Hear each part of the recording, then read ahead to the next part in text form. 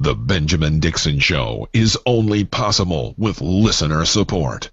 Go to www.thebenjamindixonshow.com to register for our blog and join the Progressive Army. And now, ladies and gentlemen, it's the Benjamin Dixon Show. Hello, and welcome to yet another show takeover. I am Nis Vincent Peterson, the creator and host of the Scandinavian Perspective, and with me yet again today is Richard Green. There's a very special reason for that, as we teased on our last show. Richard and I are going to make a show together, and it is going to be this show, as we only have X amount of hours in our lives. And as the Scandinavian Perspective was my show, and we want to be 50-50 partners with no big I's and little U's, we are going to do a complete rebranding and rethinking of the show. That includes a name change. So this will be the last or second to last time that the show will be promoted as the Scandinavian Perspective. We would like your help in creating a new name for our show.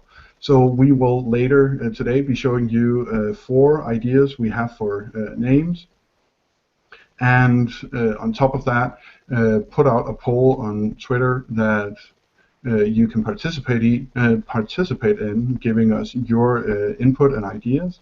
And as always, you can send comments to the links of the video or to my email address, nis@progressivearmy.com. That is NIS@progressivearmy.com.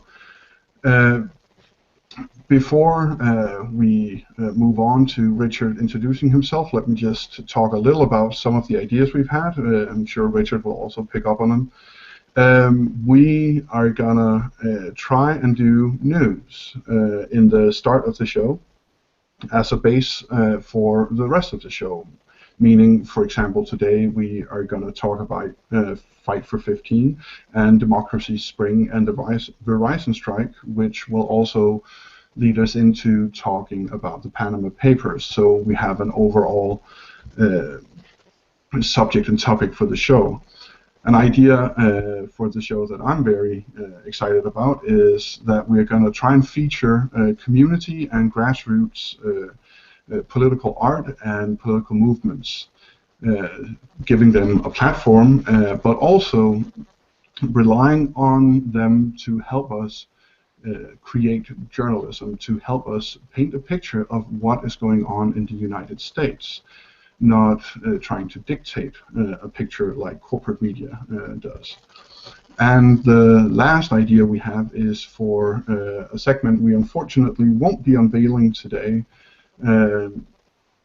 which we will try and do devil's advocacy, where one of us will take a position on a subject and the other one will argue against it. And the way it will work is that this subject will be chosen early in the week, and the subject alone is what is going to be picked. And then this subject is not in any way going to be shared with the other person other than for him to be able to research. So the topic will be shared, but where the other person is going with it won't. And then we will do a I am going pro, I'm going con discussion on it live, simply as an exercise to show that to showcase other sides of the same coin, but also to show how to disagree on something and have an argument without declaring war. And without further ado, I want to introduce my co-host and co-founder of whatever this show is going to be named, Richard Green. Hello, everyone. Thank you, Nis, for that and explaining what we're doing moving forward. And I just want to also thank Benjamin for giving us this platform to help introduce everyone to what we're going to be doing and with whatever the show title ends up being. And I'm really excited both for today and for what's coming up, and so I'm looking forward to that. On that note, most of the people here are probably regular viewers, but if this for some reason is your first time here, make sure you're subscribing to the channel so that you can know next time that Ben or us or the other folks on the channel are going live. Also, so I guess one of the things I wanted to do, I realized I hadn't done before really, was introduce myself to the Progressive Army crowd, and I just wanted to give a quick little rundown of how I came to Bernie and so on and so forth. So essentially, I'm a Bernie supporter. I initially got attracted to Bernie or his run for presidency before he was actually announcing that he was running, but when he was just floating the idea. I had already seen some memes or vague things that were related to why he was going to be running or why he was considering running and what he was trying to bring to the race as far as a more progressive candidate and show people that the generic Democrat isn't their only option, essentially. And I had seen that he'd done some things in Vermont, but it was across the country in a place that I hadn't been and didn't plan on going, so I only moderately paid attention to when he was doing things on like national security or other national bills, and realizing that he seemed to be the only person that had the sensible position. And so beyond that, I guess a little bit about myself. I'm not especially formally educated. I do have a degree, but not anything especially pertinent to what we discuss here, like politics. But mostly self-educated.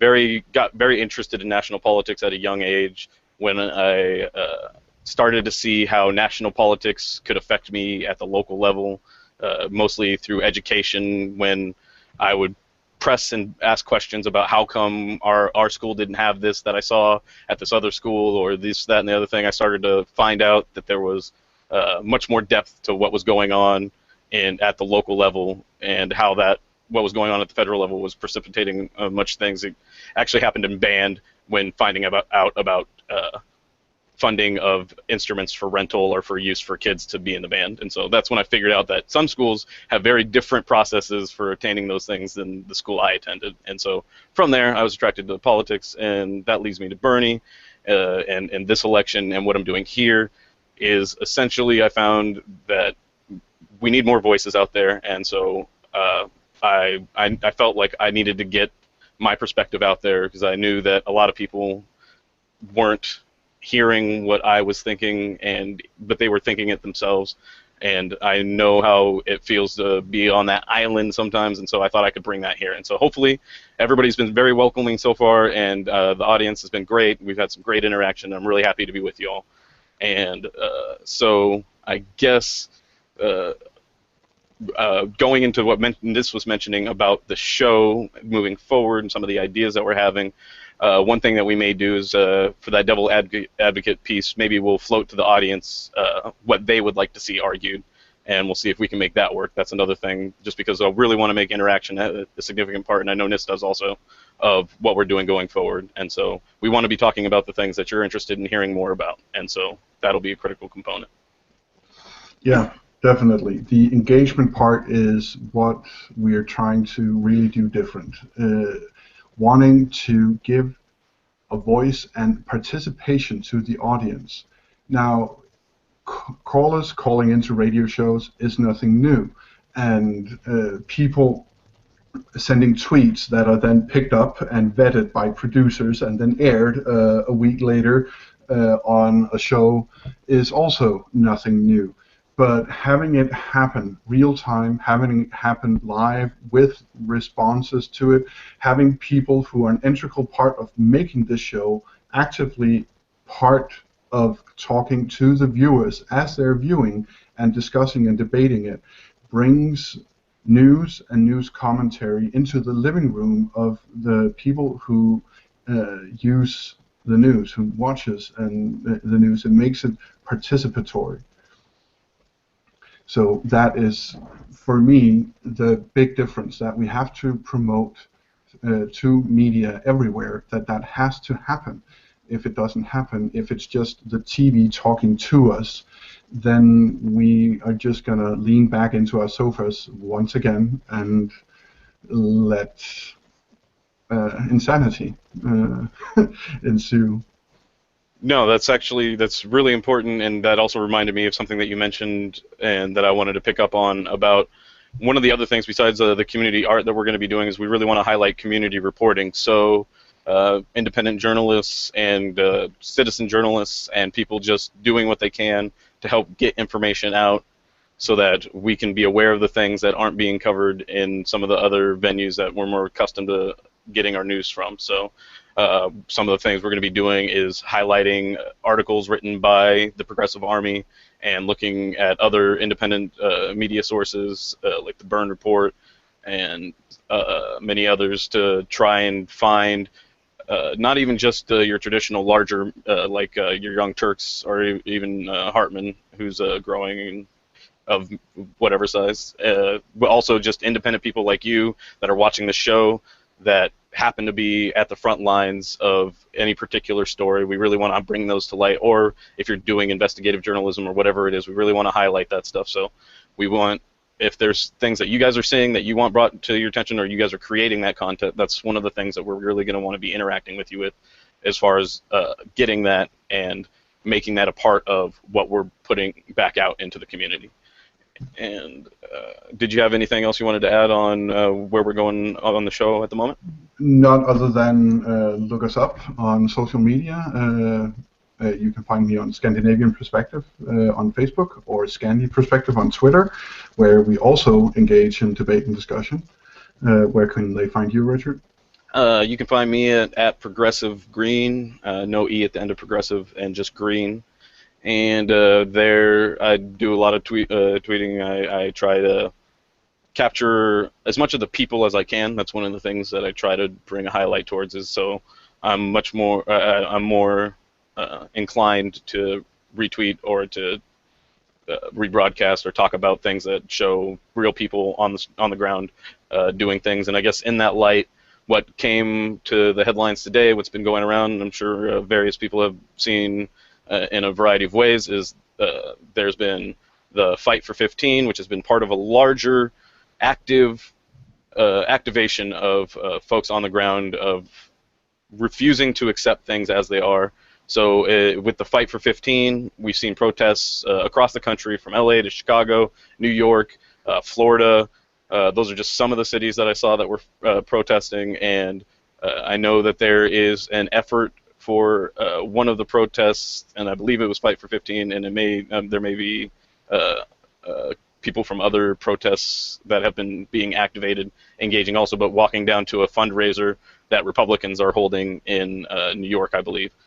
And so there should be some interesting stories coming out of there that, depending on what happens there, that might end up snatching some headlines over the debate tonight. But Nis, you noticed that there was also the Fight for 15 wasn't limited to the United States as far as the protests were concerned, right? No, the Fight for 15, especially concerning McDonald's, has now spread to Europe, where there are protests, strikes, and even sit-ins in France and other European countries. So it looks like the workers' movement, which has been steadily declining in all Western countries over the past 50 years, is now finally starting to unite again and starting to grow again. And seen from a cutthroat capitalist viewpoint, you could say that the corporations that were anti-union were quote-unquote winning, but that they got so austere in their efforts to lower wages and benefits for workers that they inadvertently helped the workers' movement rekindle and rise again and even join hands across the Atlantic, which is almost without precedence. Yeah. And which one of the things I found interesting is in some of the places throughout Europe where they were protesting, it's where they actually already have some of the benefits that they are confused to see not existing in America. And so, like, for a lot of them, I think it was a surprise when they were finding out how conditions were in a McDonald's there compared to McDonald's here. Yeah. And so I thought that was also particular. Just go ahead. yeah, that was a discovery I had to go through myself. I mean, I started out by watching the West Wing, and when I was a teenager, and thinking that that was reality. And then, as the world progressed, and I grew in age, and I started reading more, started finding out that there was this concept called the working poor, which living in Denmark at that time I had never heard of or even encountered. And I was quite surprised to find out that it existed in the United States. But even then, I was certain that it was a vast minority. Like, it was not even something that would register. And then, as I progressed in my studies of history, I at the same time also started studying economics, and that's when I started peeling back even more layers of, I wouldn't even call it propaganda, I would just call it a narrative that America tells itself and tells the story and tells the world. And that has simply been told so much that everyone just accepts it, that this is the way it is. And it was really hard to find out that people, that, what was it, 1 in 5 children are born in the most abject poverty you can imagine in the United States. We're talking the kind of poverty where you basically you don't find it other than in third world countries. And to realize that, to see pictures of Flint, to see what has been happening systematically and systemic in Flint, Michigan, in Michigan in general, I couldn't believe my eyes. I felt sick. Yeah, no, and there was a great piece, without endorsing mainstream media too much.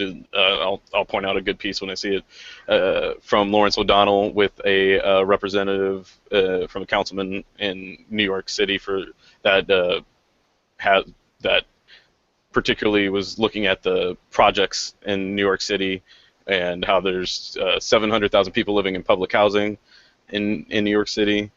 And the housing authority there is basically bigger than the next 9 largest housing authorities in the United States combined.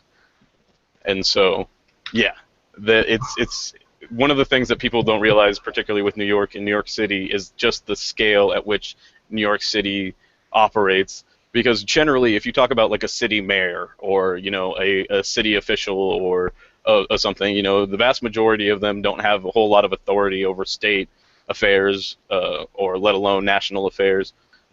But when you're talking about cities like LA or New York, that already puts you on another scale as far as the amount of capital that you're wielding and so on and so forth. And as a such with that, what happens is that New York City, the housing authority, it's huge. It's huge. And so you're talking about billions of dollars. One of the, just to give an idea and to cap it off, said that there's basically $17 billion, billion with a B, worth of underfunding of the housing projects. So that's bricks needing to be replaced, paint, or not even just paint, but like walls, restructure, fixing flood damage, all those kinds of things. There's been basically $17 billion worth of neglect in the New York City housing department. And so when you neglect something at a New York City scale, you end up with billions of dollars of necessary improvements. And so that's a really important thing that needs to be, people need to be activated. They talked with Bernie Sanders. None of the other campaigns have returned their request to speak with him. Nobody has actually showed up there at all, though, which is something I would hope Bernie would do, Hillary would do, and that everybody should do, is actually go and meet the people and see the conditions that they're living in before you say that we need to cut the funding that we're allocating towards them, because there's real people there and they need to be heard. Anyway, on that note, there's also Democracy Spring has been adding there's been more arrests, and there's going to be another protest. Tomorrow, I believe, is going to be youth-focused, and you can go back and watch some of Ben's coverage on it. It's a great resource to find out what exactly they're talking about in Democracy Spring. But they have a few major platforms, and it's one of the primary ones is getting money out of politics, which is something I think we all agree we need to get moved towards, and that we need sincere efforts on that front. Also, in the current headlines, there's the Verizon strike, and I'm sure there'll be more reporting on that, but there's about 40,000 Verizon strikers on the East Coast, and of those that were there, Bernie went and spoke with them, and then there was also a tweet that went out, a picture of Hillary that went down there and had a photo op and a brief meeting with them. I think that her face and Bernie's speech says all that needs to be said on that, and so I advise that people check those out. I'm sure there'll be more coverage on those later. And so that was really what I wanted to talk about as far as what's been going on right off the top. One of the other things I wanted to mention and that we want to bring to the new show is just some to frequently remind us of some important things. And so one of the things that we want to remind us all about is registration and voting deadlines that are coming up. And so those registration and voting deadlines, one great resource where you can find those is over at Reddit. And I will just pull that up real quick so you can take a look at it and see what I'm talking about. And it may be a little small over there, but should work here. And so up here you can see they have a current list of registration dates, and as you see, New Jersey just recently passed, and we have Puerto Rico coming up on the 16th, and Kentucky on the 18th, and West Virginia on the 19th, Connecticut on the 21st, Oregon on the 26th, and New Mexico is in May, and so is New Jersey. So remind folks, if you know anybody that lives in those areas, make sure to remind them that if they want their voice to be heard, they're going to need to make sure that they're registered, and you can get the details on whether they need to be registered as a Democrat or if it's open, or whether the registration date lines up with the voting date by going to voteforbernie.org. And that's a great resource, and it'll let you know all the details that you need to know about that. And also, as far as who's coming up on voting, we know we have the debate tonight and the vote on the 19th. So make sure if you have any friends in New York, that if you haven't already harassed them, that you're going to need to send them a reminder then, and hopefully they've registered as Democrats so they're able to participate. If not, I believe, Rosario had mentioned if you're an independent and you're not able to vote, make sure to try and get 2 Democrats, make sure that they get to the polls, at the speech at Washington Park's. She mentioned make it 5 people, so if you can do that, do that. And then there's going to be another big day on the 26th with 5 states voting. And Nis, were you able to get some more information on some progressives in New York? All right. So it seems like Bernie Sanders has officially endorsed a swath of candidates, and there are a bunch of Democrats running, and there is, let's see, Zephyr Teachout. She's a Democrat running for House out of District 19. There is Eric Kingson, who's a Democrat running for House in District 24. Jana Hurd is also running for the House in District 18. Bill Perkins is running for the House in District 13. And Anna Throne-Holst is also running for the House in District 1. And I would like to remind everyone that the 2 state senators from the city of New York, I forget their names all of a sudden, they were some of the first state senators to publicly endorse Bernie Sanders. One is the state senator from, I can't remember right now, but they have been instrumental in getting, consolidating and getting out the black vote in New York City and getting awareness around Bernie Sanders spread in the black community in New York City. So please, if you live in New York, or if you're just a Bernie Sanders fan who like to show gratitude, go find these guys and post positive things on their Facebook pages. Show people that it pays to endorse Bernie Sanders.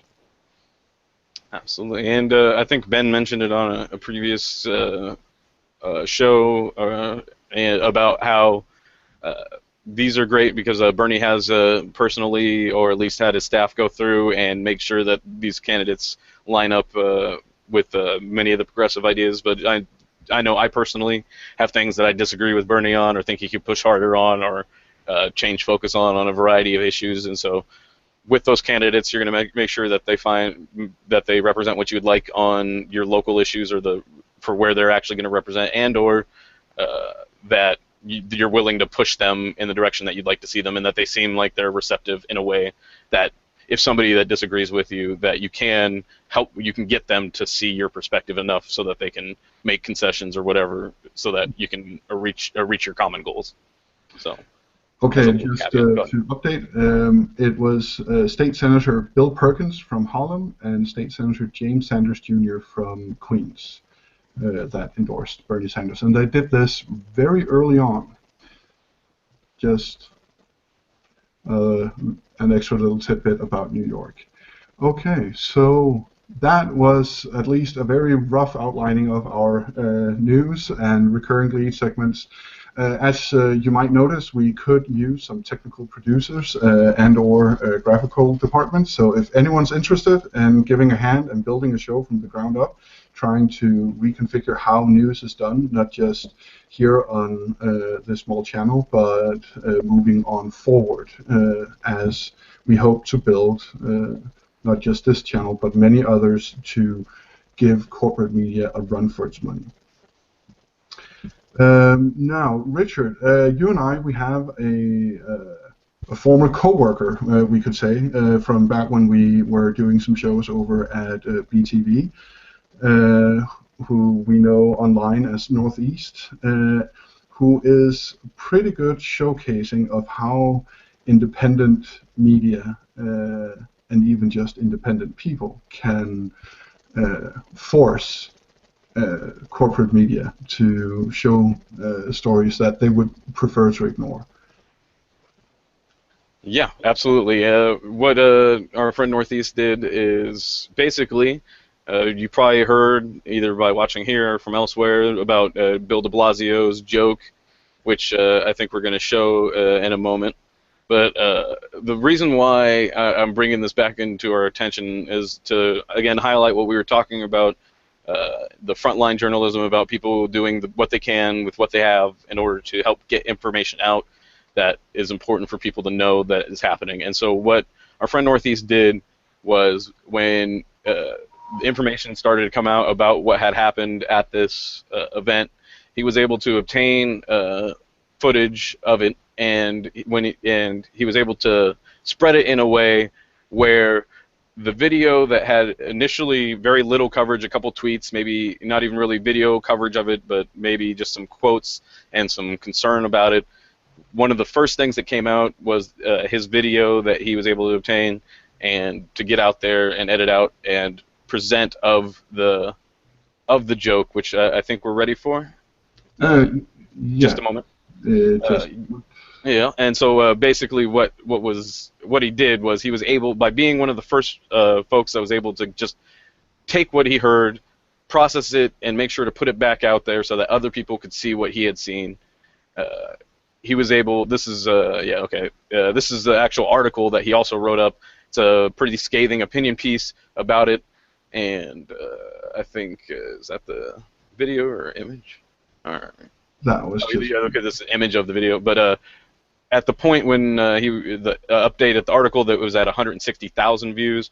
More recently, I think the last time I looked, it had somewhere in the neighborhood of 700,000 views.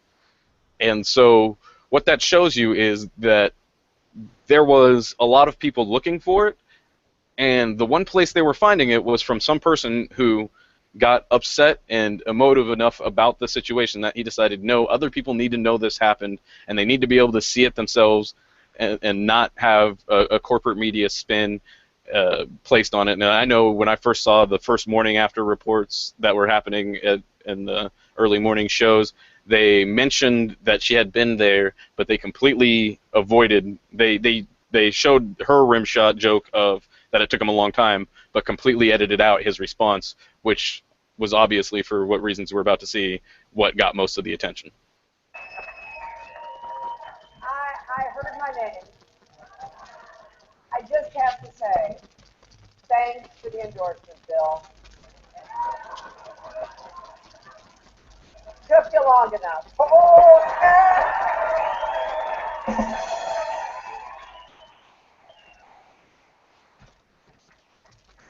Sorry, don't worry. I was running on CP time. I don't like jokes like that. Cautious politics. I've been there. Hey. Yeah, and I apologize for having to watch that again. It was painful to watch. Even beyond any racial connotations of that, that was just absolutely terrible comedy.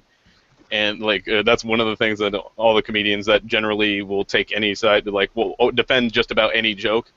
Even those folks are like, well, while the content and the racial content they may not be as upset about, everybody basically objectively agrees that was a terrible delivery of comedy and that they should probably just never do that again, and definitely not record it if they do. Yeah, but what's to take from this is, while Northeast, to be sure, is a very talented man, what he basically did, he took a video down of what actually existed, and he cut it fairly. And then he took that video, put his logo on it, put it up, and he got almost 800,000 views. And his channel did not usually generate that many views whenever he made a video. So it shows, again, like, do it correctly, do it fairly, and do it where you can see it is being unjustly or unfairly hidden away in plain sight, and you will get the hits. And his article plus this video actually forced mainstream corporate media to pick up the CP time joke. Yes, and my contention is essentially when you see somebody stacking up hundreds of thousands of views and clicks on the article and the video, what the corporate media sees is dollar signs slipping away. They see all those clicks that could have been theirs, but because they avoided covering what was a story that the people wanted to know about and was relevant to the narratives being portrayed in the media, because they tried to cover that up, they lost all of that revenue. And so the people that within the networks that are strictly bottom liners and aren't very political, the political aspect is focused mostly just on how it affects the bottom line. Those folks were upset, were dismayed by seeing those types of things. And so I argue that's one of the more effective ways that we have of combating mainstream media, because tuning out of mainstream media isn't enough in and of itself unless we're finding other places to tune in, and then that the mainstream media or corporate media is seeing that money, seeing that share of their viewers, seeing that stuff go elsewhere to get what they're not getting there.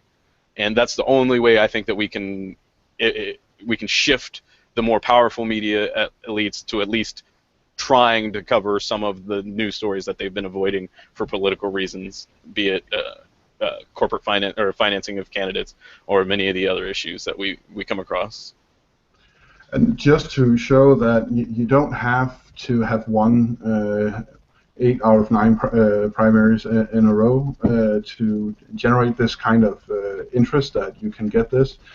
Back in the early part of Bernie Sanders' run back last year, we had this little incident happen. Not a lot of people remember this, but this was a big deal back then. This is back in September, where Reddit upvoted an article in Utah, in a local Utah paper that just spoke about Bernie Sanders being ahead in Utah in the Democratic primary. And back then, this was big. Like back then, Bernie was at most 15% nationally, and having an actual news story positive about Bernie Sanders at this point was just amazing. So their servers completely crashed from putting this one article up. They actually thought that they were under a DDoS, or denial of service attack, because they had never ever had this much traffic before. And when you go down into the comments, you can actually see a couple of people saying it's called the Reddit hawk. Sorry. You're welcome. Write more on Bernie, get more traffic. And so this is also a way of showcasing to other outlets. And as you can see now, the media is no longer trying to ignore Bernie because they want the ad revenue of people clicking. So, but they're still not doing positive stories on him because they figure that they earn enough off of people being clickbaited into reading a negative article about Bernie. So that's why we advise, at least when it's Fox, CNN, MSNBC, and ABC News, don't click it. Complete and utter boycott. You give your clicks to HuffPost, you give your clicks to The Hill. The Hill is actually one of the few papers that has argued in journalistic articles, not opinion pieces, both for and against Bernie, and has been relatively fair. Yes, there's also been unfair attacks, but there has also been ignorant defenses. So find these places where they're not just preaching to the choir, but where they're actually trying to do some journalism.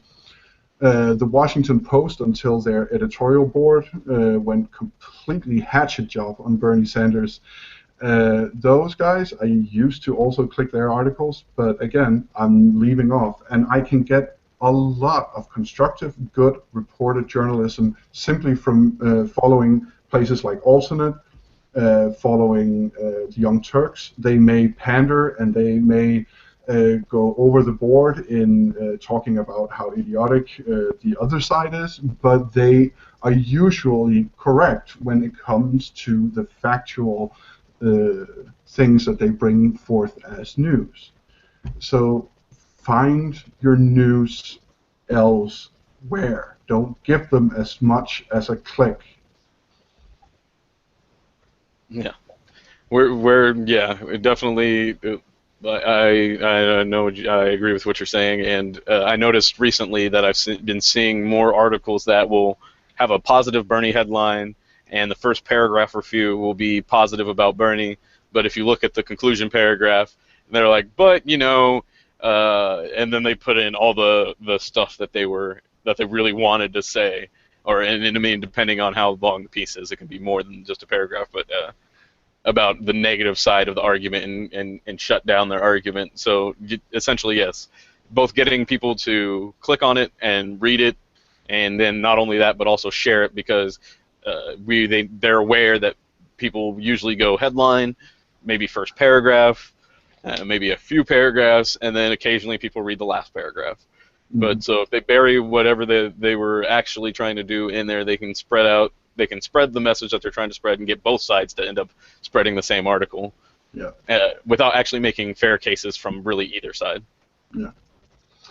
But that's the online version of people power. Now, something has been happening the last couple of days that you've been following quite closely, Richard, which shows a more physical presence of people power. And we're not talking about the 50,000 people that came to see Bernie and others talk this past few days. What are we talking about here? Yeah, that's an excellent point. In that between, we mentioned at the top of the show, the Fight for 15, Democracy Spring, the Verizon strike, and now on top of that, we have Bernie in New York rallying crowds of 5, 8, 10,000 people, 27,000 people at least in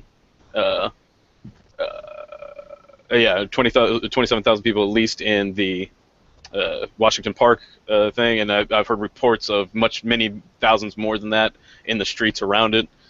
And what we're seeing is we're starting to see the political revolution that Bernie's been calling for. And I think what's been tough for people is that we've been so inundated with so much crap, frankly, that it's hard for us to figure out how to incorporate that type of active engagement in democracy into our lives as a nation. Individuals, the people that are involved in Bernie, have definitely gone above and beyond. Was definitely talking about that, and so with the Democracy Spring, especially, what we're seeing there is something huge, in my view. People out there getting arrested, and Cenk Uygur from Young Turks was also arrested, and I think some of the terminology may be unclear about whether these people were being fully arrested or being detained, and whether there's how that's actually going to fall out as far as the justice system functions, which I think would be interesting. There may be, some people may be getting charged more heavily than others, and I think that that's not uncommon with protests, and so there's interesting dynamics there. But also, what we need to see, and I think one of the things that's going to benefit Bernie is the weather getting better across the country, is more people getting out. We've seen there was the March for Bernie not too long ago, and what a lot of people see what we have here is the image from Democracy Spring. Nis, you can go ahead and talk about it so it pops up there for us. No, I just put it up for you to. Yeah, you're right. It rotates between who's making the sound. Yeah, okay. But yeah, this is one picture from Democracy Spring. I was just trying to find it while Richard was talking, but that is not going to work. Okay, you keep going. Yeah, some of our production restrictions. It looks like I'm getting reports from behind that the people were had to pay fines, so it was essentially like a ticket. It sounds like. So, I mean, one of the and there's what I think may end up becoming an iconic photo of. Yeah. Okay. Yeah. That's one of the things we're getting from the back room, that many of them weren't actually formally arrested, just as there were so many of them. We had reports earlier that they ran out of space to store them, and they didn't have enough buses to transport them initially also. And they haven't stopped. They also, what didn't get covered very much on the corporate media, was that they also had a sit-in near where Paul Ryan was telling everybody he wasn't going to accept the nomination. They were also there and made it difficult for people to get in and out, but despite that, they managed to not mention it, because obviously the story is him saying, I'm not going to accept the nomination, just as though he said he was not going to be the Speaker of the House. So we're to be determined on how that actually pans out, and on the Republican side we have a lot of things going on. But even if you look at on the Republican side, while I disagree with a lot of what may be some of their motivations and some of their goals on the long term, they also recognize that our democracy has been hijacked by a group of people that don't have our interest at heart. And it's going to take mobilization at a national level in order for us to be able to do anything to change it, because the people that we're dealing with, and we're going to get into this momentarily, that we're dealing with that are influencing these things are not, small-time players. This is it's a large concerted effort by, as George Carlin puts it, it's a big group and you're not part of it, or you ain't in it. And so, that group has a very concerted interest in keeping things the way they are, and will go through great lengths to maintain the status quo. Mm-hmm. And okay, so just to put things into perspective, as I am wont to do, I would like to talk about another march on Washington. Now, the pictures you're seeing here are the pictures of veterans marching on Washington during the last year of the Hoover administration, during the Great Depression. There were some roughly 43,000 marchers. 17,000 of these were World War I veterans, and the rest were their families and affiliated groups. They marched from all over the country to Washington, D.C. in the spring and summer of 1932. The reason they marched was, of course, because they, as many others, were starving and were extremely poor. Now, why they were marching on Washington was because there had been made the World War Adjusted Compensation Act of 1924, which had awarded them bonuses in the form of certificates they could not redeem until 1945, although with compound interest. But when you're in 1932 and your family is starving, there's a long way to 1945. So they marched on Washington. They demanded that Congress did not recess for the summer, and they demanded to get their money. Now, what happened was, after some months of them establishing tent cities like what you are watching here, was that they got tired of having visitors in the capital. They found it slightly annoying that there were people actually contesting what was happening. So they sent police in. But the police were more or less powerless against that many trained and armed soldiers. So what happened? I'm stalling because for some reason all the pictures I prepared, the screen share function won't select anymore. Here we go. Now this is just compared to the Democracy Spring, and hats off for everything they did, including getting arrest records. But this is to try and show what kind of uprising there has been in the United States before, which didn't care about Republican, Democrat, or anything else. They cared about being treated fairly and equally, having an opportunity to actually live was their primary grievance. Now, not in any way standing back for anything, these nice politicians of the time did this to the cities, the tent cities and shacks that these veterans erected. Now, if you had taken part of Occupy Wall Street and you lived in Central Park, you will have known what it's like to have police walk in and smash what little you had at Central Park. But you would most likely also have had parents or a home to return to or something to return to, if not in Central Park anymore. For these people, this was quite literally everything they had. This was everything they owned. And the army went in, they fought, they killed an unknown amount of people, and they set ablaze these squalor huts that these former army personnel and their families had set up. We don't have time anymore, but I had also found a video on it that shows what actually happened in more full-fledged. But go research Bonus Army, go to Wikipedia, go to almost any historical site other than the History Channel. Please, God, don't use that for anything but to watch the Vikings. Just to clarify for everyone, aliens did not help Hitler escape to Argentina, just so that we're all quite clear here. The History Channel has nothing to do with history. Just defending my field of study here. Once upon a time. Yeah. I remember when staying home from school and watching the History Channel was more informative for me than going. Yeah, for me it was the Discovery Channel before they split up. Yeah, yeah, once upon a time. In any case, we are both a bit dry in the mouth, and it's time for our segment to feature a community art spotlight. Now, for us, this is an oldie but a goodie. His name is Tony Tigg, and he did a video, a song on Bernie Sanders way back when.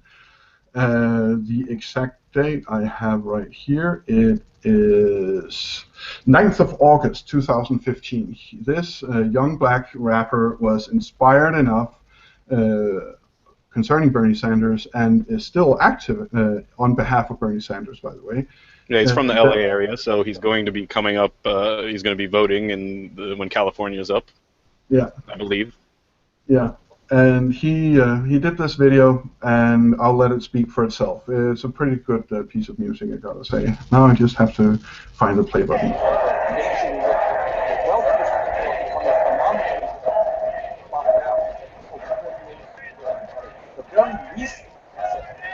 Nobody in America opposed.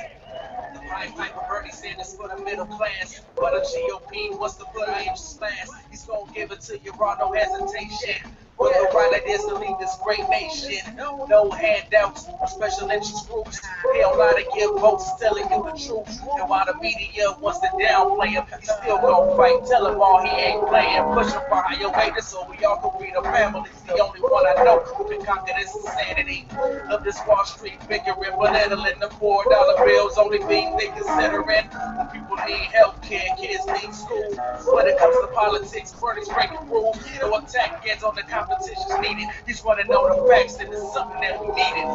Feel the burn, make them feel the burn. All the way to the White House, feel the burn. Feel the burn, make them feel the burn. To the haters on the right, they can feel the burn.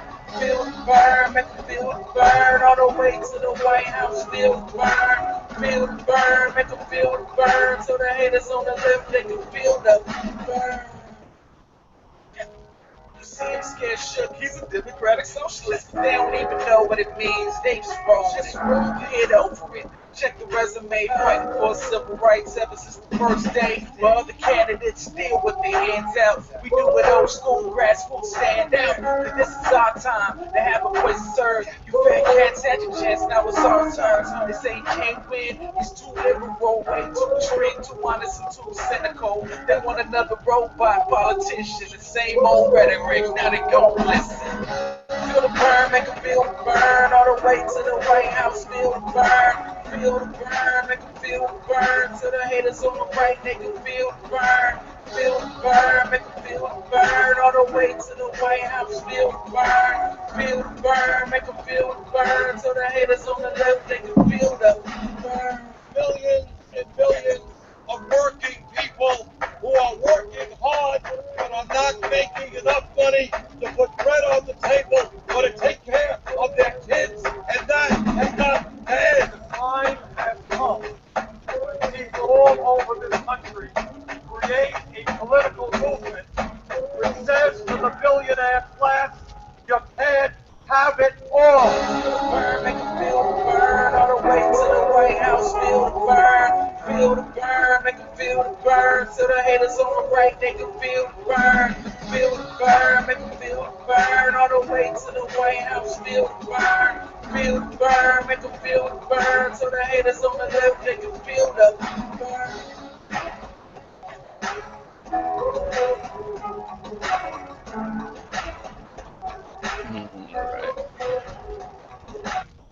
Tony Tig, everyone. Now, I gotta say, this is waking up quite a few memories for me. Looking at these images back in September and August last year, these were basically all the images you can get on Bernie Sanders. We did searches sorted by upload date on both YouTube and Google News and DuckDuckGo News every day, and you would never find anything other than the same old stuff, because corporate media was still trying to figure out why Martin O'Malley was not doing better than Bernie, and how on earth he could be doing so well. So they would talk about him, but they would not take him serious in any way. Now, if you look at those, look up those pundits that said, "Oh, he will never win Iowa, New Hampshire," or in any way be a real contender to Hillary Clinton. Now, does all of those people still have jobs today? Yeah, for some reason they do. Like, they've been nothing but wrong on Bernie, Trump, and the entire primary race on both the GOP and the Dem side, and they still earn $100,000 a year spouting inane bullshit 24/7 on your local corporate media station. Sorry to call someone out, but Bill Kristol comes to mind as one of the chief, and don't like that man. He's on all the networks. Like, they'll put him on any network, and he's done. He's almost nobody's been more consistently wrong in the spheres in which they opine than Bill Kristol has over the last decade or so, and yet they continue to put him on. It astonishes me. Yeah. Although I guess you do get a good read of what's not going to happen by whatever he suggests is most likely. So that would be the most effective way for me, I guess, to suggest digesting Bill Kristol and some of those other pundits. Yeah. Sorry to get now, off. if you're anything like us with regards to being political junkies and Bernie fans, whenever, especially if you live in the South, like I do, North Carolina, you get spasms in your body whenever you see a Bernie sign, a Bernie bumper sticker, or a guy even openly walking the streets in a Bernie shirt without a hard hat and Kevlar vests. And so, to me, what I really want to run into here in the South one day is something that is popping up everywhere in America these days. So let's just show you another piece of community art being created live on behalf of Bernie Sanders and making quite a political statement. Come together for the middle class, for the young unemployed. Yo, corporate America destroyed this country. The wealthy have grown while children go hungry. Today we say, raise minimum wage. We have the guts to take this campaign. This great nation belongs to us. And let me tell you something. It's burn it on. Come together for the middle class, for the young unemployed. Turn it on. Come together. Yo, in the noise, thanks. How can you vote? CEOs, the wealthy have grown. How can you vote? The rich, 1%. I oppose, and the cocktail parties are not the America. We have an agenda to bring people together. The millionaires, top 1% of the national debt. Here we go again. Burn it on. Come together for the middle class, for the young unemployed. Turn it on. Oh my goodness. Yo! Produced in China doesn't matter to you. Offshore industry jobs doesn't matter to you. Billionaire tax breaks matter to you. Income inequality, the great moral issue. The country votes way out of touch. Let me tell you something. Burn it on. Come together for the middle.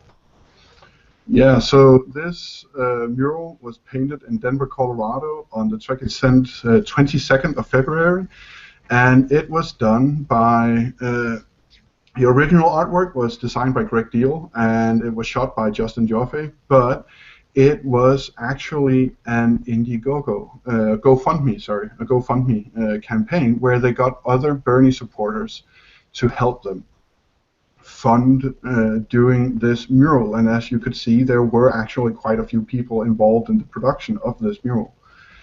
And before you say that stuff like that doesn't help, the feeling of momentum is one thing, but the feeling of being part of something, when you know that these things are popping up all over the United States, one by one.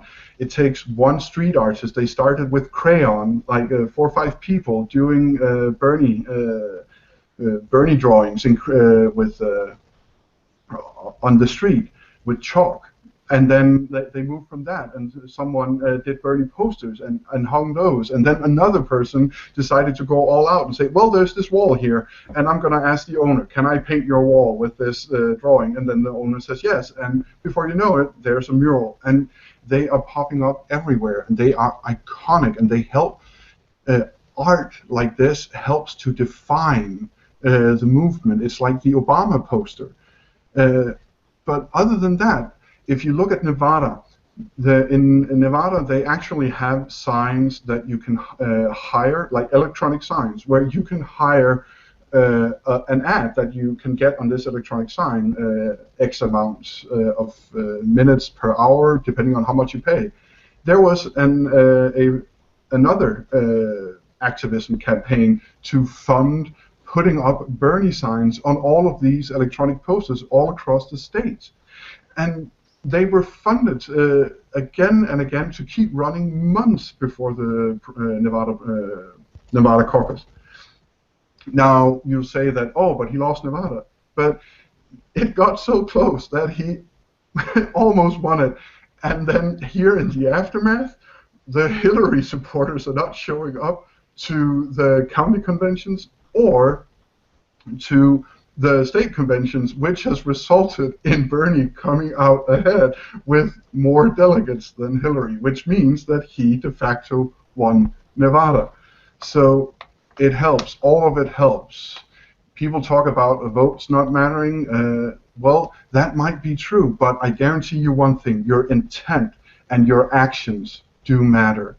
So participate, help, do something, do news, do YouTube, do opinions, do drawings, do music, if you can't do any of those things, find someone who can and help them, enable them, be a part of it. Do phone banking. It's one of the most effective ways of reaching voters and spreading the knowledge about him. So just anything and everything else than the apathy that I guarantee you the political elite, they take that apathy and they put it in the bank. So just do something, please. Okay, that was my spiel. Well, no, I think you hit on a very important point about that I think undermines a lot of the argument against Bernie and against his supporters. Anybody who's been supporting Bernie for any length of time knows that they're going to be called, lazy, apathetic, young, Bernie bro. They'll be called a whole lot of names that basically say they're lazy, they want a handout, they don't want to work for anything. And I think what you're describing, and what I think many of us have seen in a variety of spheres, is that that's just actually not true. That we have, Bernie supporters have some layabouts just about like any other group has, but a lot of people are very hardworking people. They're doing all of this above and beyond what they're doing in order to get by, to survive in their day-to-day life, pay bills, and do those things. They're going above and beyond that and fulfilling these roles that people are doing professionally, just because we've all noticed that there's a significant lack in whatever it may be, or we've been inspired by something and haven't seen it captured in the way that we think it should be with a lot of the art. And that we're more than willing to go out and to do these things. And as you mentioned, I think really important is that if you find yourself not willing or not able to create some of the content like we're describing, like articles or opinions or doing interviews on shows like these or whatever it may be, find a way to enable somebody who is. Find a way that something that you're able to do that could help make them more capable or able to do it to get more widespread, to be more effective at what they're trying to accomplish. That can't be understated. And as Nish showed in the photos of from the older protest, that we need massive amounts of people, and that I think a lot of people think that doing retweeting some things and that isn't being strictly online is enough. And I can't understate how important online activism is. It is really important to help spread the messages, to get the information out to the people who need to see it, to be those consolidation hubs, to help spread the critical frontline information that won't come through the corporate media channels. And so that is incredibly important. But we also need the people in the front lines taking the pictures, being in the pictures, doing the action. And I think that's, while the internet has allowed us to spread and share these ideas much better than we ever were able to before, it has also taken some of the air out of the motivation for public gathering that used to exist before you could gather in public without actually meeting people. And so I think that's an important dynamic that you captured, and I had to spout on it a little bit myself. So I appreciate all the work that everybody here, by the way, this is a good time to mention that I appreciate everybody at the Benjamin Dixon Show is doing, folks helping us behind the scenes, giving us tips and letting us know what's going on. I also apologize for the quality of some of the audio and some of the presentation so far of some of our images. We're working on getting some help with production. Remember, we talked about enabling people. And so if anybody happens to have those skills, it'd be great to get a hand in here to help with that part of the site so that we can present the information in the best digestible ways that we can. And so if you're new, if you happen to tune in for some random reason and this is your first time at the Benjamin Dixon Show, please please subscribe and follow both Benjamin at the BPD Show. You can find Nis at Scandi Perspective on Twitter, and you can find me at Progressive Green. And on that, did you have something you wanted to add, Nis? Nothing except extra set of hands always helps. You don't have to be a tech wizard or a key doer in some area. There are so many balls in the air when it comes to putting together production, coordinating massive amounts of people that are writing and helping each other and stuff like that.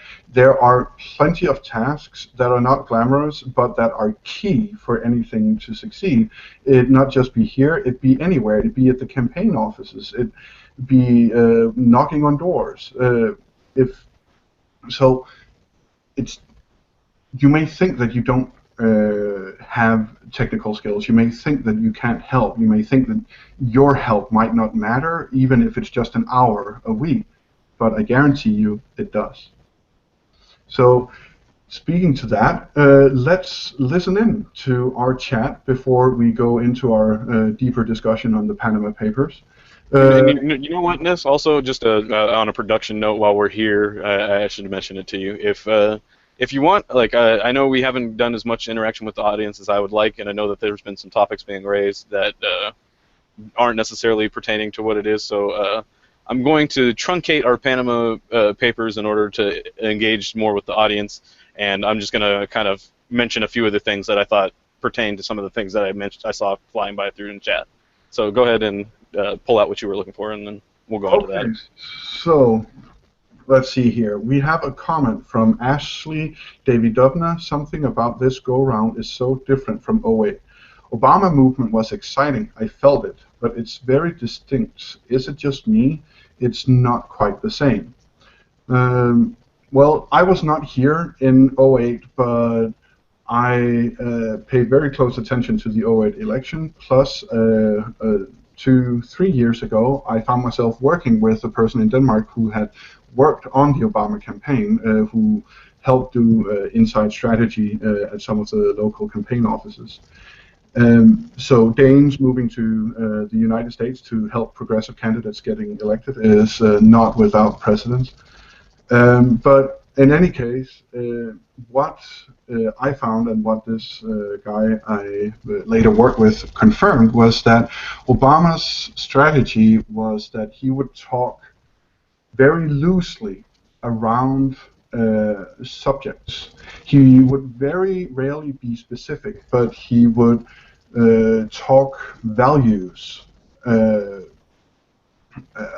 good example is he would never ever like denunciate corporations or corporate media or banks or stuff like that, but he would speak to the greater ideal of justice and fairness, but he very rarely spoke to specific ills. He would say that the definition of insanity is doing the same thing again and again and expecting different results, and he would say we have to find a new way of doing things in Washington, but he would not say what. So he would, in his campaign, not be very specific. And I know that there are other people who felt the same way, that they wanted to be taken in with it. I know I was for the first 3-4 months, but that it started ebbing out for some of us as the campaign went along, because we kind of expected, okay, now the pro section is over, can we get the concrete content? Richard, how was it for you? For me, go ahead. Sorry. No. I was going to say, for me, I followed the 08 election reasonably closely. I caucused for Obama when it was Washington's turn, and I remember at the caucus, it was different than it was this time. Like, it was definitely, it was more contentious. Washington in 08 went, I want to say, like 51, 53%-ish, something like that for Obama, so it was pretty close in Washington. This year, obviously, Bernie won, what was it, significantly larger margin. And so the dynamic was definitely different. But in 08, it was much more contentious. And I remember when I was convincing people, I was much younger, and I was there convincing folks about why they should pick Obama over Hillary. And because there was a large amount of people there that were still unconvinced. And I forget exactly where Washington fell in the primary calendar in 08. But I know at that point, one of the arguments I was making was that Hillary is going to be more politics as usual, and that Obama was bringing something new to the table, in that not only was he trying to run a more positive campaign than was traditional, and just okay, let's run attack ads on each other and see who can make less people vote for the other one, as opposed to which one of us can get more people to vote for us. And so I thought that he was leading that in a different way, and I saw that that was one of the big parts of what I was arguing for, and that he was at least a step ahead of Hillary. So that he was, wherever Hillary was making progress, Obama wanted to go further. And that, in my opinion, even back in 2008, and when that was being said, that if Obama wants more than he can get, and Hillary thinks she knows exactly what she can get, and if we fall anywhere in between those two, that's a net gain by having Obama there.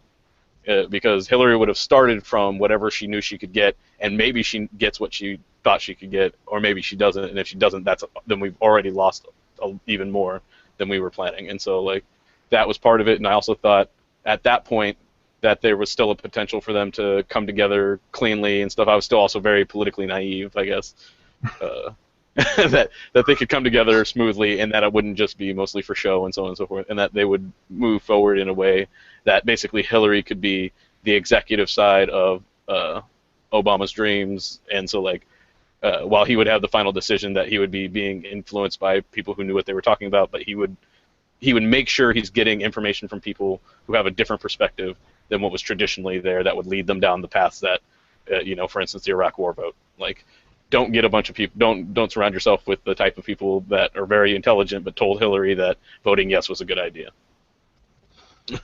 And just for the record, Obama won Washington caucuses 52% to Clinton's 26%. Yeah, John Edwards, I think, was still in the race. Yeah, and at this point, Washington caucuses were very early. Yeah, and so it was definitely a very different dynamic in general. Also, just because there was more than two candidates there, so there was an uncommitted group, and yeah, so my particular caucus was much more evenly divided. Okay, so that was from Ashley Davidovna. Let's see.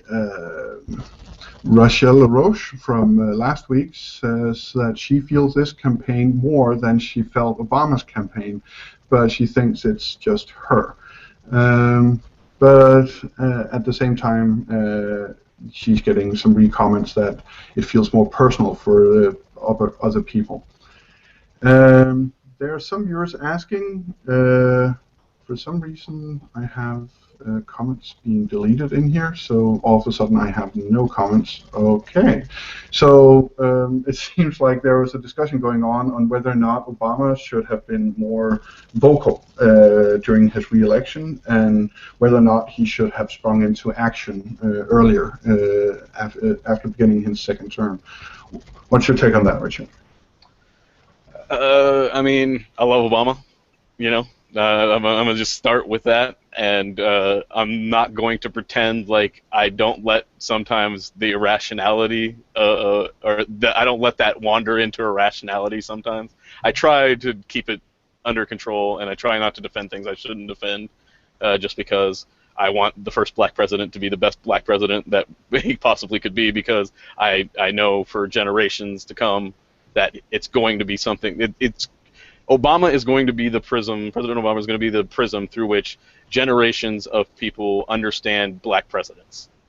And so, from that perspective, I am hesitant to give any more credence to complaints about his performance than are justified. But then on the other side, I also have this, radical within me or whatever that's like, come on, get your together. Like, what are you doing? And so, like, I try to balance that. And so, for me personally, you talk to me. You black-explain to me during our off-camera talks, or at least off-live air talks, something about it being how it was being a young black man growing up, being told you could be anything. This is America, and then you are shown the line of presidents, and they have one thing in common other than ugly hair. And then Obama happened. Can you try and speak to that? What the significance of that is? Yeah, the conversation we were having a little bit about was about the significant, like just the generic significance of Obama's presidency and of him being black, independent of the political aspect of it. And so essentially what I was discussing, and other people have gone on and discussed or detailed it in a variety of ways, but what I was mentioning was that when most kids are young, if they're lucky, they have an adult in their life that tells them that they can basically do whatever they want or whatever they put their mind to. If they work hard enough, they'll be successful, they'll be treated with respect, and so on and so forth. And so one of the natural inclinations that a lot of kids come to is, well, who's the most important person, the most respected? Well, it must be the President of the United States. Well, I want to be that person. And so then the next thing is, well, who was the president before? It's like they usually have an experience with who the president is now, and then you look, and for me, during my time during that, you know, it was not Obama, and so it was one of any other white men that occupied that position. And so when I saw that, I was like, huh, well, he doesn't quite look like me. Well, I was like, maybe there was one that looked like me before, and, you know, that's the one I could model myself after. And you look back, and you go back, and you go back, and they get weirder and weirder looking, and they get whiter and whiter, but never, no, I'm not coming across any black people. And so I thought, I was like, well, wait a minute. I can't possibly be the first black person who wanted to be president, really? Like, so it was like, that it immediately puts a stop on, like, in child logic, when adults tell you something, you accept them in absolute form sometimes. And so when an adult says you can be anything you work hard towards, you think, well, okay, I can be president because if I work hard towards it, I can get it. And then you see that, wait a minute, I know I'm not the first black person that wanted to work hard, and I'm not the first one that wanted to be president. How come there are none of us that were presidents before? And when you discover that, it has a psychological impact. And so what Barack Obama does is, for a whole new generation of people, there's, you know, 7, 8-year-old girls, 9-year-old men and women or young boys and girls that are black, that can see, like, they only know, like, ever since they've been conscious of the world around them, they've only known a black president. So they're getting to experience something that people that were my generation before and several other generations didn't get to experience, which was the feeling it is to have of, well, all the presidents I know of were black, and now you're going to have a white one? What's up with that? And so it gives them a totally different perspective just by fact of him having achieved the position regardless of his politics. Now, once you get into the politics and then you start delving into the ramifications and you start processing it as a teenager, as a young adult, as a, you know, a contributing member of society, as being a tax-paying American and whatever, and, like, as you start to experience those things from those different sides, you start to see some nuance to the things that he has or hasn't accomplished, and that is. And like I said, I try not, like, because it takes so much to put that context around it, I generally never get around to actually critiquing the various things. And so I have to stay pretty, like, it has to be very specific, and that I have to at least get that out first so that people know that what he did for America, for black Americans, and for a variety of Americans, just by achieving what he did, puts him as in a revered position in my eyes, and so it's hard for me to be critical of him, but I try to do my best to remain intellectually honest about it. So that was probably more than you expected. You forgot how much it did for white people feeling bad about black people. I mean, you forget the huge impact that had. Like, I remember the same day as he was declared the winner, he had not. There were still 3 months until he could take office. It was the same day. Like, there were people saying, "Well, there's no excuse for black people in schools anymore. There's just work hard, hand in your like. There's no excuse anymore. The President of the United States of America is a black man. You have nothing to hide behind anymore." And I was just like,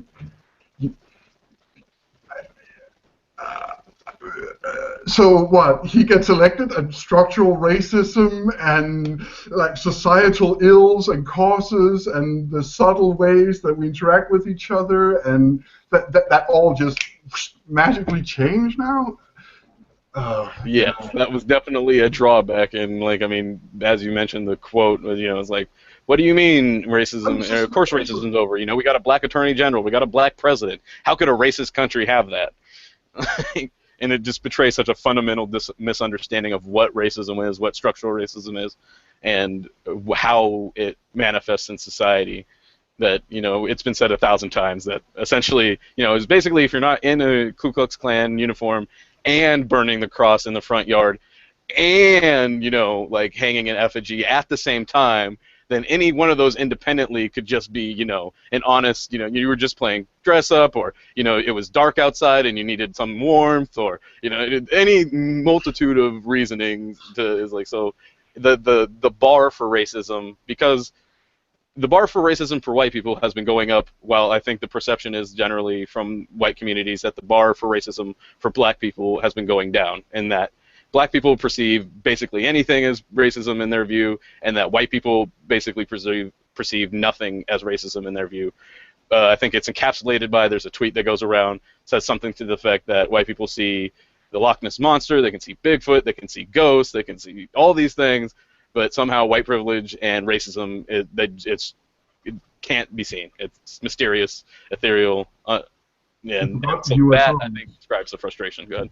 You forgot UFOs, which Hillary has pledged to look into. And that is not satirical. That, honest to God, 08, she promised to look into Area 51.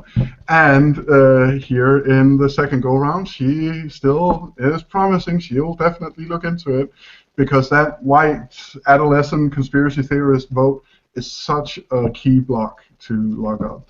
So I'm hearing that we did want to get some of the Panama Papers in there, and one of the things, what I'm going to do is I'm going to try and give you guys a quick summary of what we're going to talk about, and I think we're going to save some of it for a future episode. So if you came expecting it, then you'll get some, but you can look forward to catching more of it on the next episode or in a future episode. But essentially, what we were talking about is, okay, so I guess we'll start. Are we ready for the clip with Ben real quick? That would probably be the best way to start. Let's preface this still. Okay, yeah. So basically, on the 4th, if you go back to the Benjamin Dixon channel and you look at the videos, you'll find he was talking about the Panama Papers, among some other things. And I believe it starts at about about 45 or 43 minutes into it is the part that we're going to be showing. And basically, this is just going to be a quick little explanation of what actually happened. And then what I'm going to do afterwards is try to use what I've been talking about before and on previous shows. And I noticed some comments before about Nicaragua and the Sandinistas being discussed, and how all that ties together and what that has to do with the election today. So go ahead and let Ben speak to us, if you will. Just a second. I'll click the play button when I find it. Here, over 2.6 terabytes of data was released anonymously to, essentially, it was the International Consortium of Investigative Journalists. They got a hold of this data.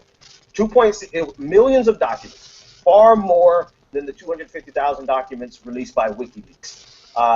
These millions of documents were then sorted by over 300 different agencies, journalists and agencies, and today was the day that they released the very first portion of their findings. Today's portion of their findings seems to have targeted non-American transgressions. Let's just say it like that. Today did not focus on America. Today was international. And you get to see how the rich and the famous really hide their wealth, not only legitimate wealth that they created through their businesses, but also wealth that was obtained illegally.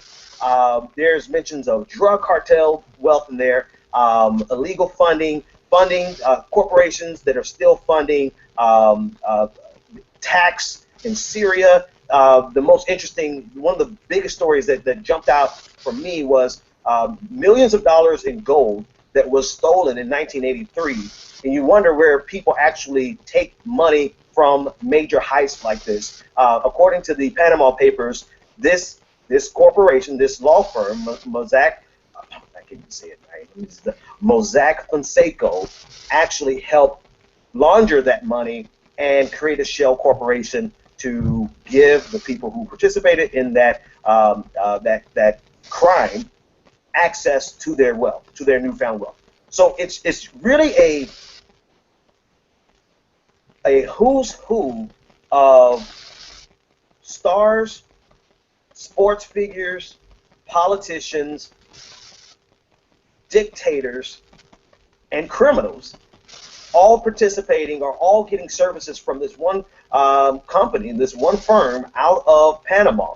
And all right, yeah, and so one of the main things that we're going to pick up on from that is about the drug trade part of it and the financing and laundering of drug money through there. And I'm going to try to expose. Oh, excuse me, sorry about that. And we're going to try and expose the thread, the common thread that leads us all the way from the 80s and Nicaragua, the Sandinistas, and Reagan and the invasion of Panama, or right through to the invasion of Panama and Noriega and the role Noriega played with the CIA, and then the CIA that played in the drug distribution in America, and then also try to highlight the thread as far as how that incorporated in the war against the poor, or war on poverty, or the war on drugs, and how those are all connected, and then how that connects to today's election. Now, I had segmented originally more time for that, and I wanted to really dive into it, especially, but we were covering a lot of different things up front and explaining some things about the show, and some of the other things ran over, and really want to engage with you guys about what you guys are talking about. And so what we're going to do is focus on the aspects that I mentioned that were mentioned in chat earlier, but also pertain to the Panama Papers. And so I guess in a way to start, we're not going all the way back, but we're going back a ways to the 80s and the role in which the relationship between the United States and Panama and Nicaragua during the 80s. And Nis, are you familiar with that? And I know there are people who have various levels of familiarity with it, so I don't want to rehash too much of it, but I also want to cover as much as we can. Familiarity is there's a guy called Noriega who was a trained CIA operative, and they succeeded in getting him into power as president, but then he stopped taking directives on some issues from Washington, and then some soldiers were sent in to remove him, and then he was put in prison. That is the gist of what I know about Noriega. Yeah, I mean that basic. I mean, it's a reasonable summary. Some of the other things about Noriega, while he was working with the CIA, is Medellin cartel, which of fame, Pablo Escobar. So he was supposedly an informant, and there's various degrees of validity to some of the stories, and some of it is conspiracy talk and all these types of things. So it's really tough when you dig into these things. Not to mention when you go that far back. You're not looking at internet documents. You're looking at documents that were put onto the internet, and so separately. And so it's the ones that have made it through that process that you're able to see. It's really tough to get the original context of any of the documents to know for sure exactly what you're looking at. But essentially, the CIA was also helping using Panama, and as a result, the de facto dictator, more or less, and it wasn't official until later. Noriega to pass those weapons onto the Contras to try and fight against the Sandinista government and to undermine that movement. And many people are familiar with the Sandinistas as they've come up a little bit with Bernie and that talk. And we could go more into that, but I think due to time limitations, I want to try to progress to get us to today.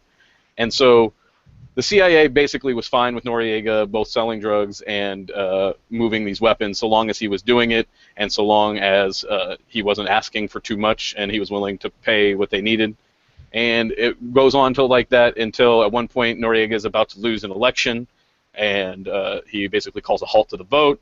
And most reports say that he would have lost that election, but instead he said that it was basically no confidence in the election, declared himself dictator. The U.S. uses this as a defense or as reasoning to go in and invade Panama, and also mentions the Panama Canal, uses that as the military defense, or that we were defending our interest in Panama Canal as a reason to use the military. But up until that point, we had been provoking, and there was a long list, and essentially it's what you would expect for if all of a sudden, you know, you were fine with somebody dealing drugs and moving the drugs, but now the terms have not become amenable to you anymore. And so now what you do is you crack down on the things that you turned a blind eye towards for literally over a decade. And so they crack down on Noriega and imprison him, and and they use the Panama Canal and his drug trading and the hiding of drug money in Panama banks to shut it down. John Kerry did an investigation of fame. This is where Ollie North and all that stuff comes out. So if you're familiar with that, you know, Ollie North, Panama, the Contras, those are subjects that you want to look more into if you haven't found out about them or you're not familiar, and you'll get more details about how that worked. But you'll notice that is one of the times where the illegal banking practices of Panama were put in the front. And what we had was the IBBC, I believe that's what it is, and it's an international bank. It was run, I think, owned mostly by a Saudi man with questionable ties. Anyway, that bank was investigated, or came under investigation with Kerry, and one of the things, it was during the Cold War, or the end of the Cold War, and they ended up closing it down. But in the closing down process, the people, as we've become accustomed to now, instead of going to prison or anything like that, they were fined. And so essentially the end outcome of what we know was, you know, a somewhat violent reign in Panama and massive amounts of trafficking of both guns and weapons and drugs, and moving all of that money.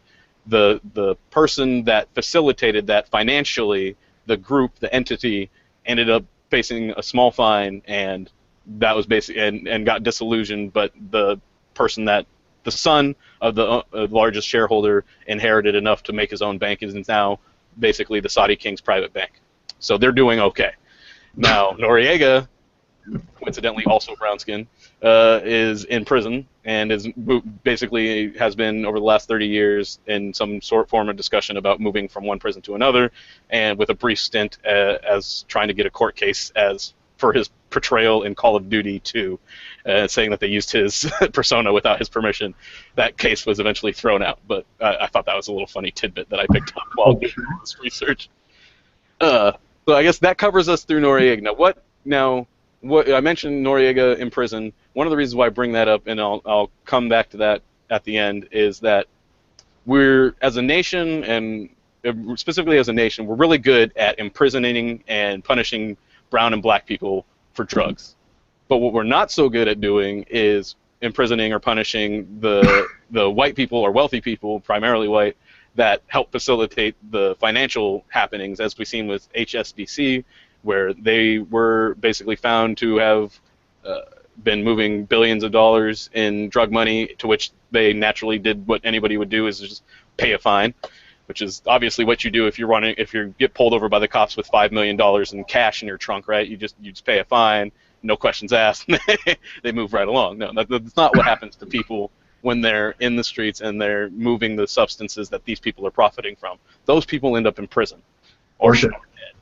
And so, like, we're really good at punishing and making it very dangerous for those people, but if you're a financier of these operations, it seems to be a pretty reasonably safe and lucrative operation for you. And so that's one of the... Go ahead. That truism from that HBO TV show, The Wire. Remember that truism that, what's he called? The old black cop who's so... never mind. You remember it? Yeah. You're basically... Oh, I forget the line exactly, and you said it really well earlier. Follow the drugs, and all you get are poor black people killing each other. Follow the money, and you find influential white people. So don't follow the money. Yeah, yes, exactly, because it's these influential institutions, UBS, HSBC, Barclays, JP Morgan Chase, Bank of America, Citigroup. Some of these are very familiar as some top contributors to Hillary Clinton's campaign, if that sounds familiar also. These organizations are some of them are very notorious, especially UBS is notorious for corrupt business practices, especially in Latin America. So it's not as if we're lobbying random accusations or anything. It's pretty well known from a global perspective that many of these institutions regularly bribe people and are engaged in various forms of corruption.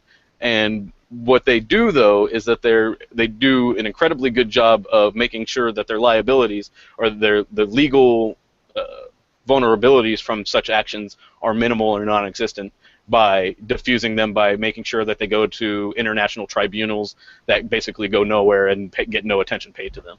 And so there's a very elaborate way that they go about doing this, so that in fact that they're not generally violating laws, at least not on first appearance, that it takes a much more in-depth and concerted effort to expose what looks like to anybody who isn't familiar with it like blatant corruption, but to those experienced with it know it's within the laws that they have regarding what they're able to do to exploit these loopholes.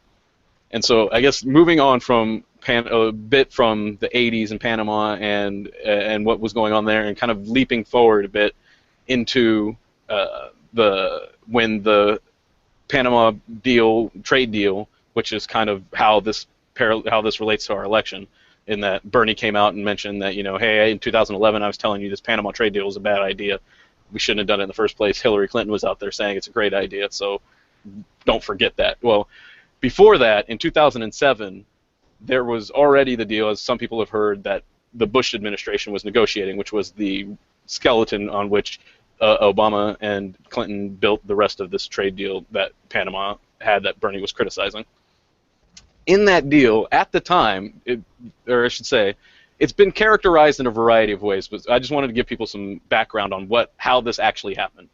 According to an article from, let's see here, is Richie Torres in New York, or excuse me, no, I'm sorry, that's something else I wrote down for a different note. Richie Torres is a young black councilman in New York who did a segment I mentioned earlier about with Lawrence O'Donnell about the projects in New York. Great, look him up, check out his Twitter. I believe it's at Richie Torres, but sorry for the sidetrack. Anyway, the article is by Stephen Wiseman, and in May of 2007, he says, the Bush administration reached an agreement on Thursday with the House Speaker Nancy Pelosi and other Democrats to attach environmental worker protection in several pending trade agreements, clearing the way for early passage of some pacts and improving prospects for others.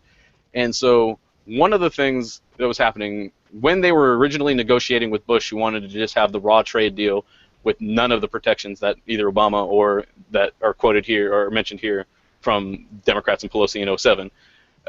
It started as that, and then Pelosi and the Democrats came on board and said, well, we need some sort of environmental regulations and some worker protections, which I won't have time to really get into here right now, but if you look into, the workers in Panama are not doing well, and as an example, let's see here, the income inequality in Panama is almost off the charts. They're in the top 10. Brazil comes in at 52 on the Gini index, and Panama at 51. 0 would be a perfect score for a perfectly equitable society. The U.S. comes in somewhere in around 40, just to give some perspective. And the poverty that they're facing is abject poverty, like Nis mentioned earlier, about that some folks are facing in the United States, but on a grand scale that, according to a NPR article from 2014, of the 3.5 million people in Panama, more than half of the country's children are poor, and almost a fifth suffer from malnutrition. So, and one of the other interesting statistics I saw was the indigenous people of Panama, which I myself am somewhat guilty of not mentioning enough in this so far. The indigenous people of Panama, 85% of them live in extreme poverty, meaning that they can't afford enough. They can't afford enough calories to have a normal diet. So just on their diet alone, they're in an extreme poverty, and it's 85%. The situation in Panama is disgraceful, essentially, is my point. And the notion that this trade deal made it better is a stretch at best. And so, what does that then? How does that lead to our current election?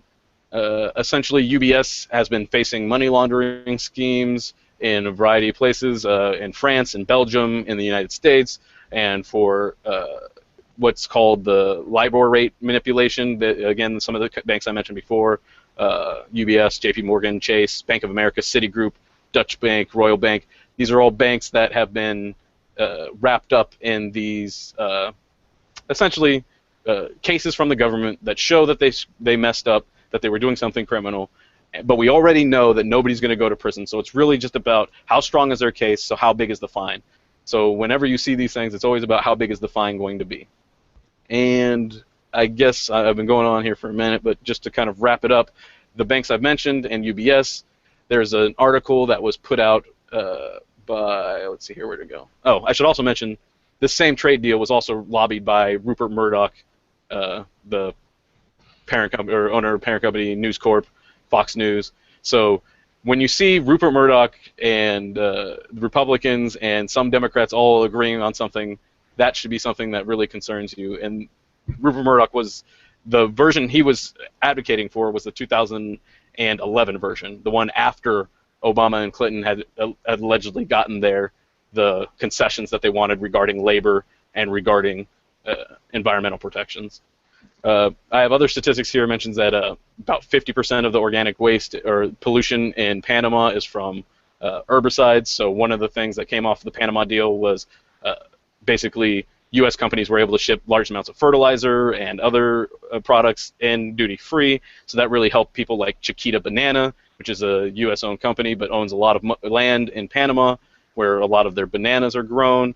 And one of the things that disgusted me out of that, just to put a cap on how bad it is in Panama, is that in order to address the weeding issue or the weed issue of having or herbicides leaking into the water and polluting the people, the rural communities' water sources, was to have them manually pick weeds from these banana plantations. So if you can imagine people manually picking weeds on a banana plantation in the hot weather with we're not talking with tools or anything like that, but their solution to what is the word I'm looking for large-scale agricultural weeding was just to have people on their hands and knees pulling weeds out. That's the kind of working conditions that people there are dealing with, along with being in some absurd poverty, some of the most inequitable living conditions in the world. And so to show again how that plays into this is that one of the banks that was wrapped up in all of this was UBS, and I'm just looking here so I can make sure I get all the names right here. But essentially, okay, so here it is. The UBS, Hillary Clinton, some of you may be aware of this, but basically as soon as one of her first things that she did as Secretary of State was bail UBS out of legal contentions about some of the problems that they were involved with the crash. And shortly after that, Bill Clinton, there's an article, it's by Connor, I'm going to butcher this name, Friedersdorf. It was back in July of 2015, and you can find it on The Atlantic. And I believe Oman Reagan recently tweeted it out, and so like if you're not following him, go ahead and check him out. And let's see here. Let's see here. I was gonna just checking some things behind the scenes. I've been going on here. I was just trying to wrap all this up in a really tight package here for us. They reported Bill gets paid $1.5 billion. The foundation goes on. The Bill and Hillary Clinton or Chelsea Clinton, I don't know what the name is right now, but the Clinton Foundation went on to receive $30 million in loans and another tens of millions of dollars in donations as well. And all of those are what leads us to what I hope Bernie is going to bring up in the debate tonight about release the transcripts. Okay, maybe this is all an innocent coincidence. Maybe, your relationship with these banks, I didn't even cover it, but Arkansas's relationship with the Panama drug money and Bill Clinton's ascendancy in Arkansas, or all those things. Maybe they are all just coincidences, just an extremely unlikely series of coincidences, and it just happened that these all happened to you. Put our minds at ease. Just release the transcripts. I mean, that you intentionally recorded what you said, presumably so people could observe them at a future date and time. And the excuse that you're waiting for Republicans to release theirs, first off, you're going to need to tell me which Republicans' transcripts you're waiting for, who they spoke to, and when they spoke to that you want to hear. Because without those, we're not going to know whether they've even fulfilled whatever arbitrary goal you're setting for them. So which speeches from who are you waiting to be released for before you follow their leadership and release your own? That's my question to Hillary is who and which speeches, and when are you going to release your transcripts? That's what I would love to see Bernie confront her on today.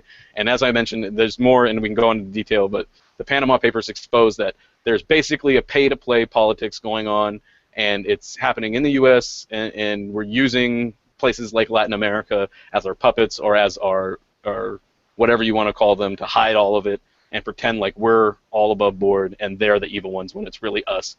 Whether it's the drugs or whether it's the money, it's us. It's our demand that makes them exist. It's not them, it's not a wicked marketing plan by Panama and Colombia to sell cocaine to the United States that has them selling so much cocaine to the United States. It's an unquenchable desire for those drugs in the United States that has them looking at drug production, despite all the violence that it brings, as a viable way to lift their people from poverty. And so with that, I'll let you get some closing words in here. Yeah, I mean, regarding Hillary, I think we're all waiting for Hillary to see the Republicans show leadership so that she can follow them, because that's, of course, what you do. I mean, she's talking about holding other people, she's being held to unfair standards because other people won't be held to the other standards. You know what? I will gladly make the same shout out to any other presidential candidate who is running, any other presidential candidate who's done speeches in front of banks or other huge special interests and been paid huge amounts of money for it. Right after I was that person was Secretary of State or some other high office, and right before that person went into a presidential contest. But I can't seem to think of any. But, you know, you point them out, and I will gladly demand that they release the transcripts as well. By the way, 70 days and counting since you said you would look into releasing the transcripts, just for those of us who are keeping record. On top of that, I would like to thank Richard quite a lot for doing the show with me, for prepping the show with me, and for us actually doing so much, more or less within the time frame of what we imagined we wanted to do. Obviously, we have some work to do with timing, we have some work to do with the technical production, but I am extremely excited about doing this show with you, man. And you guys, you keep an eye out for PA Twitter, for Scandi Perspective Twitter, or for Progressive Green Twitter for the poll on what to call the show that we're doing. And other than that, thank you very much to Benjamin Dixon and everyone behind the scenes for making this possible. I would like to give a shout out to a woman we're calling Dr. Hyde for her instant and very quick research she did today on our behalf. And on top of that, let me get a shout out to the people manning Slack, the chat today. You can see their YouTube names. I see their Slack names because I can't look at the chat at the same time. So that is among other people, JP, it is Nick, it is Shameful63. So thank you all for making it possible.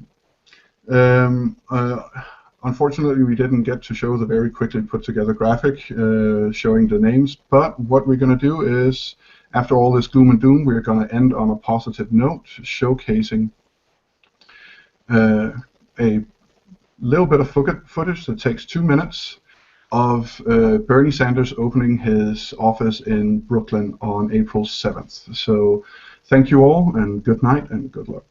Yep, thanks, everyone. is very symbolic because Bernie is from Brooklyn. Myself, like I grew up around the same neighborhood that Bernie graduated from.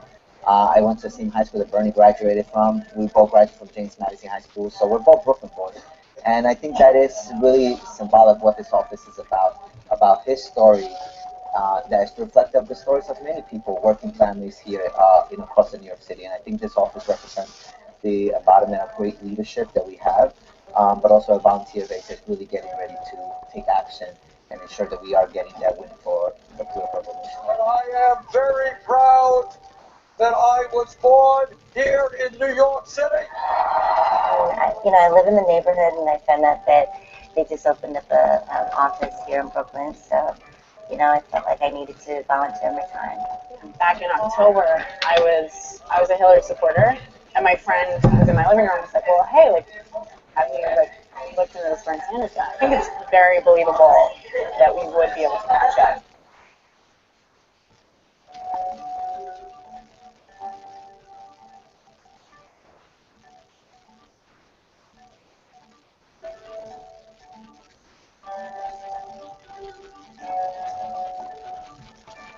It's kind of silly that Hillary's campaign would even suggest that, most of Bernie's supporters are white males. I have a really big problem with that hashtag. I wouldn't say it's ignorant, it's just not well-founded, not well-based. So. But that narrative that Bernie's just winning states with white majority is wrong. In Iowa, yes, it's strong, but you know what? Latinos there voted majority with Bernie Sanders. Out of the 20 counties that Latinos reside, Bernie won 50 of those. We won the Latino vote in Nevada. We won Colorado, one of the biggest battleground states where Latinos make up more than 20%. I'm asking Stella. I'm calling from the Bernie Sanders campaign. I don't think that any other presidential camp has the diversity that Bernie's campaign has. I mean, look at me. I came from another country to support Bernie. I know for a fact that in my lifetime, there's only going to be one candidate like Bernie Sanders. So whatever I can do, I'm going to do. We already winning, and for us, we're not stopping until the last day, until the last vote is cast. And for us, this was not just about making a statement. This was about winning an election. And with that, we hand you off to the esteemed Benjamin Dixon Show. All right, folks, let's 1, 2. I'm not sure if I can even hear myself, but it looks like I'm talking. All right, folks, let's rock and roll. The debate is just starting, so we want to jump right into it and get the party going. Hold tight.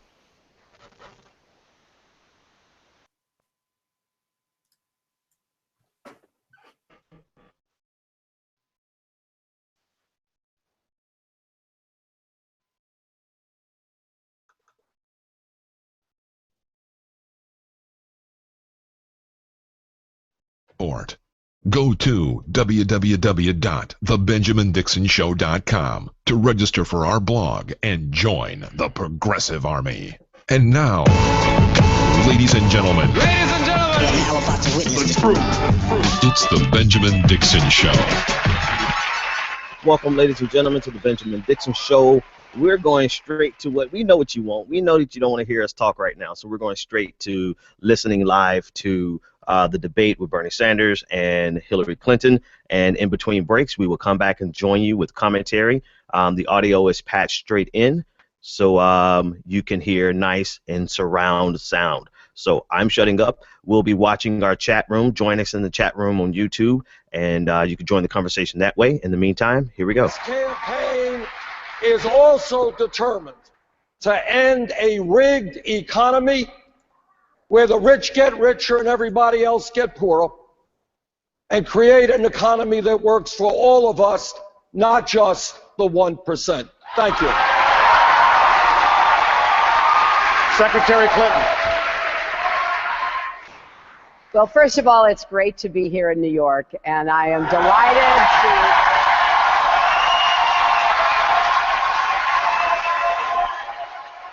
to have this chance to discuss the issues that are important to our future I was so honored to serve as a senator from New York for 8 years and to work to provide opportunity for all of our citizens to make it possible that we could knock down the barriers that stand in the way of people getting ahead and staying ahead. And during those 8 years, we faced some difficult challenges together. We faced 9/11. We worked hard to rebuild New York. I was particularly concerned about our first responders and others who'd been affected in their health by what they had experienced. We worked hard to bring jobs from Buffalo to Albany and all parts of New York to give more hardworking people a chance to really make the most out of their own talents. And we worked hard to really keep New York values at the center of who we are and what we do together. And that is exactly what I want to do as your president. We will celebrate our diversity. We will work together, bringing us back to being united, setting some big, bold, progressive goals for America. That's what I'm offering in this campaign, to build on the work, to build on the values that we share here in New York, to take those to Washington, and to knock down those barriers that in any way hold back not only individuals, Americans, but our country from reaching our full potential. That is what my campaign is about. Thank you, Secretary. We are going to deal with many of the issues both of you just raised. I want to begin with a question that goes right to the heart of which one of you should be the Democratic presidential nominee. Senator Sanders, in the last week, you've raised questions about Secretary Clinton's qualifications to be president. You said that something is clearly lacking in terms of her judgment, and you accused her of having a credibility gap. So let me ask you, do you believe that Secretary Clinton has the judgment to be president? Well, I've known Secretary Clinton, how long? 25 years. We worked together in the Senate, and I said that in response to the kind of attacks we were getting from the Clinton campaign. Washington Post headline says, Clinton campaign says Sanders is unqualified, and that's what the surrogates were saying. Does Secretary Clinton have the experience and the intelligence to be a president? Of course she does. But I do question her judgment.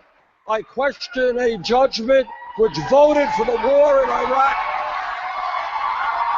the worst foreign policy blunder in the history of this country, voted for virtually every disastrous trade agreement, which cost us millions of decent paying jobs, and I question her judgment about running super PACs which are collecting tens of millions of dollars from special interests, including $15 million from Wall Street. I don't believe that that is the kind of judgment we need to be the kind of president we need. Secretary Clinton.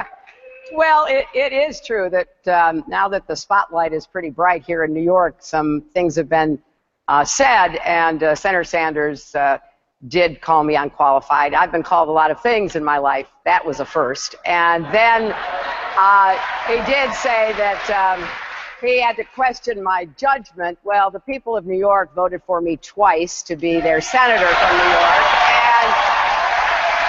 And President Obama trusted my judgment enough to ask me to be Secretary of State for the United States. So, look, we have disagreements on policy. There's no doubt about it. But if you go and read, which I hope all of you will before Tuesday, Senator Sanders' long interview with the New York Daily News, talk about judgment and talk about the kinds of problems he had answering questions about even his core issue, breaking up the banks. When asked, he could not explain how that would be done. And when asked about a number of foreign policy issues, he could not answer about Afghanistan, about Israel, about counterterrorism, except to say if he'd had some paper in front of him, maybe he could. I think you need to have the judgment on day one to be both president and commander-in-chief. Senator. And let's talk about judgment. And let us talk about the worst foreign policy blunder in the modern history of this country. I led the opposition to that war. Secretary Clinton voted for that war. Let's talk about judgment.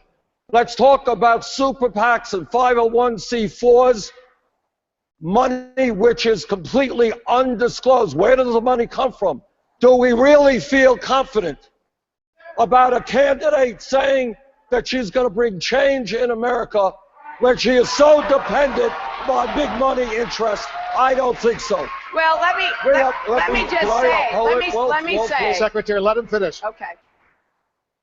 Thirdly, we have got to understand that in America we should be thinking big, not small. Thank you. We need to join the rest of the industrialized world and guarantee health care to all people as a right. My view, not her view. Thank you, Senator. Secretary. Well, make no mistake about it. This is not just an attack on me, it's an attack on President Obama. President Obama, you know, let me tell you why. You may not like the answer, but I'll tell you why. President Obama had a super PAC when he ran. President Obama took tens of millions of dollars from contributors. And President Obama was not at all influenced when he made the decision to pass and sign Dodd-Frank, the toughest regulations on Wall Street in many a year. So this is a phony attack that is designed to raise questions when there is no evidence or support to undergird the insinuations that he is putting forward in these attacks. Thank you, Secretary. We're going to continue on this, but I want Dana Bash to continue with the questioning. Secretary Clinton, the government announced yesterday that 5 of the biggest banks on Wall Street have failed to develop plans to dismantle themselves in the event of another financial crisis. This is the second time in 2 years those banks neglected to come up with credible plans. So as president, would you call on regulators to start the process of breaking up these banks, something that the law not only allows but actually explicitly encourages? Absolutely. You know, this is what I've been saying for the past year. No bank is too big to fail. No executive too powerful to jail. I have been talking about what we should be doing under Dodd-Frank. I'm glad that Senator Sanders is now joining in talking about Dodd-Frank, because Dodd-Frank sets forth the approach that needs to be taken. I believe, and I will appoint regulators who are tough enough and ready enough to break up any bank that fails the tests under Dodd-Frank. There are 2 sections there, and if they fail either one, that they're a systemic risk, a grave risk to our economy, or if they fail the other, that their living wills, which is what you're referring to, are inadequate. But let's look at what's at stake here. We can never let Wall Street wreck Main Street again. I spoke out against Wall Street when I was a senator from New York. I have been standing up and saying continuously, we have the law, we've got to execute under it. So you're right, I will move immediately to break up any financial institution, but I go further because I want the law to extend to those that are part of the shadow banking industry, the big insurance companies, the hedge funds, something that I have been arguing for now for a long time. Senator Sanders, you were recently asked what you would replace the big Wall Street banks with if you could break them up. You said, quote, that's their decision. Why would you trust the banks to restructure themselves? All right, first thought, Donna. When you say their whole business model is fraudulent? That's right. So let's start off with the basic premise. A few days ago, Goldman Sachs formally reached a settlement with the United States government for $5 billion. What Goldman Sachs acknowledged was essentially that they were selling fraudulent packages of subprime mortgage loans. Goldman Sachs was not the only bank. Other banks, of course, did the same.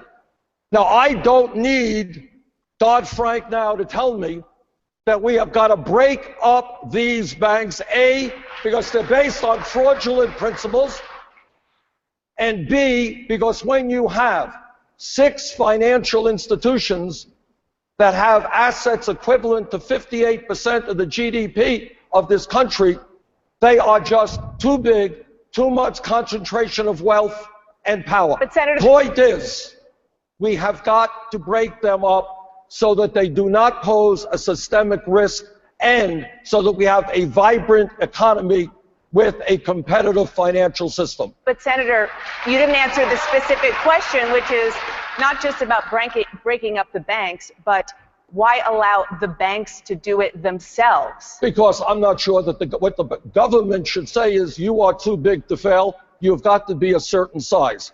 And then the banks themselves can figure out what they want to sell off. I don't know that it's appropriate for the Department of Treasury to be making those decisions. What we need is to make sure that they are safe.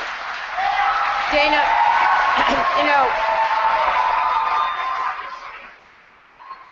I love being in Brooklyn. This is great. Dana, let me add here that there are 2 ways to go at this under Dodd-Frank, which is, after all, the law that we passed under President Obama. And I'm proud that Barney Frank, one of the authors, has endorsed me, because what I have said continuously is, yes, sometimes the government may have to order certain actions. Sometimes the government can permit the institution themselves to take those actions. That has to be the judgment of the regulators. But there's another element to this. I believe strongly that executives of any of these organizations should be financially penalized. If there is a settlement, they should have to pay up through compensation or bonuses, because we have to go after not just the big, giant institution. We've got to go after the people who are making the decisions in the institution and hold them accountable as well. Senator Sanders, you've consistently criticized Secretary Clinton. You've consistently criticized Secretary Clinton for accepting money from Wall Street. Can you name one decision that she made as senator that shows that she favored banks because of the money she received? Sure. Sure. The obvious decision is when the greed and recklessness and illegal behavior of Wall Street brought this country into the worst economic downturn since the Great Recession, the Great Depression of the 30s, when millions of people lost their jobs and their homes and their life savings. The obvious response to that is that you got a bunch of fraudulent operators, and that they have got to be broken up. That was my view way back, and I introduced legislation to do that. Now, Secretary Clinton was busy giving speeches to Goldman Sachs for $225,000 a speech. So the proper response, in my view, is we should break them up, and that's what my legislation does. Well, as you can tell, Dana, he cannot come up with any example, because there is no example.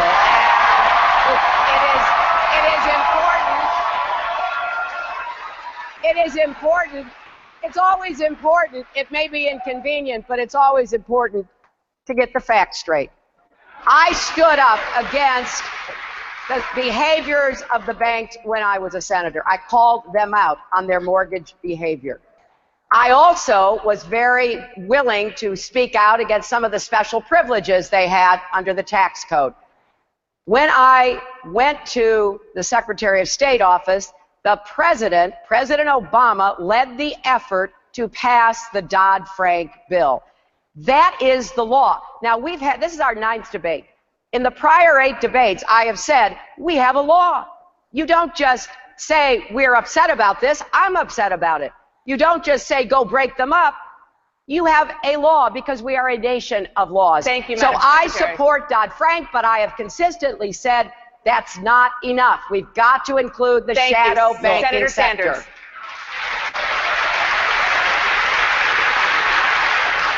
Secretary Clinton called them out. Oh, my goodness. They must have been really crushed by this. And was that before or after you received huge sums of money by giving speaking engagements behind it? So they must have been very, very upset by what you did. Look, here is the difference. And here is the clear difference. These banks, in my view, have too much power. They have shown themselves to be fraudulent organizations endangering the well-being of our economy. If elected president, I will break them up. We've got legislation to do that. End of discussion. Secretary Clinton, if I may, Senator Sanders keeps bringing up the speeches that you gave to Goldman Sachs. So I'd like to ask you, you've said that you don't want to release the transcripts until everybody does it, but if there is nothing in those speeches that you think would change voters' minds, why not just release the transcripts and put this whole issue to bed? You know, first of all, there isn't an issue. When I was in public service, serving as the senator from New York, I did stand up to the banks. I did make it clear that their behavior would not be excused. I'm the only one on this stage who did not vote to deregulate swaps and derivatives as Senator Sanders did, which led to a lot of the problems that we had with Lehman Brothers. Now, if you're going to look at the problems that actually caused the Great Recession, you got to look at the whole picture. It was a giant insurance company, AIG. It was an investment bank, Lehman Brothers. It was mortgage companies like Countrywide. I'm not saying that Senator Sanders did something untoward when he voted to deregulate swaps and derivatives, but the fact is he did. And that contributed to the collapse of Lehman Brothers, which started the cascade in the Great Recession. Senator Sanders, 1 second, please. Secretary Clinton, the question was about the transcripts of the speeches to Goldman Sachs. Why not release them? I have said it. Look, there are certain expectations when you run for president. This is a new one, and I've said if everybody agrees to do it, because there are speeches for money on the other side, I know that. But I will tell you this: there is a long-standing expectation that everybody running release their tax returns, and you can go to my website and see 8 years of tax returns, and I've released 30 years of tax returns, and I think every candidate, including Senator Sanders and Donald Trump, should do the same. Secretary Clinton, we're going to get to the tax returns later, but just to put a button on this, you're running now for the Democratic nomination. Right. And it is your Democratic opponent and many Democratic voters who want to see those transcripts. It's not about the Republicans.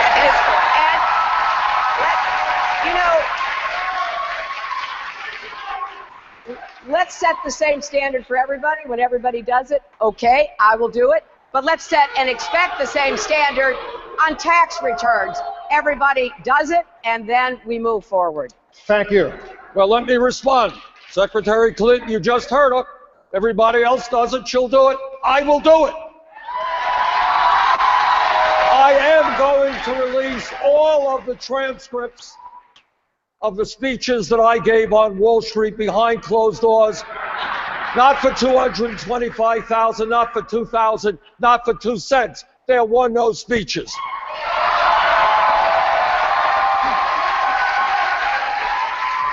And second of all, of course, we will release our taxes. Jane does our taxes. We've been a little bit busy lately. You'll excuse us. But we will, Senator, we will get them out. That was nice. You know, that was pretty good. Senator, when are you going to when are you? You've been asked for weeks and weeks to release your tax return. Well, I think we got one that's coming out tomorrow. Which one? Last year's. 2014. Yes. What about 2013? All the other ones. Yeah, look, I don't want to get anybody very excited. They are very boring tax returns. No big money from speeches. No major investments. Bernie Sanders is giving them Unfortunately, I remain one of the poorer members of the United States Senate, and that's what that will show. So, Senator, just to be clear, tomorrow you will release the 2014 tax returns from you and your family. Yes. And what about the earlier ones? What's the problem? What's taking so long? Because you just have to go to the filing cabinet, make a copy, and release them. Well, the answer is, what we have always done in my family is Jane does them. And she's been out on the campaign trail. We will get them out. We'll get them out very shortly. It's not a big deal. Senator, you've slammed companies like General Electric and Verizon for moving jobs outside of the United States.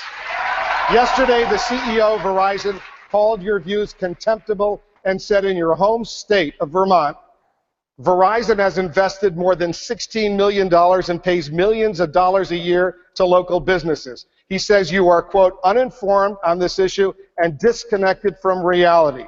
Given your obvious contempt for large American corporations, how would you, as President of the United States, be able to effectively promote American businesses around the world? Well, for a start, I would tell the gentleman who's the CEO at Verizon to start negotiating with the communication workers of America.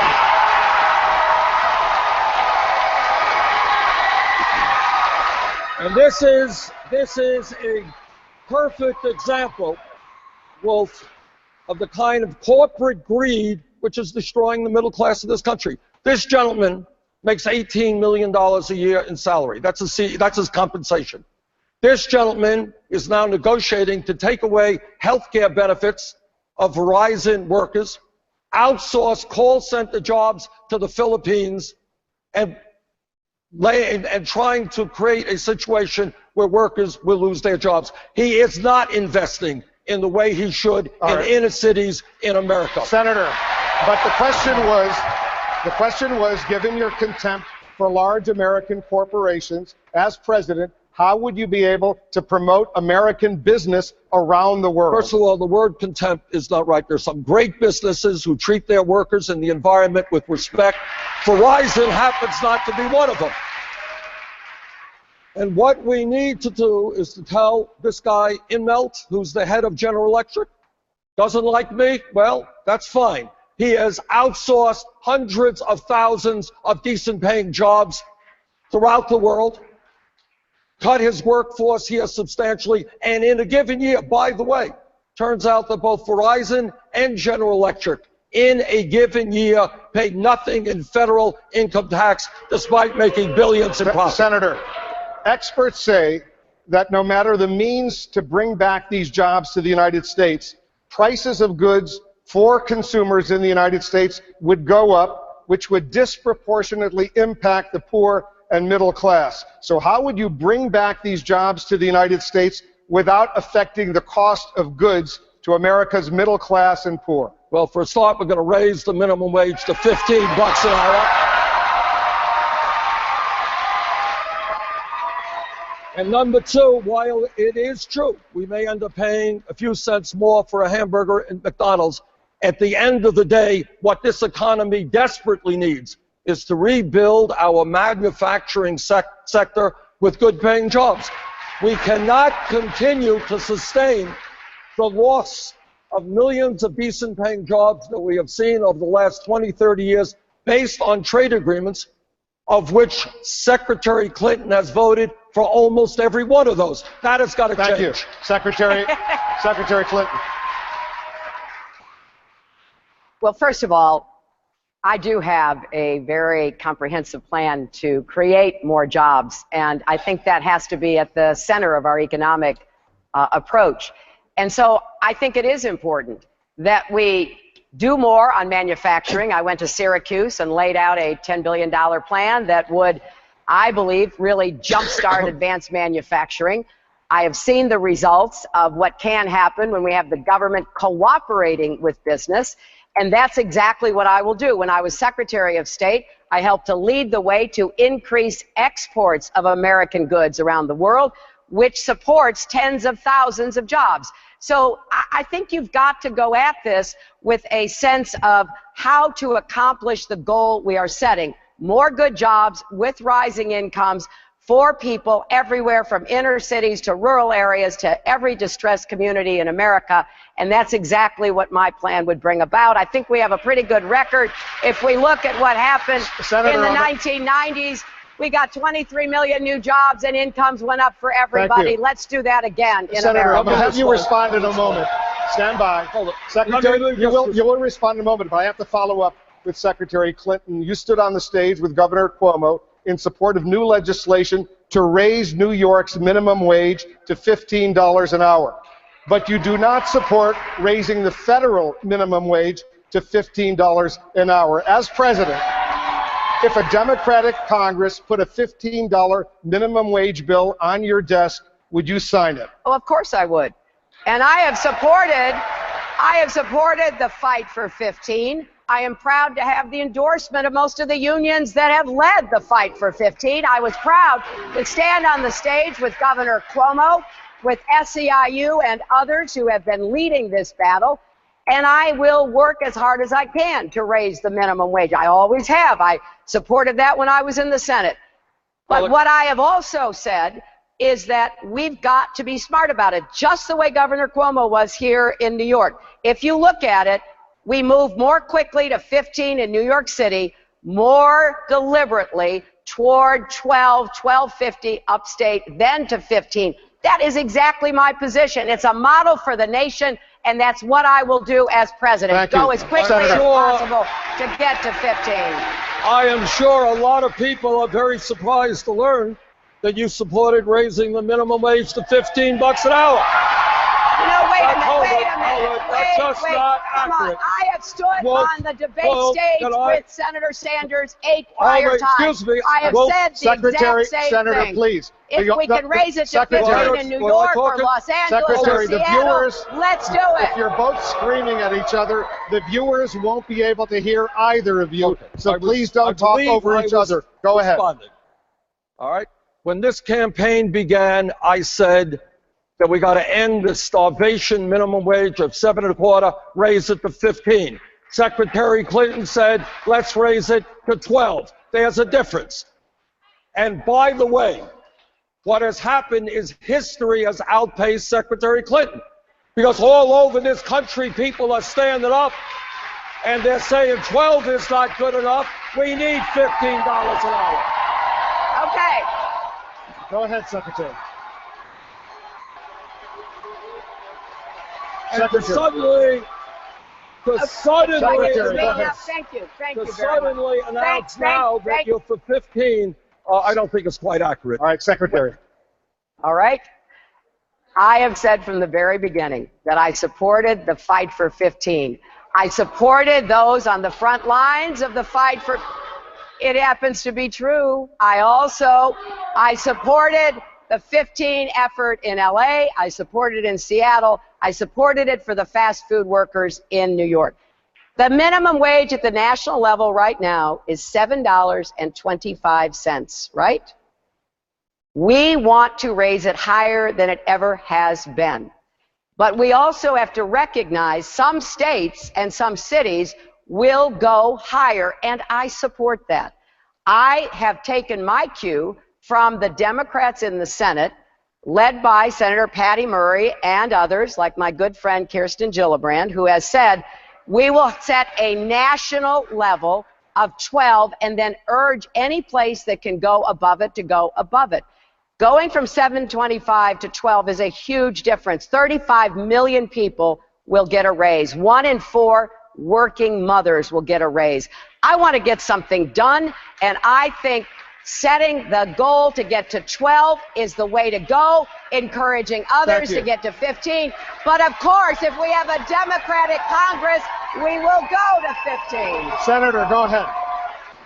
Well, I think the Secretary has confused a lot of people. I don't know how you're there for the fight for 15 when you say you want a $12 an hour national minimum wage.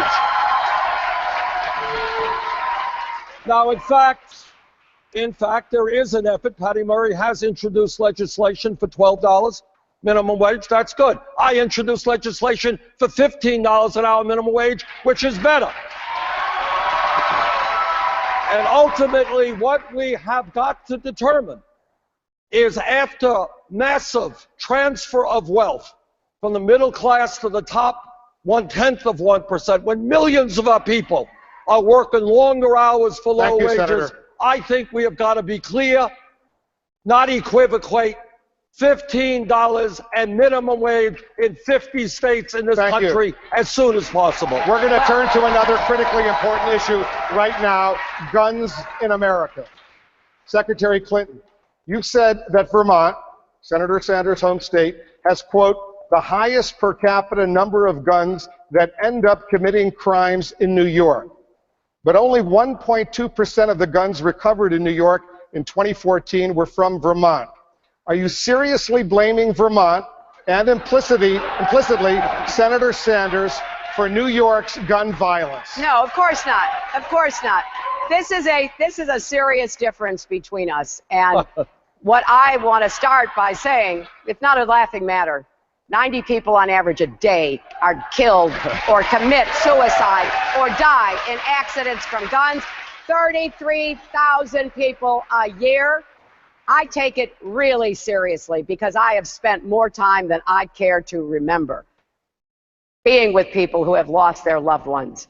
So yes, we have a problem in America. We need a president who will stand up against the gun lobby. We need a president who will fight for common sense gun safety reforms. And what we have here is a big difference. Senator Sanders voted against the Brady bill 5 times. He voted for the most important NRA priority, namely giving immunity from liability to gun makers and dealers, something that is at the root of a lot of the problems that we are facing.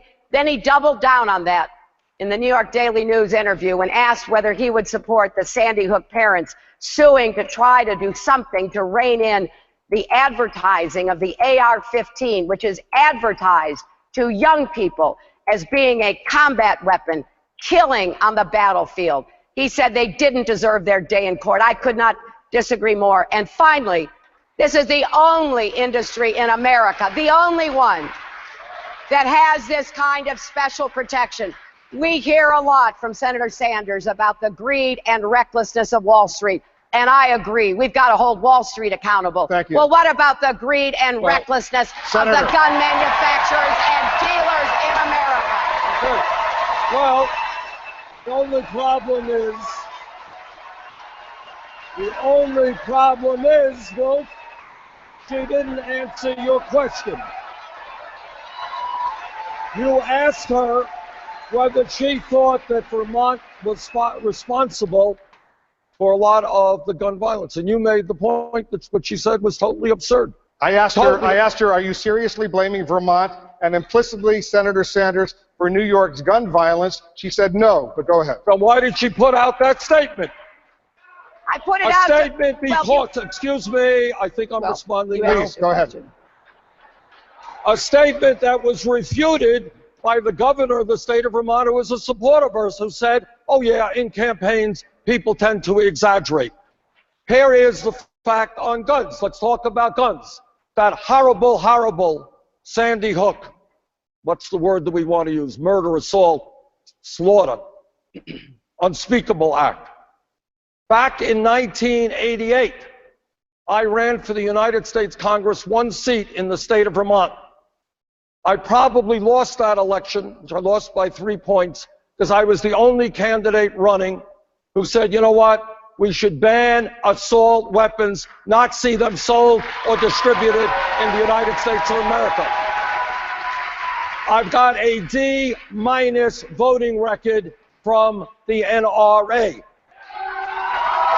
And in fact, because I come from a state which has virtually no gun control, I believe that I am the best qualified candidate to bring together that consensus that is desperately needed in this country. Thank you, Senator. Thank you.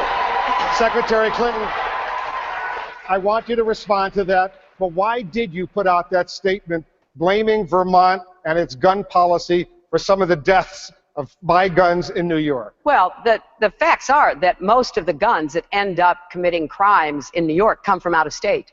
They come from the states that don't have the kind of serious efforts to control guns that we do in New York. But let me say this. In 1988, as we've heard on every debate occasion, Senator Sanders did run for the Congress, and he lost. He came back in 1990, and he won. And during that campaign, he made a commitment to the NRA that he would be against waiting periods. And in fact, in his own book, he talks about his 1990 campaign. And here's what he said. He clearly was helped by the NRA because they ran ads against his opponent. So then he went to the Congress, where he has been a largely very reliable supporter of the NRA, voting. He kept his word to the NRA. He voted against the Brady bill 5 times because it had waiting periods in it.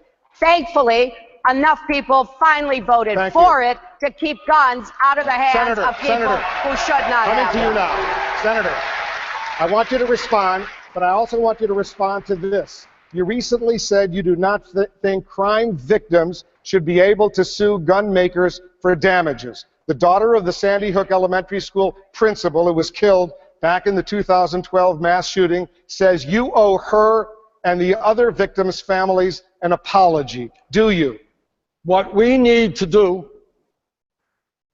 is to do everything that we can to make certain that guns do not fall into the hands of people who do not have them. Now, I voted against this gun liability law because I was concerned that in rural areas all over this country, if a gun shop owner sells a weapon legally to somebody and that person then goes out and kills somebody, I don't believe it is appropriate that that gun shop owner who just sold a legal weapon to be held accountable and be sued. But what I do believe is when gun shop owners and others knowingly are selling weapons to people who should not have them. Somebody walks in, they want thousands of rounds of ammunition, or they want a whole lot of guns. Yes, that gun shop owner or that gun manufacturer should be held liable. So, Senator, do you owe the Sandy Hook families an apology? No, I don't think I owe them an apology. They are in court today, and actually they won a preliminary decision today. They have the right to sue, and I support them and anyone else who wants the right to sue. Well, I believe that the law that Senator Sanders voted for, that I voted against, giving this special protection to gun manufacturers and to dealers is an absolute abdication of responsibility on the part of those who voted for it. This is a unique gift given to only one industry in the world, as by the United States Congress. As Senator Murphy from Connecticut said, we have tougher standards holding toy gun manufacturers and sellers to account than we do for real guns. And the point that Senator Sanders keeps making about how he wouldn't want a mom and pop store, that was not the point of this. And if he can point to any incident where that happened, I would love to hear about it. What was really going on, I'll tell you, because it has a lot to do with New York City. New York City was on the brink of being able to hold manufacturers and dealers accountable through a very carefully crafted legal strategy. The NRA came to their supporters in the Congress and said, stop it now, and Senator Sanders joined those. Thank you, Secretary. Senator, Let me just reiterate. Just to reiterate so there is no confusion. Decades ago, before it was popular, in a rural state with no gun control, Bernie Sanders said, let's ban assault weapons, not see them distributed in the United States of America. Thank you, Senator. Let's turn it over to Errol Lewis of New York One, Time Warner Cable News. Secretary Clinton, the 1994 crime bill that you supported added 100,000 police officers across the country and banned certain assault weapons. It also imposed tougher prison sentences and eliminated federal funding for inmate education. Looking at the bill as a whole, do you believe it was a net positive, or do you think it was a mistake? Well, I think that it had some positive aspects to it, and you mentioned some of them. the Violence Against Women Act, which has been a very important piece of legislation, in my opinion. And it also did some things which were to provide more opportunities for young people. So if we were to have the balance sheet, on one side, there are some positive actions and changes. On the other side, there were decisions that were made that now we must revisit and we have to correct. I think that sentences got much too long. The original idea was not that we would increase sentences for nonviolent, low-level offenders, but once the federal government did what it did, states piled on. So we have a problem. And the very first speech I gave in this campaign was about what I will do to reform the criminal justice system and to end the mass incarceration. So I think that if all of us go back and look at where we were, Senator Sanders voted for the crime bill, and he said the same thing. There were some good things and things that we have to change and learn from. So that's how I see it. And I think we ought to be putting our attention on forging a consensus to make the changes that will divert more people from the criminal justice system to tackle systemic racism and divert people in the beginning. Now, earlier this year, a South Carolina voter told your daughter, Chelsea, quote, "I think a lot of African Americans want to hear, you know what, we made a mistake." Chelsea said she's heard you apologize, but went on to say that if the voter hadn't heard it, then, quote, "it's clearly insufficient." Do you regret your advocacy for the crime bill? Well, look, I supported the crime bill. My husband has apologized. He was the president who actually signed it. Senator Sanders voted for it. I'm sorry for the consequences that were unintended and that have had a very unfortunate impact on people's lives. I've seen the results of what has happened in families and in communities. That's why I chose to make my very first speech a year ago on this issue, Errol, because I want to focus the attention of our country and to make the changes we need to make. And I also want people, especially I want white people to recognize that there is systemic racism. It's also in employment, it's in housing, but it is in the criminal justice system as well. Senator Sanders, earlier this week at the Apollo Theater in Harlem, you called out President Clinton for defending Secretary Clinton's use of the term super predator back in the 90s when she supported the crime bill. Why did you call him out? Because it was a racist term and everybody knew it was a racist term. Look. Boom. Much of what Secretary Clinton said was right. You had a crime bill. I voted for it. It had the Violence Against Women Act in it. When mayor of Burlington, we worked very hard to try to eliminate domestic violence. This took us a good step forward. We're talking about the weapon that killed the children in Sandy Hook. This banned assault weapons, not insignificant. But where we are today is we have a broken criminal justice system. We have more people in jail than any other country on earth. And in my view, what we have got to do is rethink the system from the bottom on up. And that means, for a start, and we don't talk about this, the media doesn't talk about it, you got 51% of African-American kids today who graduated high school who are unemployed or underemployed. You know what I think? Maybe we invest in jobs and education for those kids, not jails and incarceration. And I'll tell you what else. I think. And that is we have got, and this is a difference between the Secretary and myself as I understand it, we have got to have the guts to rethink the so-called war on drugs. Too many lives have been destroyed because people possess marijuana, millions over a 30-year period. And that is why I believe we should take marijuana out of the Federal Controlled Substance Act. Thank you. Let's get Secretary Clinton's response. Well, look, I think that as Senator Sanders said about what I said, I will say about what he said. I think that we recognize that we have a set of problems that we cannot ignore and we must address.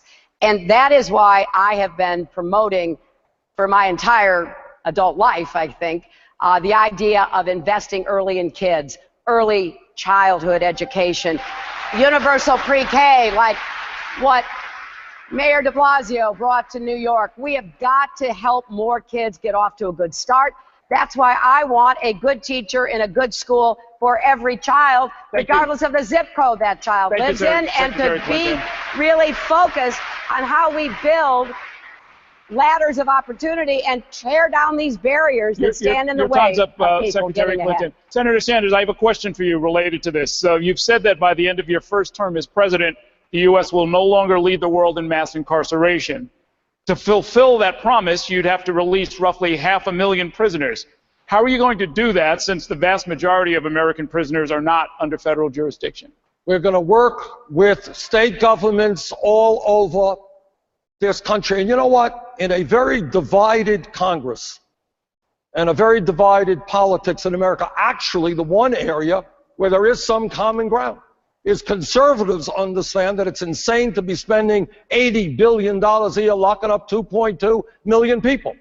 With federal and presidential leadership, we will work with state governments to make sure that people are released from jail under strong supervision, that they get the kind of job training and education they need so they can return to their communities. On this one, Errol, actually, I think you're going to see progressive and conservative support. We can do it if we're prepared to be bold. Thank you, Senator. Thank you, Secretary. We have to take a quick commercial break. We have a lot more questions for Secretary Clinton and Senator Sanders right after this. We absolutely have to take a break. Welcome back, ladies and gentlemen, to the live Progressive Army coverage of the Democratic debate. Wow. So a lot of disappointing things in that first session, but then there were some places where he hammered, Bernie Sanders hammered. But I think the award goes to the moderators for that first segment. What do you guys think? I want to say that Bernie Sanders should have definitely stayed a lot stronger than he was. Like, what really bothered me was he walked into the crime bill by admitting that he also voted for it. Let her bring that up. What you should have did was leave her all alone out there. Don't go and join hands with her. She's all alone. She needs to stick out there, and that's that. You don't need to join her out there. And he also should have done is pointed out the fact that this bill passed on its second attempt. It failed the first time, and he was against it both times. Hillary Clinton lobbied for it the first time. They couldn't get it through. They only got it through with those amendments, but she supported it even without those things. Wow. Wow, that's a good point. Good. Noah, what do you think? Noah, I don't have you. Hang on a second. Let me see if it's my fault or if it's yeah, your line is wide open, and I don't have you. I know. Keep trying. All right, so while Noah gets that figured out, the gun issue. Now, I've gone back and forth just a little bit with Noah on the gun issue, and maybe I should hold the gun issue until her microphone comes and gets right. So let me pivot from the gun issue, and I'm going to hold that until Noah's microphone. No, I still don't hear you. So there was the 94 crime bill that we just ended on. There was the issue of breaking up the banks. This is where he disappointed me the most. I'm sorry, but you got to have that example. You got to at least know the Elizabeth Warren example of how Hillary Clinton changed her mind on a particular policy because once she was the first lady, she had no responsibility to lobbyists. And once she became a senator, she began to be lobbied and changed her position on, I believe it was the bankruptcy. Yeah, that's it. Bring it up. So like, why he should have. Bernie Sanders needs about 25% more technocrat. He needs some, not a lot. He doesn't need to be, I can't even think of a modern technocrat, to be honest with you. Bill Clinton tried to be a technocrat. Joseph Stiglitz. Yeah, okay. He doesn't need to go that far, right? He doesn't need to be that much, but maybe 10% of that would bring so much more validity to what he's saying. What do you think? Let me tack something onto that. Like, to be honest with you, her opposition to breaking up the banks right now, that is proof of what that money has bought. He is not taking any of that money. He wants to break up the banks immediately and stop all their fraudulent activity and enact an environment which is easily regulatable, or is easy to regulate. And you notice that she's taking that money and she takes the exact opposite stance. That is my proof of what the lobbyist money has done. Look at where your stance is now in comparison to mine. Let's go to a Noah. Noah, is your mic back up? No, I don't. Just reconnect to the channel. Yeah. I'll have to come back in. Yeah, I would say go out, come back in, unplug your mic, plug it back in, and then come back in. We're gonna get you a new computer as soon as possible. So yeah, so that's a perfect example. And then the fact that she's saying there's no banks too big to fail, and damn it, on the front page of the New York Times, 5 banks too big to fail. You know what I mean? The regulators have come to this after all this. 5 banks are too big to fail, and she's online on stage saying there's no banks too big. Hillary, it's right there, and there's like this blind. No, it's not a blind spot. It's an intentional blind spot of her supporters who really don't care about the fact that let's go to $15 an hour. Has anybody ever heard Hillary Clinton support $15 an hour? No. Okay. And she in the same stroke, she actually backtracked and said, well, she supports 10, but if somebody wants to, or 12, but if somebody wants to go farther, she supports that too. Well, why don't you just make it 15? We're going back live. Secretary Clinton. Senator Sanders has said you are in the pocket of the fossil fuel industry. You say you're sick and tired of him lying about your record. What are his lies? Well, let me start by saying we need to talk about this issue, and we should talk about it in terms of the extraordinary threats that climate change pose to our country and our world. And that's why for the last many years, both in the Senate and as Secretary of State, it's been a big part of my commitment to see what could be done. But there has never been any doubt that when I was a senator, I joined with others to try to get rid of the subsidies for big oil. And I have proposed that again, because that's what I think needs to be done as we transition from fossil fuels to clean energy. And everyone who's looked at this independently, the Washington Post and others who give us both hard times when called for on facts, have said that this is absolutely an incorrect, false charge. So we both have relatively small amounts of contributions from people who work for fossil fuel companies, best we can tell from the reports that are done. But that is not being supported by big oil, and I think it's important to distinguish that. And let's talk about what each of us has proposed to try to combat greenhouse gas emissions and put us on the fastest track possible to clean energy. Thank you. We're going to get to that too, but I want you to respond, Senator. It is one thing, as the Secretary indicated, to talk about workers. I'm sure I have contributions, you have contributions from workers in every industry in the country.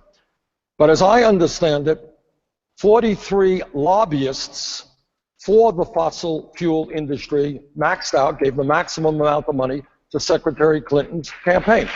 Now, that's not saying, and then some people say, well, you know, given the hundreds of millions of dollars she raised, it's a small amount. That's true. But that does not mean to say that the lobbyists there thought she was a pretty good bet on this issue. Now, what I think is, when we look at climate change now, we have got to realize that this is a global environmental crisis of unprecedented urgency. And it is not good enough, you know, if we, God forbid, were attacked tomorrow, the whole country would rise up and say, we got an enemy out there, we got to do something about it. That was what 9/11 was about. We have an enemy out there, and that enemy is going to cause drought and floods and extreme weather disturbances. There's going to be international conflict. I am proud, Wolf, that I have introduced the most comprehensive climate change legislation, including a tax on carbon, something I don't believe Secretary Clinton supports. Go ahead and respond. Well, let's talk about the global environmental crisis. Starting in 2009, as your Secretary of State, I worked with President Obama to bring China and India to the table for the very first time, to get a commitment out of them that they would begin to address their own greenhouse gas emissions. I continued to work on that throughout the 4 years as Secretary of State, and I was very proud that President Obama and America led the way to the agreement that was finally reached in Paris, with 195 nations committing to take steps to actually make a difference in climate change. And I was surprised and disappointed when Senator Sanders attacked the agreement, said it was not enough, it didn't go far enough. You know, at some point, putting together 195 countries, I know a little bit about that, was a major accomplishment, and our president led the effort to protect our world. Go ahead, and Senator. he deserves our appreciation, not our criticism. Let's talk about that. When you were Secretary of State, you also worked hard to expand fracking to countries all over the world.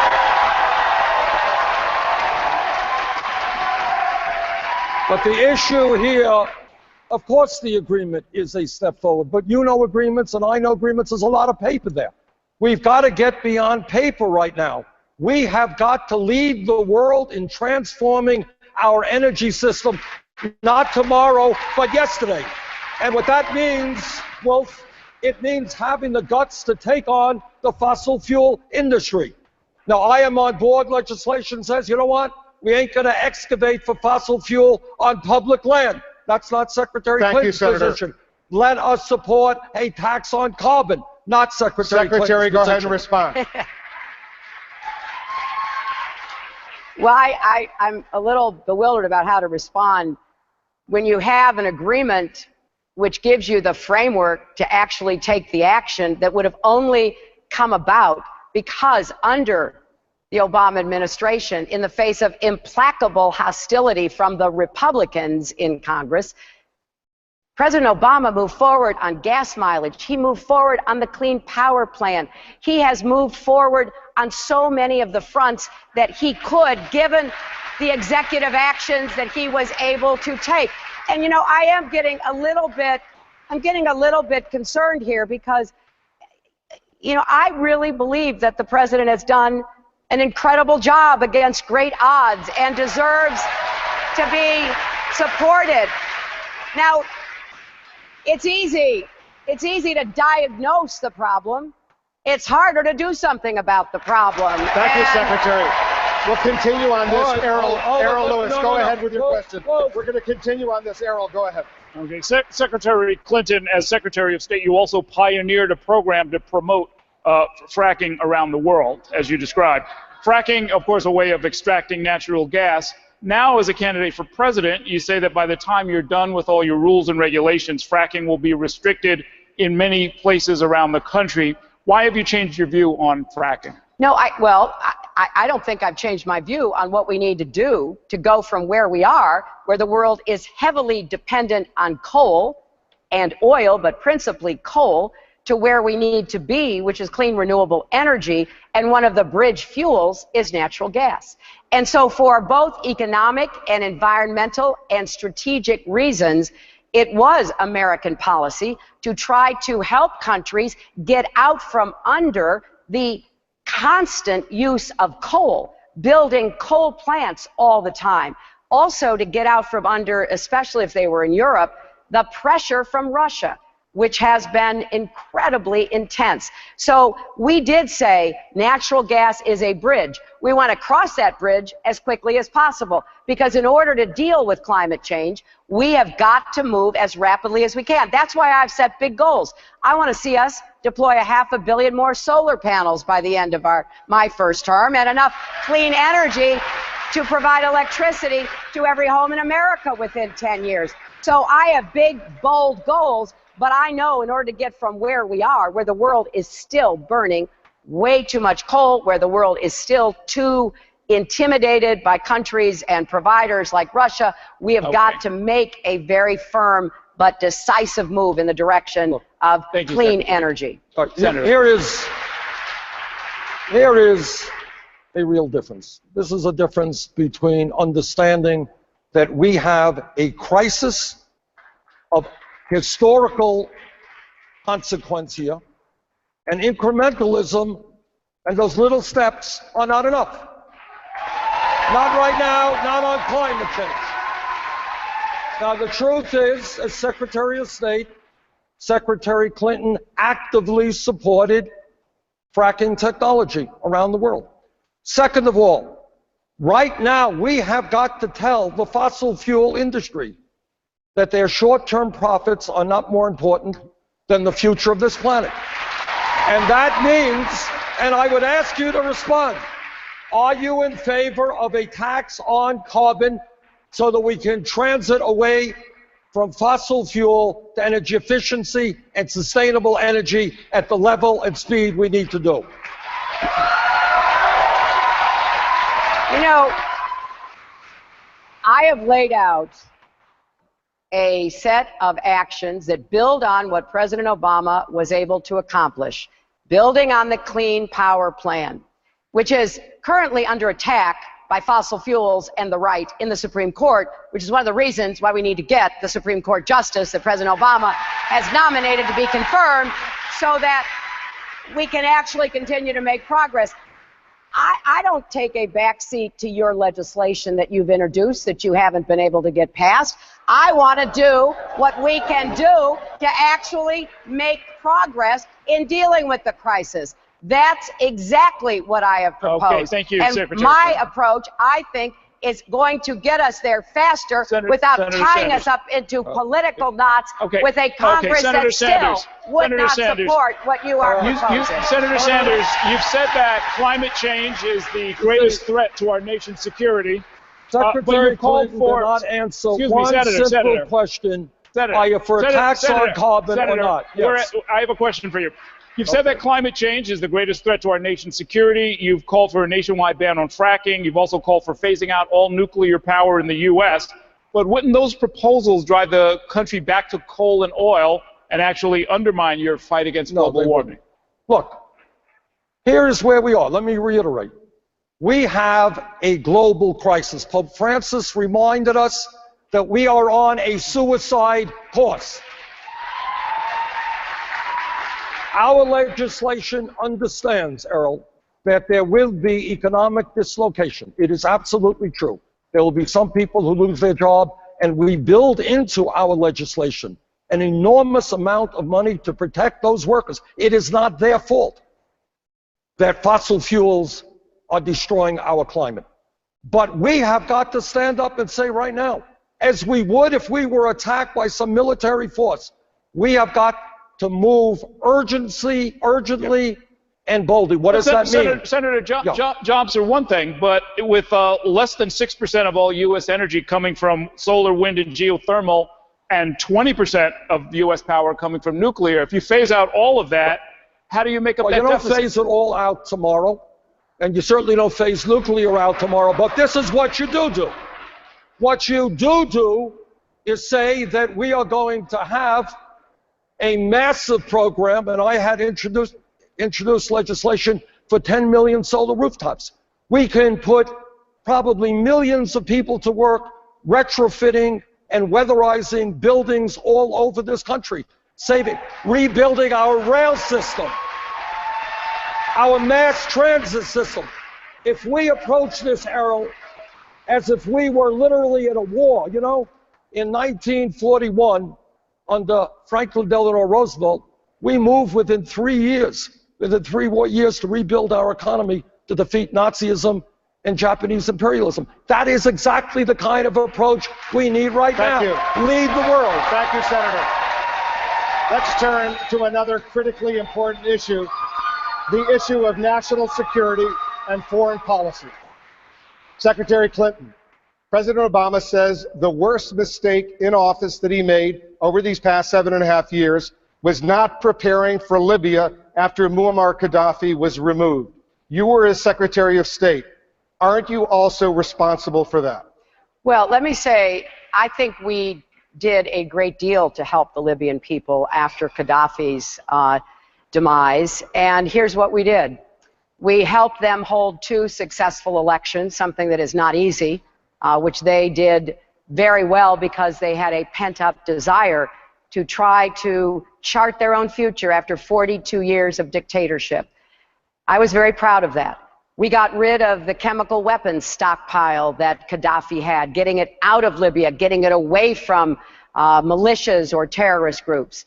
We also worked to help them set up their government. We sent a lot of American experts there. We offered to help them secure their borders, to train a new military.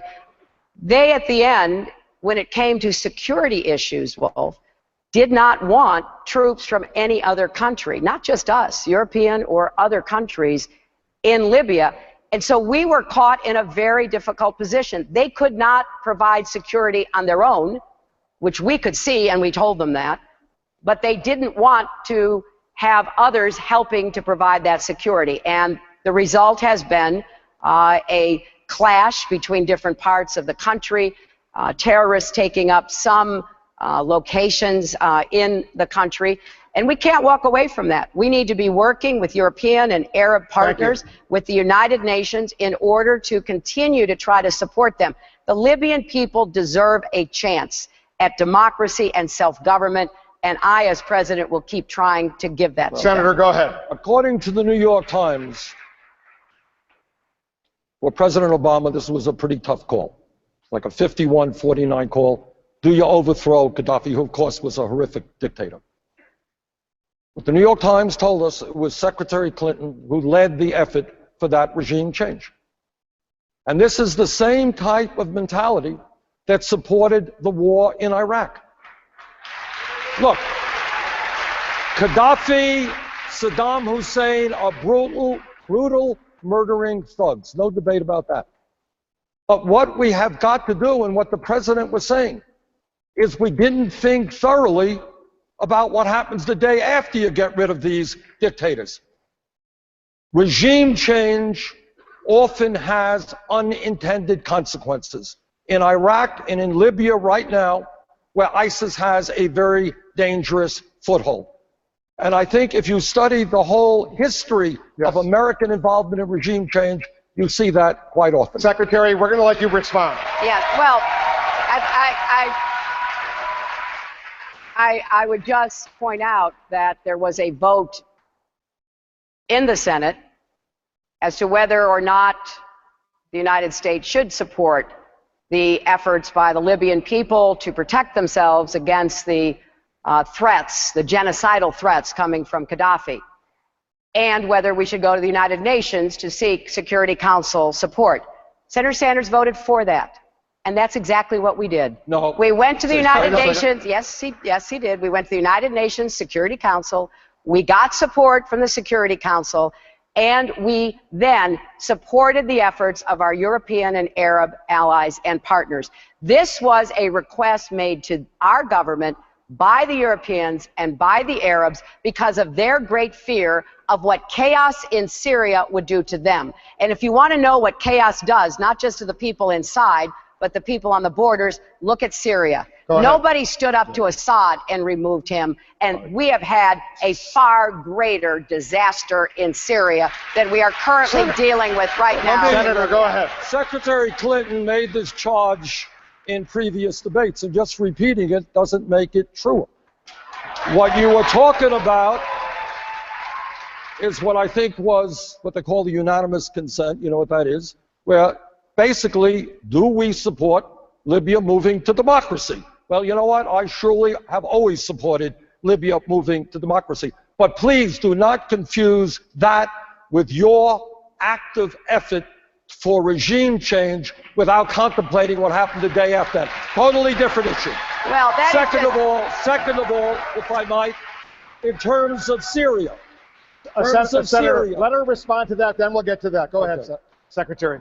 There was also in that a reference to the Security Council, and I know you're not shy when you oppose something, Senator, so yes, it was unanimous. That's exactly right, including you. And what we did was to try to provide support for our European and Arab allies and partners. The decision was the president's. Did I do the due diligence? Did I talk to everybody I could talk to? Did I visit every capital and then report back to the president? Yes, I did. That's what a Secretary of State does. But at the end of the day, those are the decisions that are made by the president to in any way use American military power. And the president made that decision. And yes, we did try, without success because of the Libyans' obstruction to our efforts, but we did try and we will continue to try to help the Libyan people. Go ahead, Senator. If you listen, you know, 2 points. Number one, yes, 100-0 in the Senate voted for democracy in Libya, and I would vote for that again. But that is very different from getting actively involved to overthrow and bring about regime change without fully understanding what the consequence of that regime change would be. Second of all, I know you keep referring to Barack Obama all night here, but you in Syria talked about a no-fly zone, which the president certainly does not support, nor do I support, because A, it will cost an enormous sums of money. Second of all, it runs the risk of getting us sucked into perpetual warfare in that region. Thirdly, when we talk about Syria right now, no debate, like Gaddafi, like Saddam Hussein, Assad is another brutal, murdering dictator. But right now, our fight is to destroy ISIS first and to get rid of Assad second. Well, I think Senator Sanders has just reinforced my point. Yes, when I was Secretary of State, I did urge, along with the Department of Defense and the CIA, that we seek out, vet, and train and arm Syrian opposition figures so that they could defend themselves against Assad. The president said no. Now, that's how it works. People who work for the president make recommendations, and then the president makes the decision. So I think it's only fair to look at where we are in Syria today. And yes, I do still support a no-fly zone, because I think we need to put in safe havens for those poor Syrians who are fleeing both Assad and ISIS. Let's stay and on have national some place security. that they can be safe. Staying on national security, Dana Bash has a question. Senator Sanders, in 1997, you said this about NATO. You said, quote, "It is not the time to continue wasting tens of billions of dollars helping to defend Europe, let alone assuming more than our share of any costs associated with expanding NATO." Do you still feel that way? Well, what I believe, if my memory is correct here, we spend about 75% of the entire cost of the military aspect of NATO. Given the fact that France has a very good healthcare system and free public education, college education for their people, the UK has a good national health service, and they also provide fairly reasonable higher education. You know what? Yeah, I do believe that the countries of Europe should pick up more of the burden for their defense. Yes, I do. And just following up, Senator Sanders, Donald Trump also argues that NATO is unfair economically to the U.S. because America pays a disproportionate share. So how is what you say about NATO and your proposal different than his? Well, you got to ask Trump. All I can tell you is with a huge deficit, with 47 million people living in poverty, with our inner cities collapsing, yeah, I do think countries like Germany and UK and France and European countries whose economy, or at least its standard of living and healthcare and education, they're doing pretty well. So I would not be embarrassed as President of the United States to say to our European allies, you know what? The United States of America cannot just support your economies. You got to put up your own fair share of the defense burden. Nothing wrong with that. Secretary Clinton. I support our continuing involvement in NATO, and it is important to ask for our NATO allies to pay more of the cost. There is a requirement that they should be doing so, and I believe that needs to be enforced. But there's a larger question here. NATO has been the most successful military alliance in probably human history. It has bound together across the Atlantic countries that are democracies, that have many of the same values and interests. And now we need to modernize it and move it into the 21st century to serve as that head of our defense operations in Europe when it comes to terrorism and other threats that we face. Madam So, Secretary, yes, of course they should be paying more, but that doesn't mean if they don't, we leave, because I don't think that's in America's interest. That's going to be part of my question to you is, to that point, there are 28 countries in the alliance, and the United States gives more money to NATO's budget than 21 of those countries combined. If they don't agree to pay more, as you suggested, then what would you do as Commander-in-Chief? I will stay in NATO. I will stay in NATO, and we will continue to look for missions and other kinds of programs that they will support. Remember, NATO was with us in Afghanistan. Most of the member countries also lost soldiers and civilians in Afghanistan. They came to our rallying defense after 9/11. That meant a lot. And yes, we have to work out the financial aspects of it, but let's not forget what's really happening. With Russia being more aggressive, making all kinds of intimidating moves toward the Baltic countries. We've seen what they've done in eastern Ukraine. We know how they want to rewrite the map of Europe. It is not in our interest. Think of how much it would cost if Russia's aggression were not deterred because NATO was there on the front lines, making it clear they could not move forward. Senator, let's talk about the U.S. relationship with Israel. Senator Sanders, you maintain that Israel's response in Gaza in 2014 was, quote, disproportionate and led to the unnecessary loss of innocent life. What do you say to those who believe that Israel has a right to defend itself as it sees fit? Well, as somebody who spent many months of my life when I was a kid in Israel, who has family in Israel, of course Israel has a right not only to defend themselves, but to live in peace and security without fear of terrorist attack. That is not a debate. But what you just read, yeah, I do believe that. Israel was subjected to terrorist attacks, has every right in the world to destroy terrorism. But we had in the Gaza area, not a very large area, some 10,000 civilians who were wounded and some 1,500 who were killed. Now, if you're asking me, not just me, but countries all over the world, was that a disproportionate attack? The answer is, I believe it was. And let me say something else.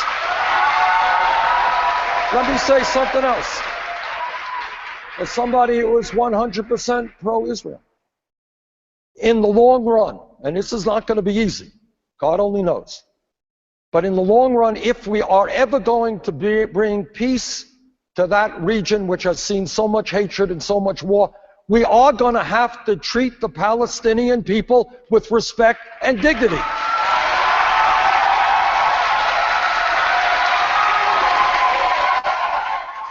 The one is not to say that right now in Gaza, unemployment is somewhere around 40%. You got a lot of that area continuous. It hasn't been rebuilt. Decimated, houses decimated, healthcare decimated, schools decimated.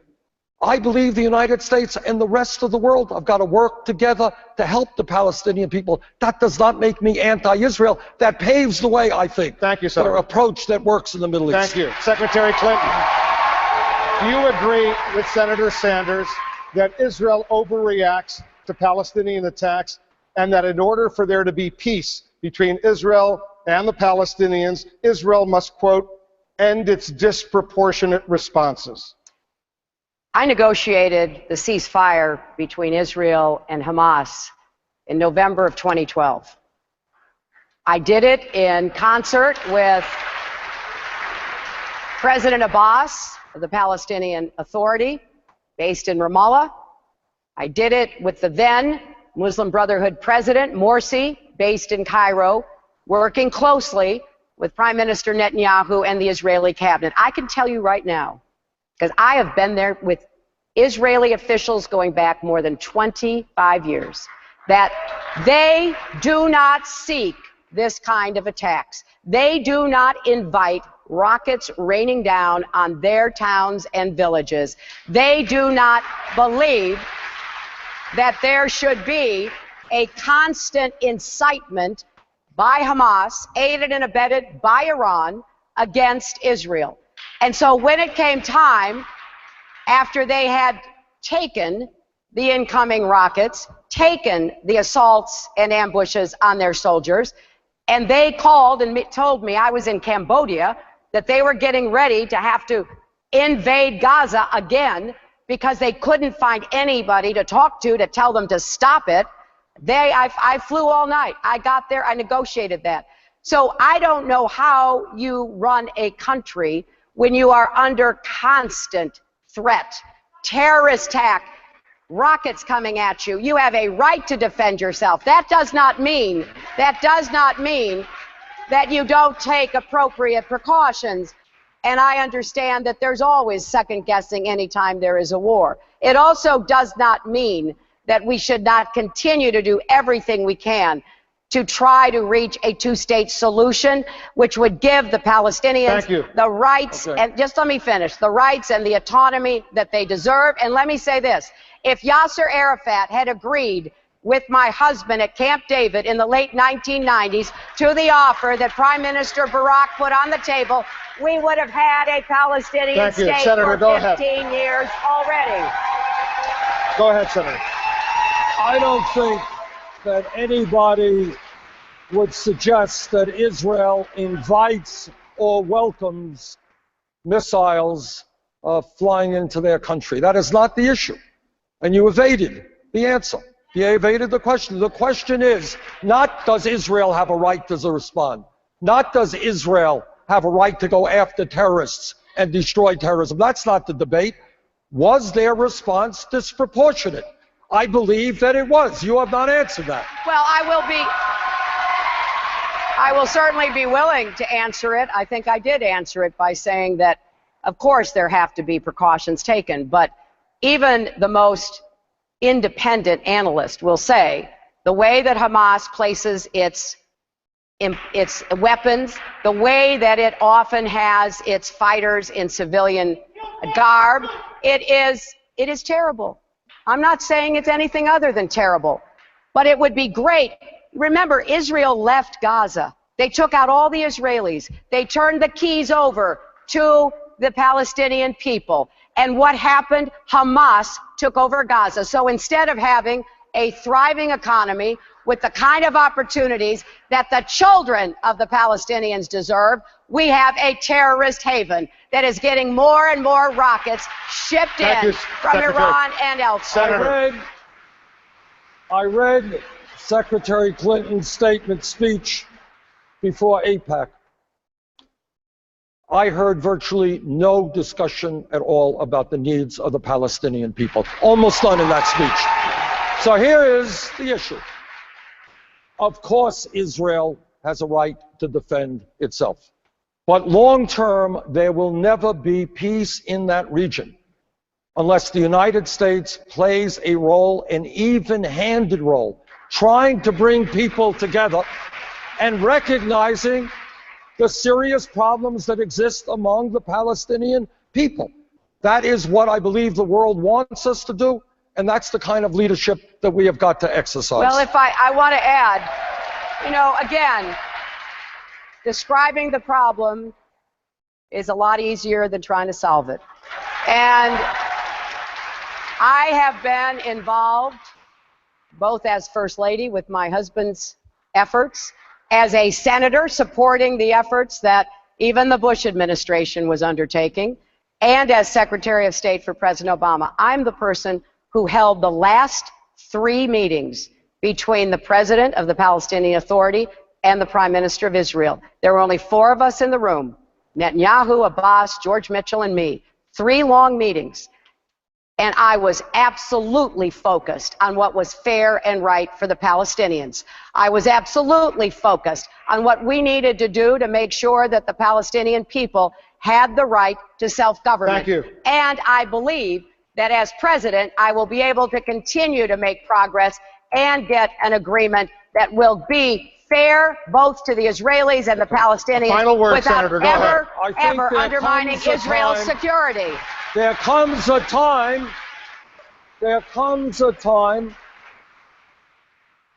when, if we pursue justice and peace, we are going to have to say that Netanyahu is not right all of the time.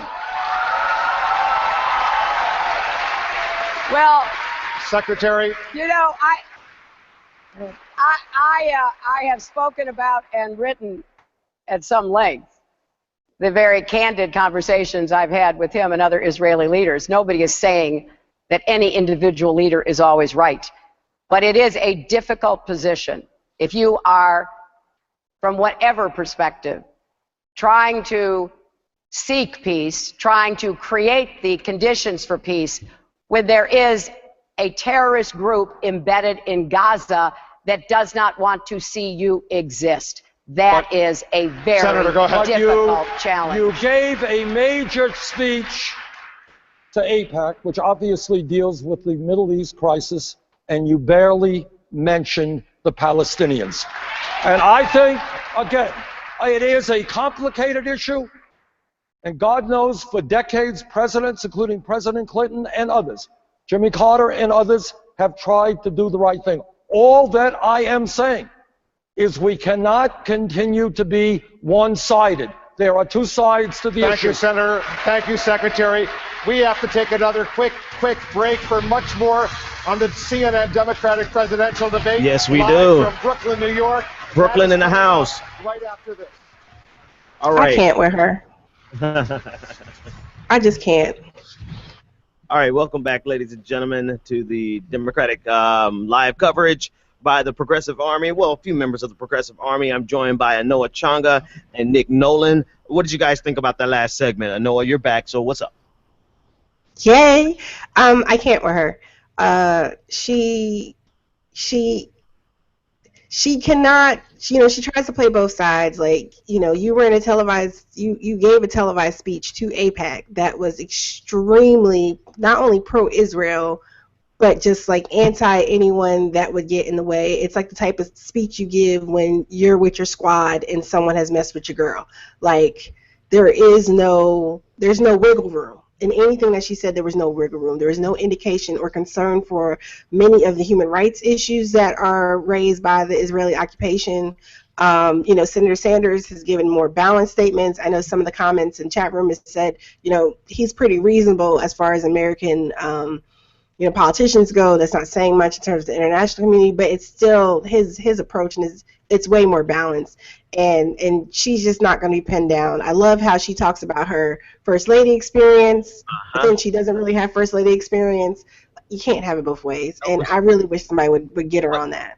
But she can. She is all night. She's both the attacker and the victim. She's the victimizer and the victim at the same time. That's the luxury of her privilege. She has this unbelievable way of being able to be both against $12, against $15 an hour, and for $12 an hour. That conversation was so frustrating. And as I point out to people, she has said previously that she did support the $15 minimum wage in her state of New York. She has said that, right? You guys can go back and look. There are articles from July maybe, right? Mm-hmm. But she has not, as she tried to portray, been for $15 nationwide. And to say she supports the Fight for 15 movement, which, if people didn't know, today was it was an international Fight 15 day of action, right? There was a strikes planned in 300 cities in the United States, plus several places internationally, right? So today on a national day of action, for her to try to portray that she was somehow, for them and what they're trying to do. I mean, if she doesn't understand or doesn't listen to anything the organizers are saying, they're for $15 everywhere. Yay, we get it. UPMC in Pittsburgh has $15 an hour now. New York is going to phase it in. California, in some ways, not everybody. There's some stuff with California too that's not completely on the up and up, but that's a whole other conversation. Right. But she's disingenuous. Let me ask you guys this: what do you think? How was it? It's so weird to me that the Jewish candidate is actually more pro-Palestine, and of course he's pro-Israel, but he has a nuance and it seems like a balanced position, more so than Hillary Clinton, who is not Jewish. That's just what kind of world this is. I don't know. What do you think about that? Let me hop in on this here. She said that Israel left Gaza and then Hamas came and took it over. Hamas was actually elected by the Palestinians in an election. That's not them just taking over. And right after they did that, the United States punished The Gaza Strip. Well, two things, Nick. Unplug your microphone, plug it back in. We got some distortion, but you got to understand, we only like democracy when it elects people that we approve of. You know, outside of that, then it's a takeover, right? As compared to our state-sanctioned coups that we often, you know. But anyway, I digress. Go ahead. Let's see if your mic's better. Can you hear me? Yeah, it's a little distorted. Go for it, Noah, while he does the on and off thing. And actually, we're back. Oh, well. Welcome back to the CNN presidential debate. We're here in Brooklyn. Uh-oh. Nope. Secretary, Senator. That's not what I want. Don't want to show that. Talk about major reforms to college tuition, healthcare, and Social Security, all of which take significant changes from Congress currently controlled by Republicans. Senator Sanders, you're promising healthcare and free college for all, and those plans would be met with both political and practical challenges. The Nonpartisan Committee for Responsible Federal Budget says your initiatives would cost up to $28 trillion, and even after massive tax increases, that would add as much as $15 trillion to the national debt. How is this fiscally responsible? Well, first of all, I disagree with that study. There are many economists who come up with very, very different numbers. For example, we are the only country, major country on earth that does not guarantee health care to all people. And yet we end up spending almost 3 times what the British do, 50% more than the French. My proposal, a Medicare for all single-payer program, will save middle-class families many thousands of dollars a year in their health care costs. Public colleges and universities tuition-free? Damn right. That is exactly what we should be doing. And I pay for that. I pay for that by telling Wall Street that, yeah, we are going to have a tax on Wall Street speculation, which will bring in more than enough money to provide free tuition at public colleges and universities and lower the outrageous level of student debt. Wolf, we have seen in the last 30 years a massive transfer of wealth from the middle class to the top 1/10 of 1%. The establishment does not like this idea, but yes, I am determined to transfer that money back to the working families of this country. Thank you, Senator. Secretary, go ahead and respond. Well, again, I absolutely agree with the diagnosis. The diagnosis that we've got to do much more to finish the work of getting universal health care coverage, something that I've worked on for 25 years. Before there was something called Obamacare, there was something called Hillary Care, and we're now at 90% of coverage. I'm going to get us to 100%. And with respect to college, I think we have to make college affordable. We are pricing out middle class, working, and poor families. There's no doubt about that. But I do think when you make proposals and you're running for president, you should be held accountable for whether or not the numbers add up and whether or not the plans are actually going to work. And just very, very briefly on health care, most of the people who have analyzed what Senator Sanders put out, remember he had a plan for about, 18, 20 years. He changed in the middle of this campaign. He put out another plan. People have been analyzing the new plan. And there is no doubt by those who have analyzed it, progressive economists, health economists, and the like, that it would pose an incredible burden, not just on the budget, but on individuals. In fact, the Washington Post called it a train wreck for the poor.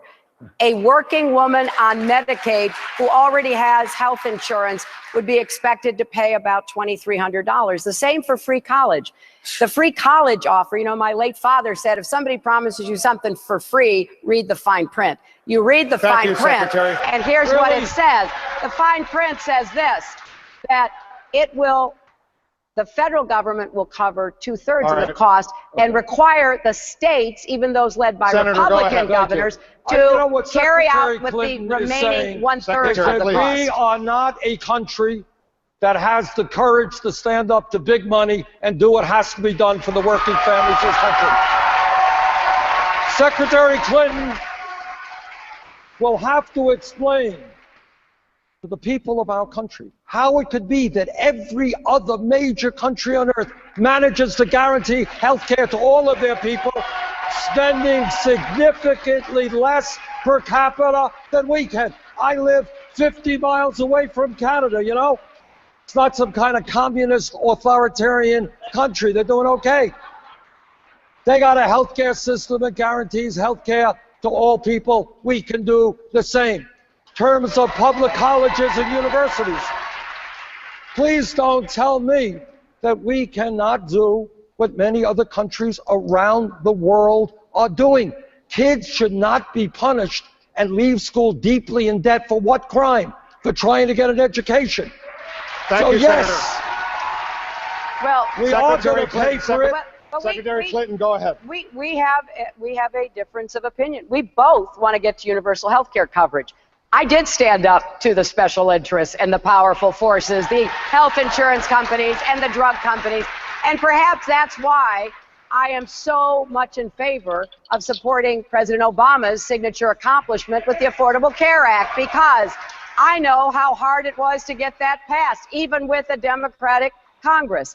So rather than letting the Republicans repeal it, or rather starting all over again, trying to throw the country into another really contentious debate, let's make the Affordable Care Act work for everybody. Let's get to 100% coverage. Let's get the cost down, and let's guarantee health care. Secretary, let's talk about Social Security, another critically important issue. Senator Sanders has challenged you to give a clear answer when it comes to extending the life of Social Security and expanding benefits. Are you prepared to lift the cap on taxable income, which currently stands at $118,500? Yes or no, would you lift the cap? I have said repeatedly, Wolf, I am going to make the wealthy pay into Social Security to extend the Social Security Trust Fund. That is one way. If that is the way that we pursue, I will follow that. But there are other ways. We should be looking at taxing passive income by wealthy people. We should be looking at taxing all of their investments. But here's the real issue, because I've heard this, I've seen the reports of it. I have said from the very beginning, we are going to protect Social Security. I was one of the leaders in the fight against Bush when he was trying to privatize Social Security. But we also, in addition to extending the trust fund, which I am absolutely determined to do, we've got to help people who are not being taken care of now. And because Social Security started in the 1930s, a lot of women have been left out and left behind. And it's time that we provide more benefits for widows, divorcees, for caregivers, for women who deserve more from the Social Security system, and that will be my highest priority. Go ahead, Senator. You didn't answer the question. Interesting comment, but you didn't answer the question. I did. If that's no, the you way didn't. Yes, I did. Can I answer? I did answer the please? Well, don't put words into my mouth and say something that's not accurate. Go ahead, accurate. Senator. All right. Essentially, what you described is my legislation, which includes passive income. Now, we've got, here is the issue. Your answer has been the same year after year. In fact, the idea that I'm bringing forth, I have to admit it, you know, it wasn't my idea. It was Barack Obama's idea in 2008. Exact same idea. He called for lifting the cap, which is now higher. It's at 118, and starting at 250 and going on up. If you do that, you're going to extend the life of Social Security for 58 years. You will significantly expand benefits by $1,300 a year for seniors and disabled vets under $16,000 a year. What's wrong with that? Are you prepared to support it? I have supported it. You know, we are in vigorous agreement here, Senator. I think it's important to point out that, you know, we're having a discussion about the best way to raise money from wealthy people to extend the Social Security Trust Fund. Think about what the other side wants to do. They're calling Social Security a Ponzi scheme.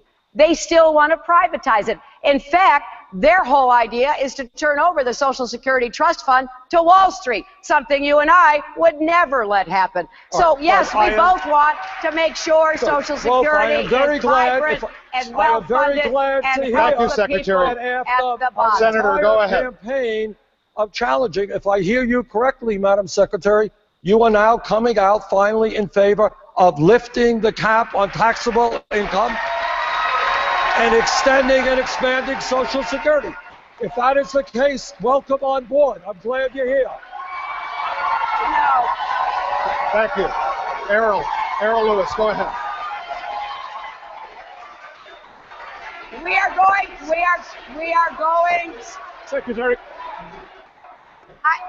As he said, I've said the same thing for years. I didn't say anything different tonight. We are going to extend the Social Security Trust Fund.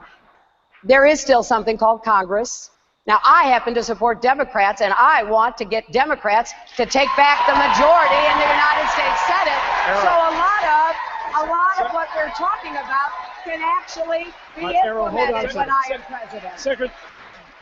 Hold on, Errol, hold on. I got to admit, go ahead, Senator. Maybe I'm a little bit confused. Are you or are you not supporting legislation to lift the cap on taxable income and extend Social Security for 58 years and increase benefits? Yes or no? I have said yes. We are going to pick the best way or combination. Or a combination of ways. He is nailing this question. It's always a little bit challenging because, if Senator Sanders doesn't agree with how you are approaching something, then you are a member of the establishment. Well, let me say this. Here she goes victimizing. We are going to extend the Social Security Trust Fund. We've got some good ideas to do it. Let's get a Congress elected that will actually agree with us in doing it. Go ahead. Okay, Secretary Clinton. I've got a question for you from a reader of the New York Daily News. Yes, Secretary Clinton, you are a member This is a reader of the Daily News who sent us a question for you. Just a second, Senator. Hannah Green wants to know your position, Secretary Clinton, regarding President Obama's nomination of Merrick Garland to the Supreme Court. President Obama said earlier this week that he would not withdraw the nomination even after the presidential election. If elected, would you ask the president to withdraw the nomination? I am not going to contradict the president's strategy on this, and I'm not going to engage in hypotheticals. I fully support the president, and I believe that the president is on the right side of both the Constitution and history, and the Senate needs to immediately begin to respond. So I'm going to support the president. When I am president, I will take stock of where we are and move from there. Senator Sanders. Well, there's no question. I mean, it really is an outrage. And it just continues the 7.5 years of unbelievable obstructionism we have seen from these right-wing Republicans. I mean, a third grader in America understands the President of the United States has the right to nominate individuals to the U.S. Supreme Court. Apparently, everybody understands that except the Republicans. So, Senator Sanders, would you ask him to withdraw the nomination? Yeah, but here's the point. And obviously, I will strongly support that nomination as a member of the Senate. But if elected president, I would ask the president to withdraw that nomination because I think that we need a Supreme Court justice who will make it crystal clear, and this nominee has not yet done that, it's crystal clear that he or she will vote to overturn Citizens United and make sure that American democracy is not undermined.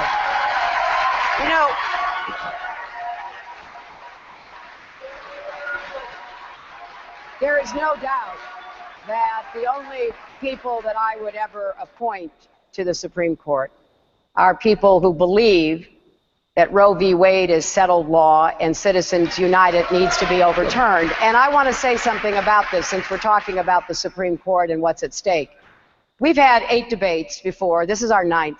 We've not had one question about a woman's right to make her own decisions about reproductive health care. Not one question. And in the meantime, we have states, governors, doing everything they can to restrict women's rights. We have a presidential candidate by the name of Donald Trump saying that women should be punished, and we are never asked about this. And to be complete in my concern, Senator Sanders said with respect to Trump, it was a distraction. I don't think it's a distraction. It goes to the heart of who we are as women, our rights, our autonomy, our ability to make our own decisions. And we need to be talking about that and defending Planned Parenthood from these outrageous attacks. Your response. You're looking at a senator and former congressman who proudly has a 100% pro-choice voting record, who will take on those Republican governors who are trying to restrict a woman's right to choose, who will take on those governors right now who are discriminating outrageously against the LGBT community, who comes from a state which led the effort for gay marriage in this country, proudly so. Thank you, Senator. Who not only thinks we are not going to not defund Planned thank you. Your Parenthood, time is we've got to expand funding for Planned Parenthood. Senator Sanders, you've spoken a lot tonight about your votes in Congress. You have been in Congress for over a quarter of the century, and there as an independent, not a Democrat. Now you're seeking the Democratic nomination, but Secretary Clinton has suggested that she's not even sure you are a Democrat. Are you? Well, why would I be running for the Democratic nomination to be President of the United States? But here is a good point. You know, in virtually all of the general election matchup polls between Trump and Secretary Clinton and Trump and Bernie Sanders, in almost all of those polls, I do better than Secretary Clinton. Both in the CNN poll, I was 20 points ahead of Trump. I think Secretary Clinton was 12 points. And you know why? Because, in fact, a whole lot of people, this may be a shock to the Secretary, but there are a whole lot of independents in this country. Senator Sanders. And we are not going to win the White House based on just long-term Democratic votes. We have got to reach out to independents, and I think I am well qualified to do that. Senator I Sanders. am in this race as a Democrat. I have raised millions of dollars for my colleagues in the United States Senate to help them get elected. I will do everything that I can to open the Democratic Party to the young people who are flocking in power campaigns. Senator Sanders, on that very subject, Secretary Clinton mentioned electing a Democratic Congress several times. She says that she raised $15 million for the Democratic Party in the first 3 months of this year. You don't appear to have raised any money for the party. So yesterday you did announce that you would help 3 members of Congress who have endorsed you, but why aren't you doing more now to help the party you say you want to lead? The truth is, and you can speak to my colleagues, we have raised millions of dollars for the DSCC. I have written letters that have raised just a, if I may use the word, huge amount of money. So that's just not accurate. But I will also say, and this is important, and maybe the Secretary disagrees with me, but I am proud that millions of young people who previously were not involved in the political process are now coming into it. And I do believe that we have got to open the door of the Democratic Party to those people. And I think the future of the Democratic Party is not simply by raising money from wealthy campaign contributors. I think that the way we are doing it in this campaign, $27 a contribution, not being dependent on Wall Street or big money, that is the future of the Democratic Party that I want to see.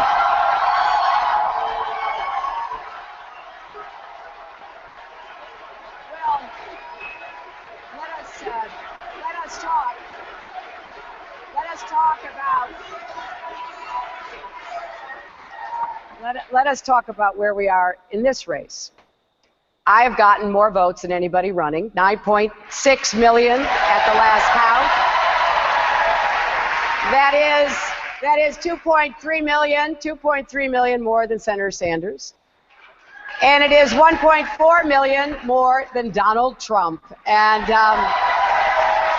I think you have to look at the facts.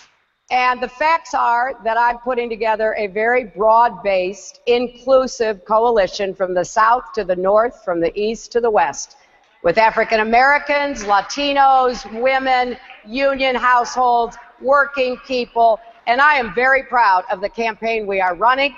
It is a campaign that will not only capture the Democratic nomination, but a campaign that will defeat whoever the Republicans end up nominating. Thank you, Madam Secretary. Senator Sanders. Now I want to say, Senator Sanders. I also want to say that I do think it is absolutely critical and incredible that we have so many young people involved in the political process. I applaud all of those who are applauding you, Senator Sanders. We're happy that they are supporting you, that they are passionately committed to you and to the issues.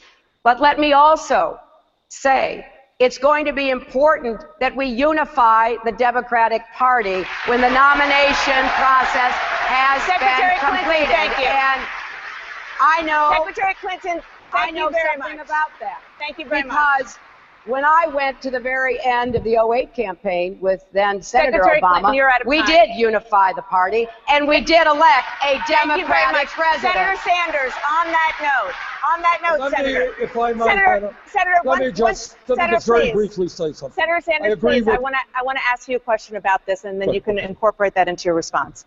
There are 3 months now between now and the Democratic convention.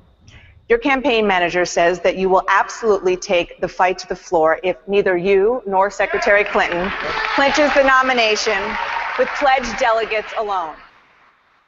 Do you vow to take this fight to Philadelphia no matter what? I think we're going to win this nomination, to tell you the truth.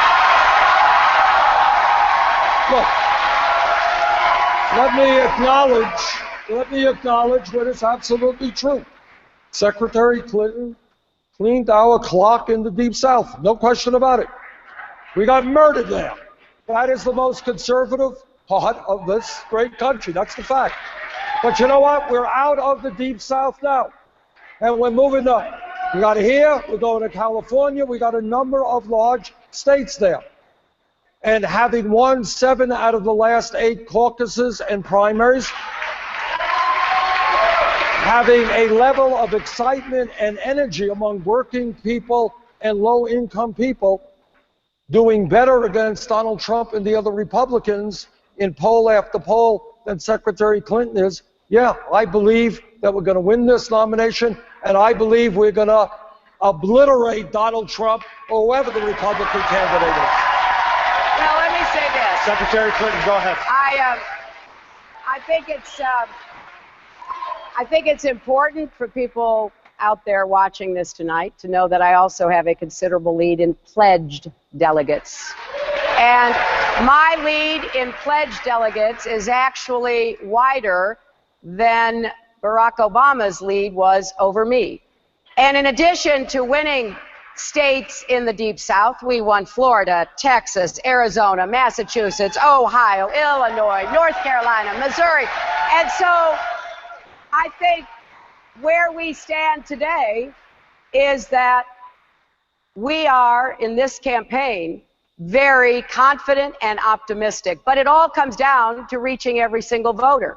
I'm not taking anything for granted, or any voter, or any place. So I'm going to work my heart out here in New York until the polls close on Tuesday. I'm going to work in Pennsylvania, Connecticut, Rhode Island, Delaware, and Maryland, all the way through California. And when we end up with the number of delegates we need, we will unite the party and have a unified convention Senator, that will go on to the general election with. The reason why in virtually every contest we are winning by very strong margins, younger people, and I'm not just talking about very young, you know, the older you get, the younger, 45 or younger, is I think people are sensing that establishment politics and dependence on Wall Street and big money interest is really never going to address the crises that we face. And people understand you can't take money from powerful special interests into your PAC and then really expect the American people to believe you're going to stand up to these powerful special interests. So I am very proud of the fact that we have brought millions of new people into the political process. Thank you, Senator. Many of whom previously had given up. Thank you, Senator, very much. The candidates, they will make their final pitches to New York voters right after this. I think that was his best. All right. I think that was his best exchange right there. What do you guys think? I think that was his best segment. What do you think? Can you guys hear me? Yeah, I can hear you. And Noah, let me make sure you're, both of you are live. What do you guys think? Go ahead, Nick, and then Noah. What I was going to say, in Israel, Hamas was elected in an election. They weren't takeover. So also she said something about NATO. It's supposed to be a defense, but somehow they're out supposed to be looking for missions. NATO, if it's truly a defensive force, doesn't need to go out and look for missions. The missions will come to you. There's no need to be aggressive with a defensive alliance. And then on to the issue of where she started trying to dancing around whether or not she supports this or that, and she wouldn't want to get pinned down on supporting lifting the cap on Social Security. She's being completely disingenuous with that. Like, she says she agrees with him on the big issue, and then she proposes policy that is 1/10 of the issue that she supposedly agrees with. Yeah. What do you think of Noah? Yeah, I do think this last exchange was really good. I do think that, and of course they got it wrong when they referenced, the people who said he supported. I do like his response that he has in fact raised money for the Democratic Senate committee.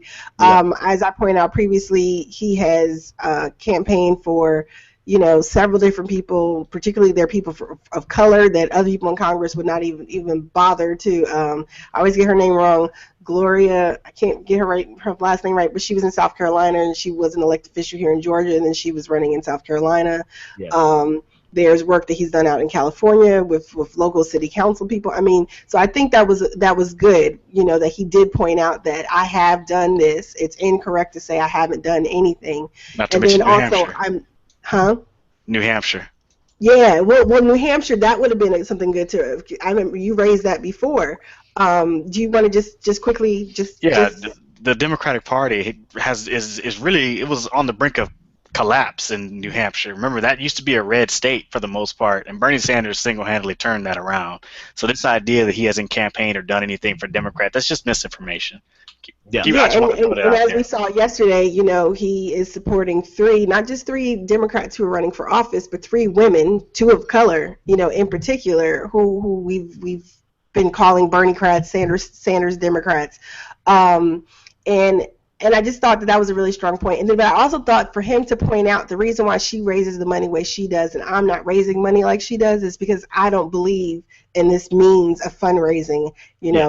I support campaign finance reform. This is what I stand, because that's what they always say, right? Well, she raises money, and there's articles that talk about how she and her PACs exploit, and now we've seen the stuff with Debbie Wasserman Schultz and the DNC, basically rescinding a policy that President Obama put in place in terms of funding and dealing with lobbyists and stuff. Let me jump in there before the time comes back. Go ahead. I know they're coming. He killed in this last section, so I don't know when the next debate's going to be because it's all sporadic at this point. Next month. Do you have to fix before the next debate? He needs a better gun. Because we've all, like, you guys probably don't know this, but we've all been going back and forth internally about the gun issue, about the manufacturer liability, about the Sandy Hook. He needs to have a crisper, cleaner, better answer. Like, a Sandy Hook, oh my God. But I voted against the assault weapons ban. Well, there's so much technically that's wrong, and like we all said, like I've said to you guys before, he can acknowledge that there's a right to sue, or he could acknowledge that they may have a valid lawsuit, because that's what the emotional part is, right? Like when they mention the principal's daughter, you know, they keep talking about how they're hurt because he thinks they shouldn't be able to sue. And there are so many different issues and stuff involved there. Right. I hate to cut you off, but no, go ahead. Back. Welcome back to the CNN presidential debate. It's time for the candidates' closing statements. Each candidate will have 2 minutes. Senator Sanders, you're first. I grew up in Brooklyn, New York, the son of an immigrant who came to this country from Poland at the age of 17 without a nickel in his pocket, never made a whole lot of money, but was a very proud American, because this country gave him and my mom the opportunity to send their kids to college. I believe that this country has enormous potential if we have the guts to take on the big money interests who dominate our economic and political life. And I disagree with Secretary Clinton in the belief that you can get money from Wall Street, that you can get money for a super PAC from powerful special interests, and then at the end of the day, do what has to be done for the working families of this country. I just don't accept that. What I believe is that this country, if we stand together and not let the Trumps of the world divide us up, can guarantee health care to all people as a right, can have paid family and medical leave, can make public colleges and universities tuition-free, can lead the world in transforming our energy system and combating climate change, can break up the large financial institutions, can demand that the wealthiest people in this country start paying their fair share of taxes. And we can do that when millions of people stand up, fight back, and create a government that works for all of us, not just the 1%. That is what the political revolution is about. That is what this campaign is about. And with your help, we're going to win here in New York. Thank you. Thank you. Secretary Clinton.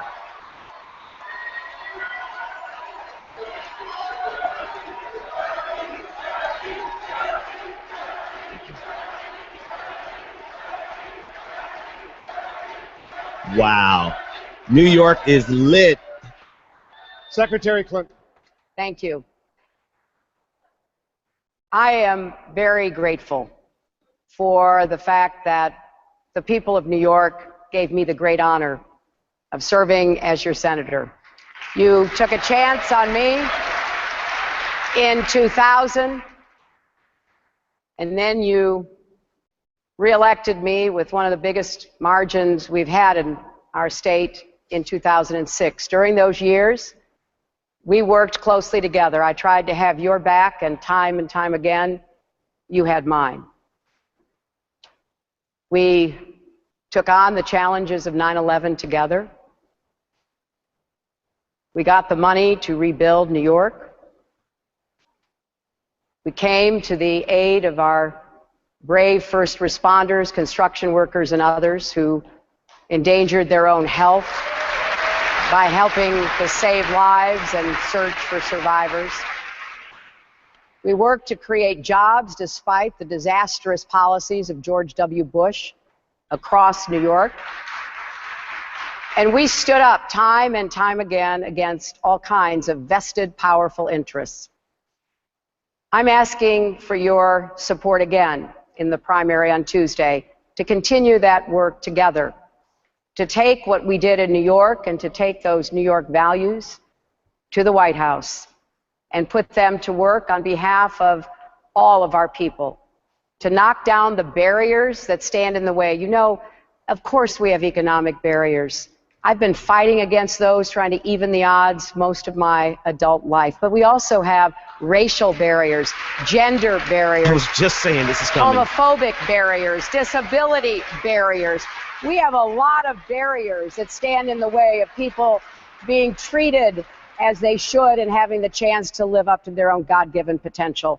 So I am humbly asking for your support on Tuesday. I'll work my heart out for you again. And together, we won't just make promises we can't keep. We'll deliver results that will improve the lives of people in New York and America. That's what we'll do together. Thank you, New York. Thank you, Secretary. Thank you very much, Senator. I want think... to thank the candidates for a really terrific debate. All right, also folks. to Dana Bash and Errol Lewis. All right, shout out to the moderators. I do have to give the moderators a shout out. This, I think, besides the which one was that? The Telemundo? It wasn't Telemundo. Univision. Good Lord, I just called. Man, that was probably a microaggression. I apologize, people. But the Univision in Miami. Besides that debate, I think that debate was the best one. Still, this one was a close second because the moderators actually did some serious question asking and follow up and did not let anybody off the hook. All right, so let's get you guys' opinion. What do you think? How do you score this? What are the takeaways? Let's go with Anoa. I love Bernie. I do. But they fell down on the team. Bernie fell down on the job. After demanding, pushing to have this debate, he should have been coming out the door guns blazing. Yeah. I can't remember who said it in the chat, but somebody said, he probably was having too many rallies, not enough time for debate prep. I don't know what the answer was. He did better in the second half, but he stumbled and fumbled. I mean, she doesn't have to do well. She just has to. She doesn't have to do well. All she has to do is maintain. Right. And he didn't do enough. There are so many things that we've all mentioned that should have came up. Stronger answers. I don't understand at this late stage in the game why the team does not have this stuff together. You should be able to pull this instantaneously. Maybe they need to come holler at you about debate prep next time. I really don't know, but I don't think it hurt him. But he needed this. He needed this, and.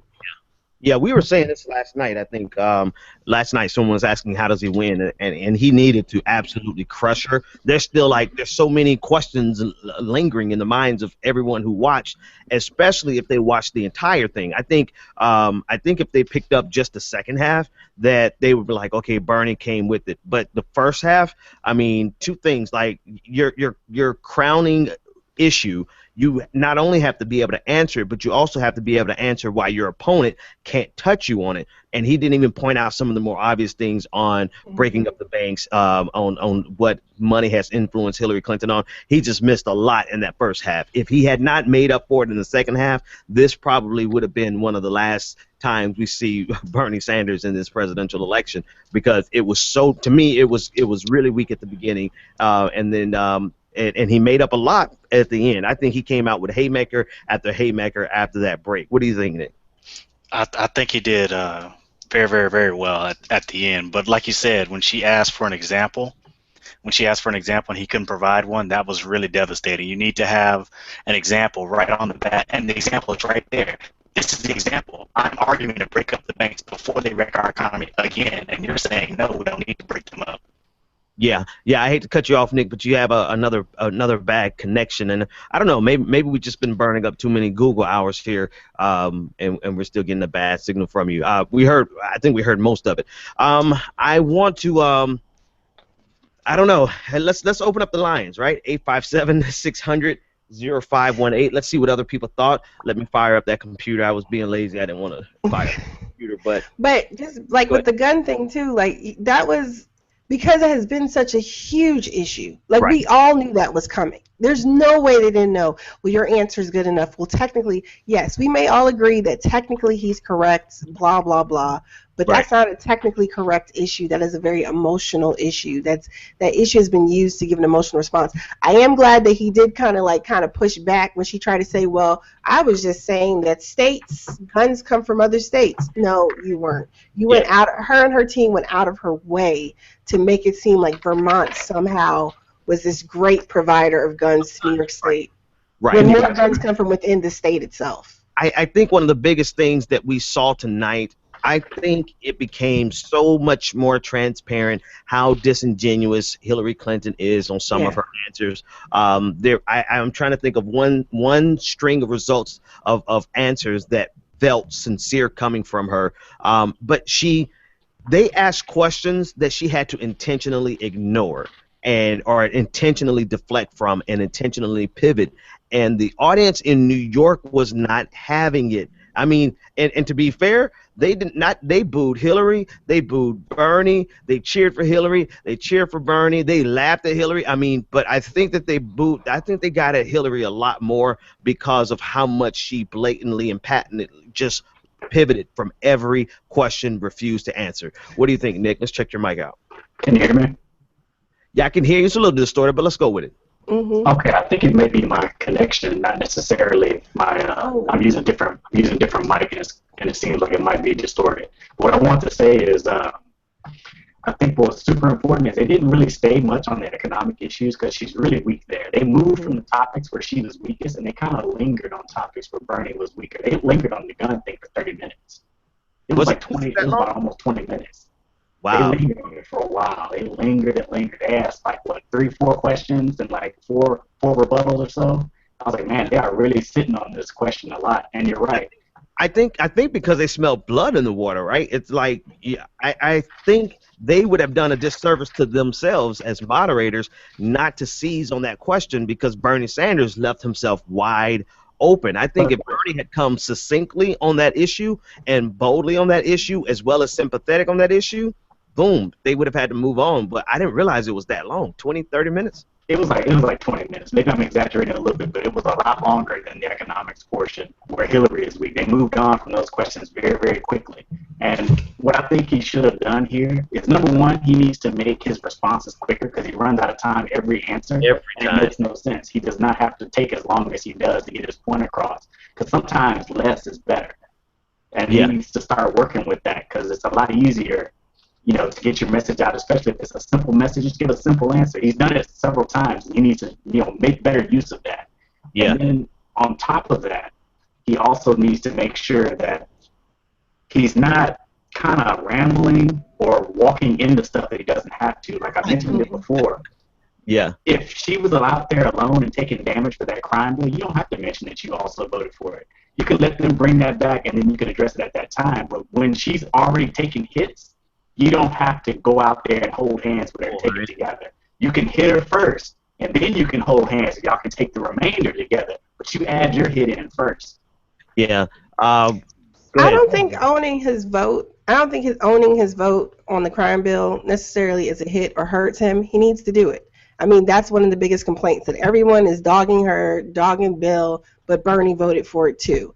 And I think it's better for him to get out in front of it versus them hitting him possibly with a question in that respect. But I do agree with you that he doesn't necessarily have to volunteer information. In that respect, I think saying, yes, she's right, I voted for it, and then going on, but he needs to have a stronger point because the issue isn't that, Bill passed it, because she doesn't let up on him. The issue isn't just that, he voted for it. She likes to tout the good things. Bill likes to tout the good things. He missed two things with that whole exchange. One, in the 90s, they lured them into voting for that bill with the violent provision, with certain things, right? He wasn't the one that was advocating, because this is the thing with the Clintons, right? They were advocating the worst parts of the bill.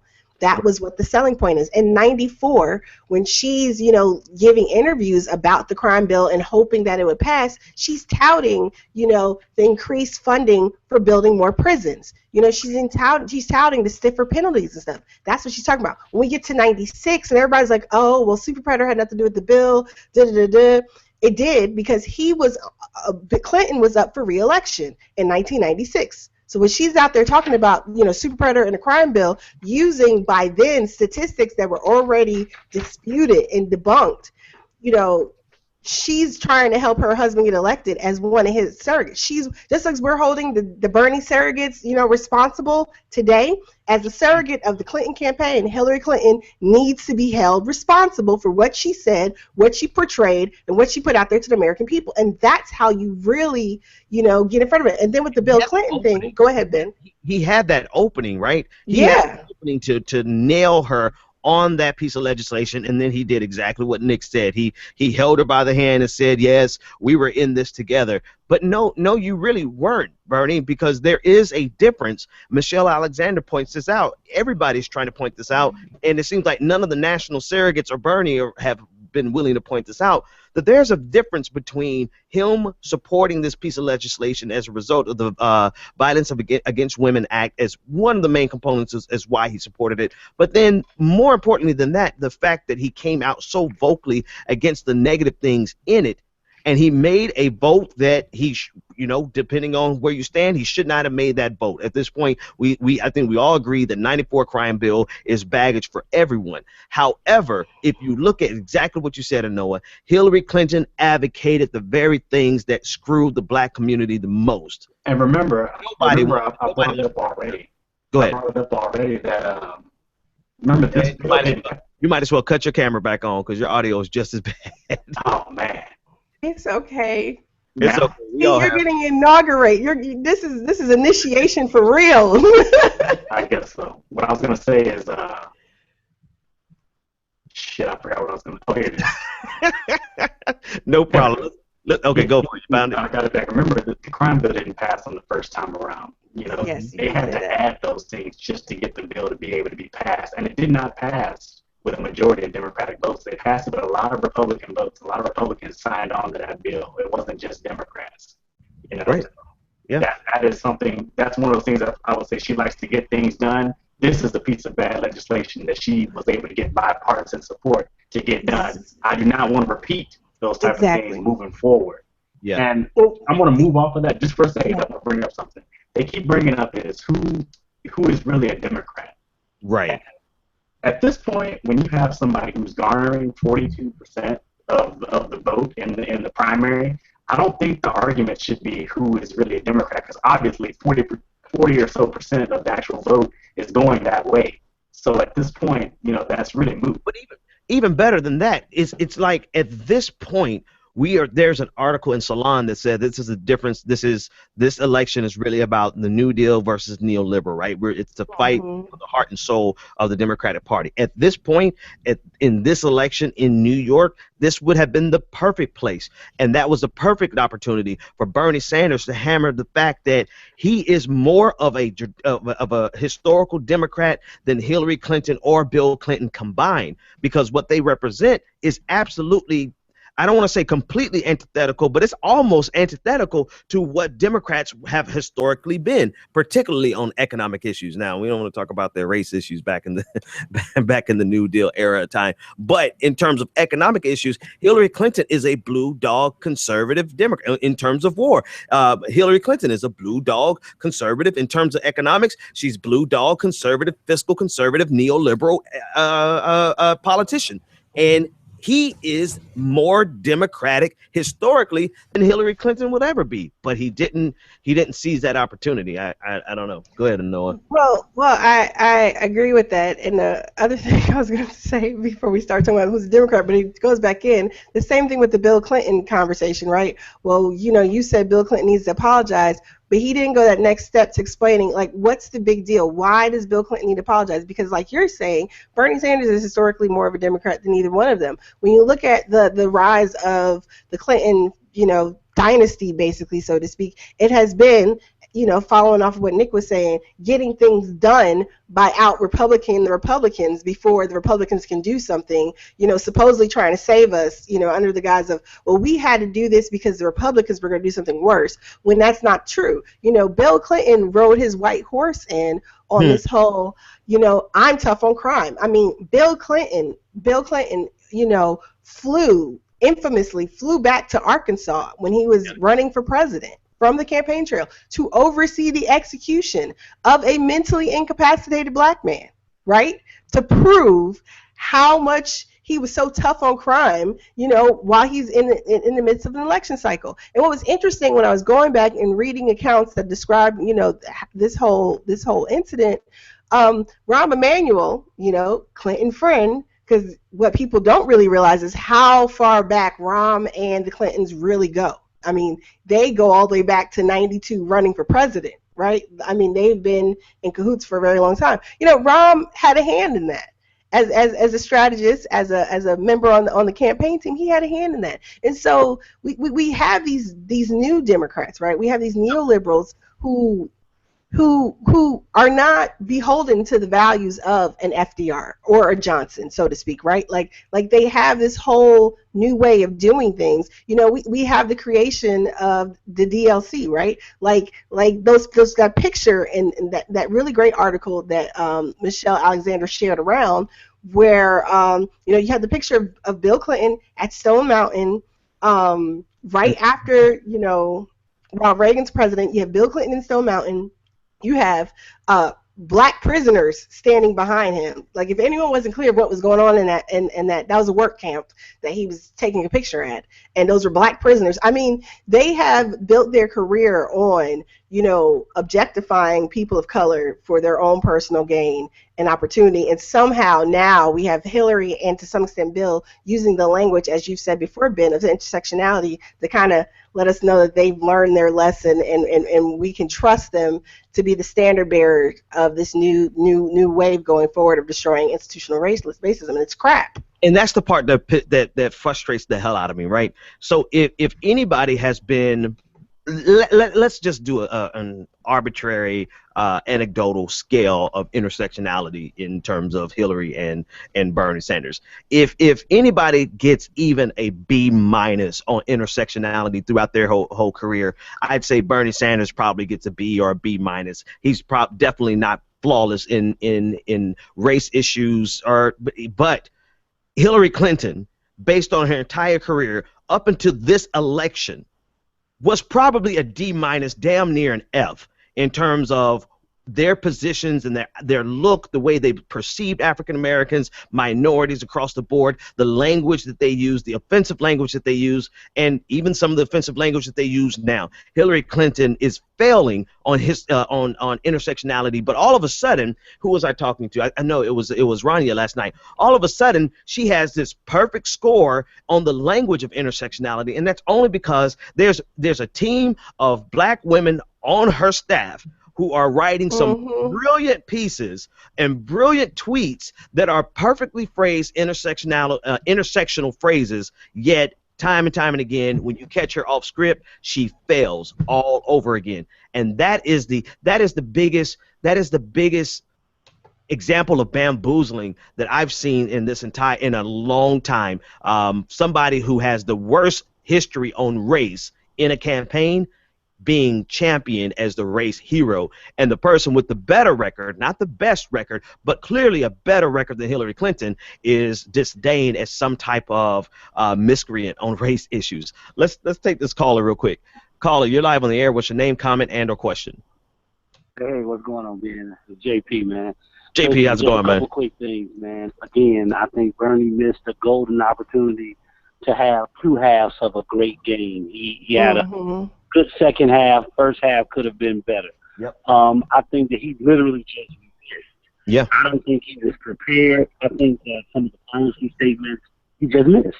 Yep. He just simply missed. I put in the chat that afterwards that he ended up saying that he could have used the Elizabeth Warren point. But again, now half the people have left the room when you bring it up. Yep. So again, I think that he may need to cut back on one less rally and have more debate prep so that he can finish this thing. You know, I'm reminded of Mortal Kombat. And at the end of Mortal Kombat, when a person about to die, finish him. And Bernie yet does not know how to finish her when he has her against the rope. She was totally horrible today, and you know she was because they gave him a tie. Mainstream media don't give him that kind of grade. So I just want to let y'all know it was a great show. I love the wisdom that's in the room. Anoa, I love the wisdom that you bring. Man, my man Nick, I love the wisdom you bring. Ben, you know you the fearless leader. Love you both, man. Y'all go and keep doing what y'all do, man. Thanks a lot, man. Appreciate the call. The lines are open, 857-600-0518. I have to agree, it was he missed so many opportunities, man. Yeah, if they're calling it a tie, then I mean, she did not. I agree with JP, but also like, since she's like, she struggled. She struggled too, and so it's not that like she's getting a pass or anything. But Bernie really, we needed another Miami debate. That's what we needed. And was there no immigration tonight? No, I don't think there was a single question on immigration. So that was problematic too, because he's phenomenally better than her, despite what they try to say about the 2007, vote. Like he's exponentially better than her on immigration, and he should have tied that whole thing about judgment and foreign policy. While immigration is not necessarily a time policy, they have to train him, and I've said this before. They need to get him some law school, some second, third year moot court students to help train him on how to weave his points in a little bit better, the way she does. Somebody was saying she gets nervous when she starts scribbling. Nah, that's that legal training at work. She's raising up points, whether they're relevant or not. She's raising up points to make sure she can get her digs in at her opponent. This is April now at this point, right? We made excuses in October and December, whenever else, but at this point, there's no reason for it.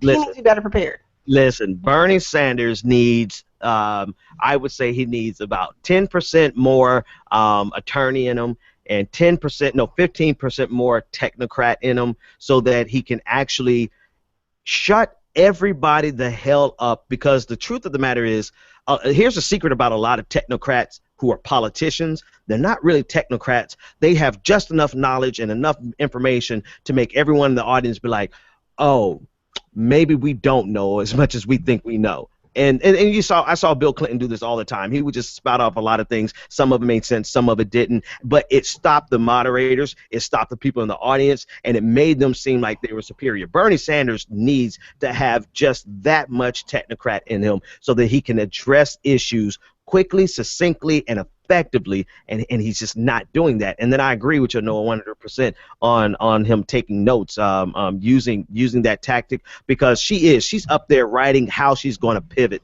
I guarantee you, she hears a pivot and she writes it out and she nails and she delivers. I have to give her that in that regard. I think she's I can ding Hillary Clinton for a lot of things, but she's strategic, right?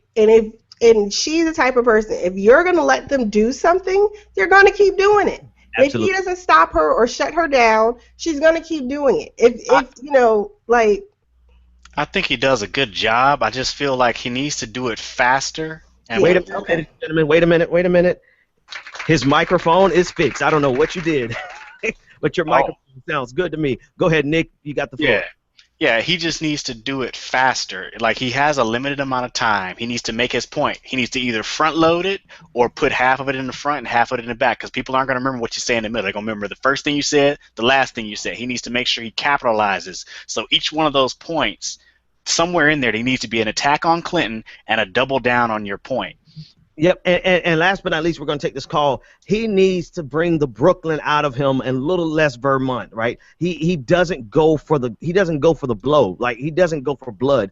And if he hasn't noticed, Hillary Clinton and her minions are coming for blood. They are trying to eviscerate him and leave his bowels laying on the floor in front of him, politically speaking. And he's being still kind of gentle, and the only things that he's being tough on are almost things that he's being forced into because of his surrogates, in my opinion. He's not come out and really hit her across the head, because how many things did he not mention tonight that he could have? Honduras. And that was in the news this week. That was huge. In the way she doubled down, it was in her. I was expecting him I was expecting him with the New York Times, when she went into the New York Times interview, you said this, I was expecting him to come back at her, because if y'all both had the same sit down, right, that's fair game. That's, even though that's not what the topic is, that's what you need to go to, because it gets raised. Sorry for the legal analogies, but it's a character thing, right? Like, he's still reluctant to go after her, but when she opens the door, it's absolutely fair game. Yes, she set herself up for at least 3 knockdowns, and he didn't take it. Nick, what were you about to say? You know what's so funny about this whole debate? It seemed like there was not a lot of important issues actually brought up.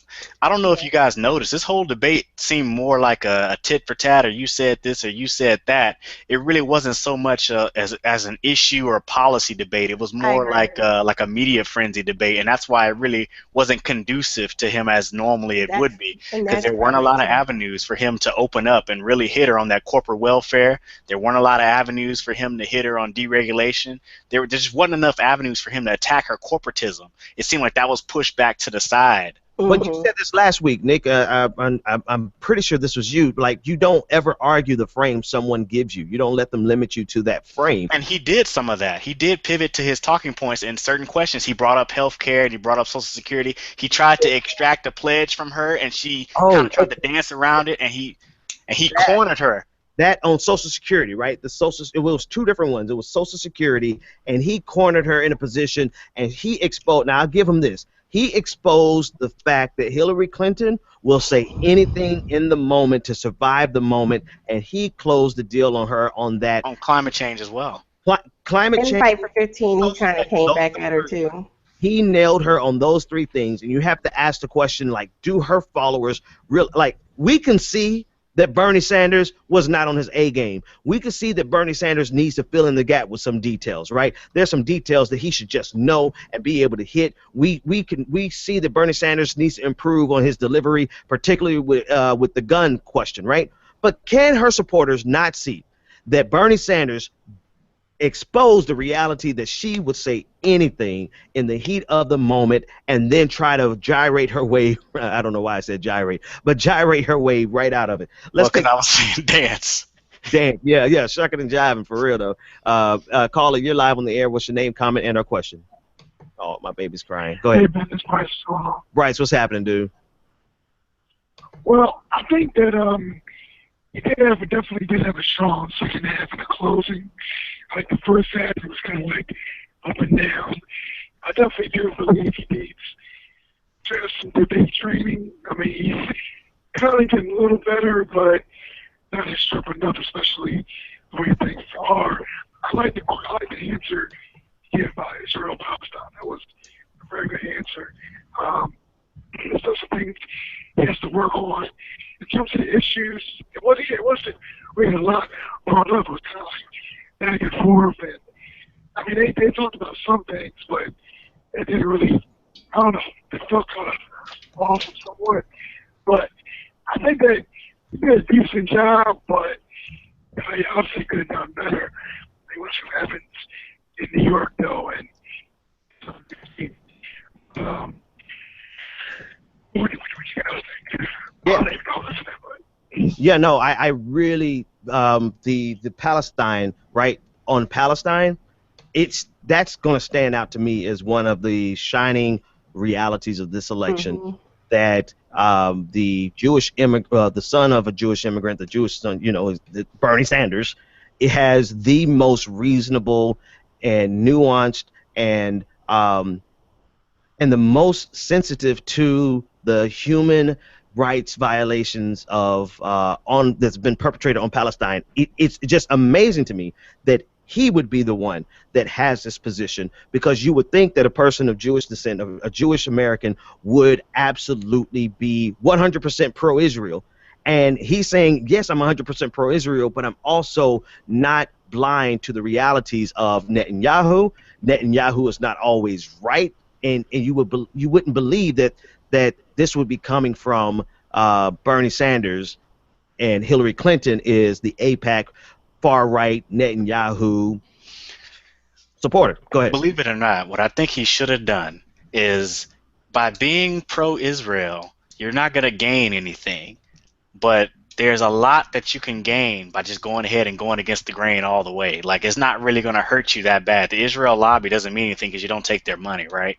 They're already going to be either for a Republican or a neoliberal in general. So this might have been a time to just, discuss the elephant in the room, that what we have is an illegal occupation that is going on, and that is the root cause for all of this conflict. And so unless we address that, the violence and the bombs and all this, none of that stuff would be happening.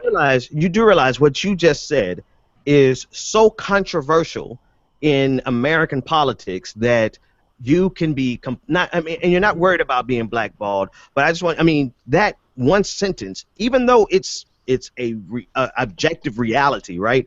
That one sentence is so damning in American politics, and that's why I think it stands out so much more than that Bernie Sanders is the one to address this issue. And I guess that makes sense, right? If you think about it, who better to address this issue about the hypocrisy of American politics as it pertains to Israel than a Jewish American, than Bernie Sanders? What do you think, Anoa? And then we're going to grab this call. I think that I think that he potentially can be a bridge on this issue. I think this is one of several issues. I think that he's a good bridge between different viewpoints because of his unique position. There are quite a few actually Jewish Americans, people who are rabbis, other members of the faith, who do hold similar beliefs in terms of the Israeli occupation and how Palestinians are treated, right? I do feel though that it's more so that he has this humanist grounding in philosophy that is an undercurrent for everything that he talks about. Like everyone's like, oh well, he's white or he doesn't really have black people on his staff, so how could he actually talk about these things? He has this just basic humanist philosophy that he believes in, people's right to live and be happy, right? That's oversimplified, but that's what the basic gist of it is. So I think that helps him translate and step back and see that yes, how can you look at what happens? How can you look at what's happening in Gaza? How can you look at what's happening? How can you look at that and look at the history too and not, feel something for people? There are still, I remember writing a paper in college, there were old women when the houses were bulldozed, when they started doing the settlements, the illegal settlements, right? When there are old women who still had the keys to the house that no longer exists. Like, how can you think that this is okay when people are having everything taken from them?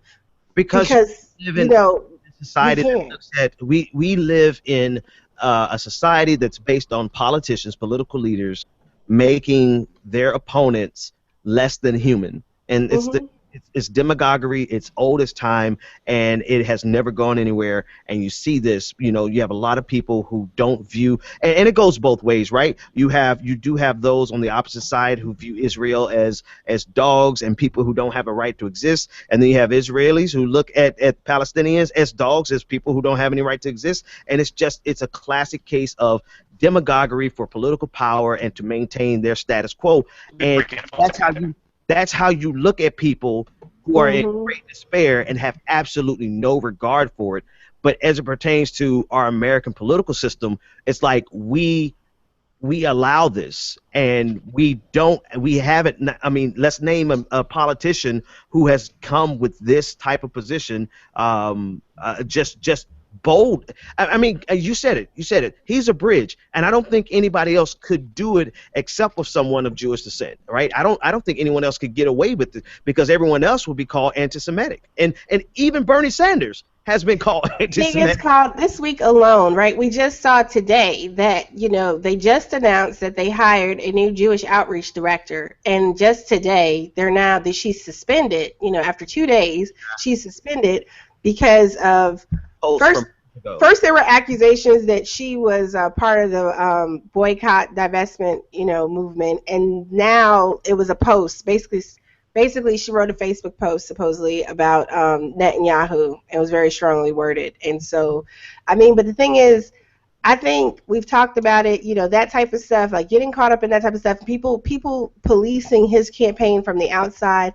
Yeah. These are people who are not going to support you at all. American, Jewish lobbyists, whoever, they have no intention on supporting him, right? The fact that AIPAC, responded the way he did by refusing his request to do the video of his speech when they've allowed people like, Romney to do it previously, right? Like, you allow someone like Donald Trump, who everyone is comparing to being a fascist these days, when Donald Trump is, invited and engaged and respected in your midst. Like, there's just so much going on right here. So, like Nick was saying, you don't even need to compete for that vote over there because you're not going to get it. Like, if you want to talk about like not competing for certain votes, that's a voting block you don't even compete for because you're not going to get it. You know, moderates who, you know, see the situation, you know, who can acknowledge that, you know, a two-state solution is the way to go, who acknowledge that, you know, there is a human rights crisis happening right now. I mean, no other country, ally or not, is allowed to disregard the United Nations the way Israel does. That's just plain and simple. I said there comes a point where you have to actually support your people. Like when you have somebody working for you and they're under attack, you don't need to throw them under the bus because they're under attack. The people that are attacking them and by proxy you, they're not going to vote for you anyway. If they said something wrong, rephrase their statement, remake the point, put it out there again, and double down. You don't need to distance yourself from somebody just because I lost you, Nick. They're under. The audio fell apart. Yeah, but he was. I think Nick's point from a little bit I heard that, you know, and I think JP might have made this mention earlier in our chat that, you know, when you have someone who is on your team, right? You clearly hired them for a reason. Yeah. You don't just, you know, toss them out because somebody said, oh, I don't like what that person said. Like, that's the same thing with, you know, the comments that I'm not going to repeat from yesterday. Let me how it works. Oh, God. Yeah. Well, that one, okay, we'll talk about that one another time. With regard to the person, his staffer that he threw under the bus or whoever made the decision, I'm sure it probably ultimately came from him. Here's how it works, right? People who want to see you fail are the ones who are going to point out some feigned outrage, and that's what they did with this post. She called him an asshole some years ago, and now all of a sudden she has to, you know, be held accountable for it 5 years later or 2 years later, whatever the case may be, right? And so right, yeah, right. So I mean, and then at what point can we not say that about elected officials, right? That I mean, and this is the same person that openly disrespected the president. Exactly, but here's the play, right? And this is what I think I heard Nick saying too. Those people aren't going to support you. Those people are trying to destroy you. And as soon as he suspended that young lady, and I can't remember her name, I'm sorry, but as soon as he suspended her, articles went out saying that Bernie Sanders, if Bernie Sanders is really pro-Palestine, then he should not have fired or suspended his Israel outreach. And then this article has been spread in the Hillary Clinton supporter camp as proof that he's not as good as he said he is. So it's like you're feeding. This is something my dad always taught me. He was like, you can pacify an alligator all you want. You'll be the last one they eat. You can never give way to people who are doing things just to undermine your progress. Let's get this number from 404, and then we're going to get out of here. 404, you're live on the air. What's your name, comment, and/or question? 404, this is you. You're live on the air. What's your name, comment, and/or question? Hello? Yep. Ben? Yep. Hi. Yeah, so actually I was just saying that Hillary has an advantage in African American community and Jewish community according to the polls. That's where she is focusing on, and that makes a very tough issue for Bernie to, I mean, because he's losing 2:1 in Jewish community as well, and that's 10% of the voters, and then 20% is African Americans, 20 to 25%, so that's like very difficult to make. So I don't know, like, how his best moment in the debate today may not really help him in terms of that community. Like Israel, Palestine. And then the second thing you talked about was the Miami debate being the best debate, but I don't know whether we overinflate the value of the debate changing the minds of people, because he got trounced after the Miami debates in all the states, although it was the best debate. It really, I personally believe grassroots canvassing changes minds more than debates, because the viewership is pretty low. Even if you see today's viewership, it was 1/3 of the Republican debate viewership. So I'm very, that was just...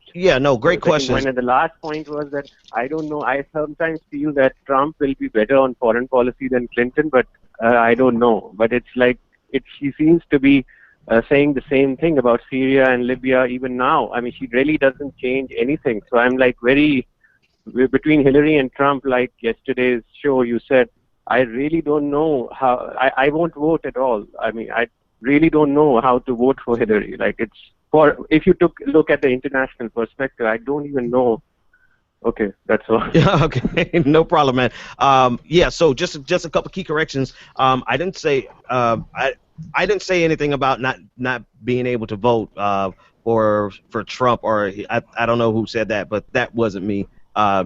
Just for clarification, and then another clarification. When we were talking about Miami, I'm expressly talking about the moderators and the presentation and the questions and the follow-up and just some good journalism, in my opinion. I agree with you 100% on the fact that the ratings are so low that these are not going to reach a big enough audience to change anybody's mind in a significant way. And the first point you made a lot of points, caller, but the first point I think was the most salient is the fact that considering his deficit in the Jewish vote in New York right now, that his shining moment on Palestine actually may not be the best thing for him in terms of New York. So what do you guys think about all that? But it may be the best. It may work well with when we talk about the black left, because there are a lot of people. Well, not just the black left. There is a growing movement. There are people in the country who are very. You talk about New York. New York is both someplace that can be a tad conservative, but also very liberal at the same time. And there are quite a few people. You know, there's strong Muslim Arab American support for Bernie Sanders for a reason, and this is part of it. And that's something he's getting the support from Muslim communities, and not so much love from you have leading activists, Muslim American, Arab American activists who are supporting and endorsing, Senator Sanders, Linda Sarsour, Palestinian American activist who's very critical on the Israeli-Palestinian issue. And even though, he may not be going as far as many of them would like, he is going the farthest out of, American politicians. And he's taking this crazy first step that everyone seems to be afraid of taking in America, which is to just recognize the humanity of Palestinians. And sometimes just recognizing that humanity has been considered anti-Semitic in American politics. So, even though he does not go as far as a lot of people on the left want him to go, he absolutely is, to me, I think he's gone the furthest that I've seen in a significant way, and it's simply amazing that it's coming from someone who is Jewish. A mainstream politician, yes. Yeah. No, I mean presidential candidates. Definitely. I want to make something clear, though. You notice that the left from these other ethnicity groups, you notice what they do? They endorse candidates. They get behind candidates, and they work for candidates. They don't, I don't endorse any political candidate. He still has a long way to go, blah, blah, blah, blah. Look here. There's something to be learned from this, because let's say he does win, there's something to be gained for, just to the winners go the spoils, right? Yeah. And if you don't get out there and get some skin in the game, you're really not going to get much, because if you don't produce voting power, there's no reason for them to give you anything. You don't represent votes. You're not a threat to them because you're not turning out people to vote. Yep. Well, and if you just represent votes, but you're not leveraging that voting power for anything, like conversely, right? You have this overwhelming black support. Yeah. Like, so on the flip side of what you're saying, just to follow up. So if you're putting votes up, but you're not leveraging it for anything meaningful besides some staff positions. Yeah. I mean, I think that's a great critique, though. We as a block, the black voting block, you can say we're not a monolith. It's a block.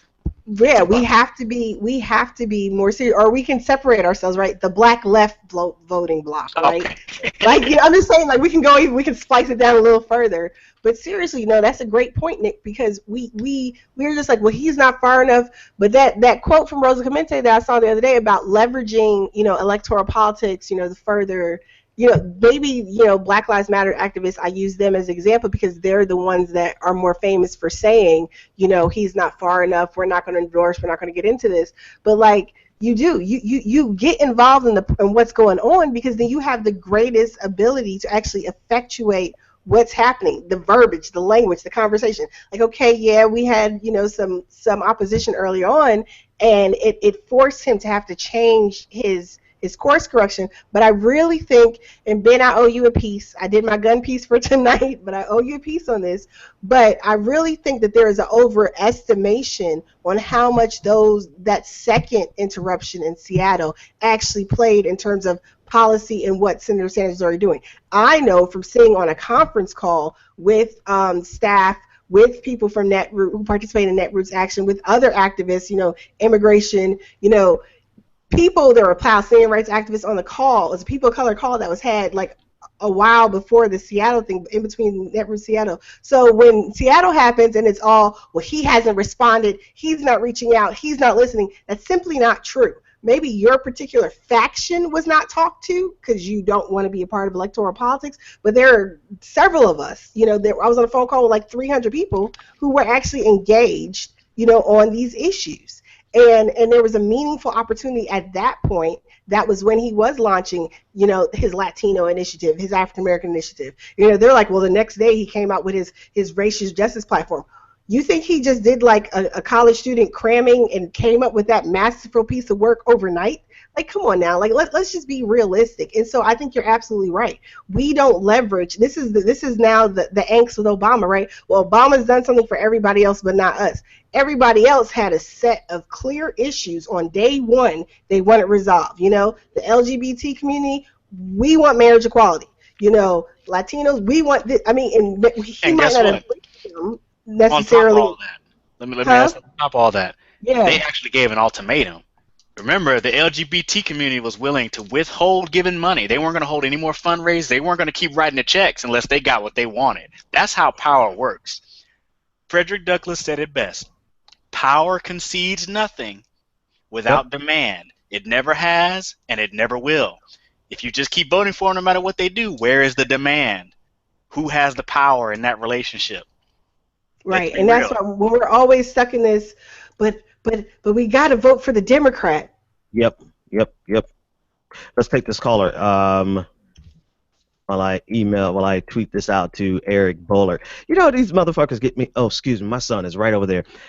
So Eric Bowler, whatever his name is, this surrogate for Hillary Clinton, said, quote, subtweeted me and said, the fact that Clinton has overwhelming black support is driving Sanders fans bonkers. Completely erasing the fact that I'm black, you fatuous prick, right?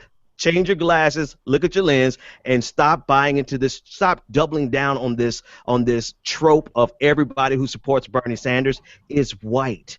No. Anyway, I'm gonna handle this. But that's something else he should have said today, right? Because she tried to say that. Well, I have this diverse. I have this. Look, there are a lot of people who are not voting and engaged in the process. We all know plenty of black folks who can't stand Hillary, but they are not interested in voting at all because they don't believe that the system is going to let Bernie win. It goes back exactly to what you guys were saying, and I was doing this over here, but I heard everything you said. It's this group. It's half the voting. Let's break it up into thirds, right? You got a third of the black voting bloc who just gives their vote away to the Democratic Party and doesn't ask any concessions other than a couple of key jobs for their best and their brightest, right? Then you have a third of the black voting populace who are so radical and to the left that they just don't feel like anybody is ever good enough, and anybody ever is going to do anything, so they just don't vote. And then you got those of us in the middle who like, all y'all niggas is, oh God, dog, all of y'all are crazy. Y'all need to be participating in get something for your vote, and you got to vote to get something for your vote. And it's like this vast sea of nothingness that is happening. And in the absence of that political power, there's so many opportunities that we miss that we could leverage. Bobby called in about a month ago, and he said there's nobody who can get elected unless they get the black vote in the Democratic Party. And that is the absolute truth. Now, with that kind of political power, you mean to tell me all you need Hillary Clinton to do is show up and say black girls rock, and you're just going to give it away? That is the most asinine, piss-poor, backwards mentality that I ever seen in my life, my political. And it goes back to probably one of the first conversations you and I had about how Bernie Sanders has been forced to jump through all these hoops, right? Mm-hmm. These unimaginable hoops. I understand that there's issue. People take issue with the characterization that he allowed Black Lives Matter to speak. I mean, quite honestly, you can mince those words and stuff. We can take issue with Killer Mike and other people's framing of the situation from Seattle. But the fact of the matter is, you were not arrested. You were not put out. You were not removed from that event. You did get to speak. Now, whether you had to forcibly take the stage, I mean, that's kind of what happens when you interrupt people. You have to, force your way into something. But the fact that ultimately it was resolved with you getting the microphone, that is somebody conceding and allowing you to be there, because he would have been well within his rights, or the organizer of the event would have been well within their rights to have them removed, or whether that's right or wrong. I'm not saying that would have been the right thing to do either, but this notion, he jumps through all these hoops unnecessarily, where Hillary Clinton has been dismissive. She has had people removed. She always has somebody else do her dirty work for her. I go back to, there was the one attempt, late summer, early fall, when the young people, because they weren't even allowed into her event at first, right? She agreed to meet with them afterwards, and that was excuse. Well, Bernie's the easier target because, because Secret Service and security, we can't get to Hillary, or since he's so far left, he's going to force her to move further on the issues, and that's ridiculous. They have not been treated equally at all, particularly when we've already watched Hillary Clinton run for president, and we've watched how racist her and Bill can be. So if anything, she should be held to a higher standard. It has to be her opponent.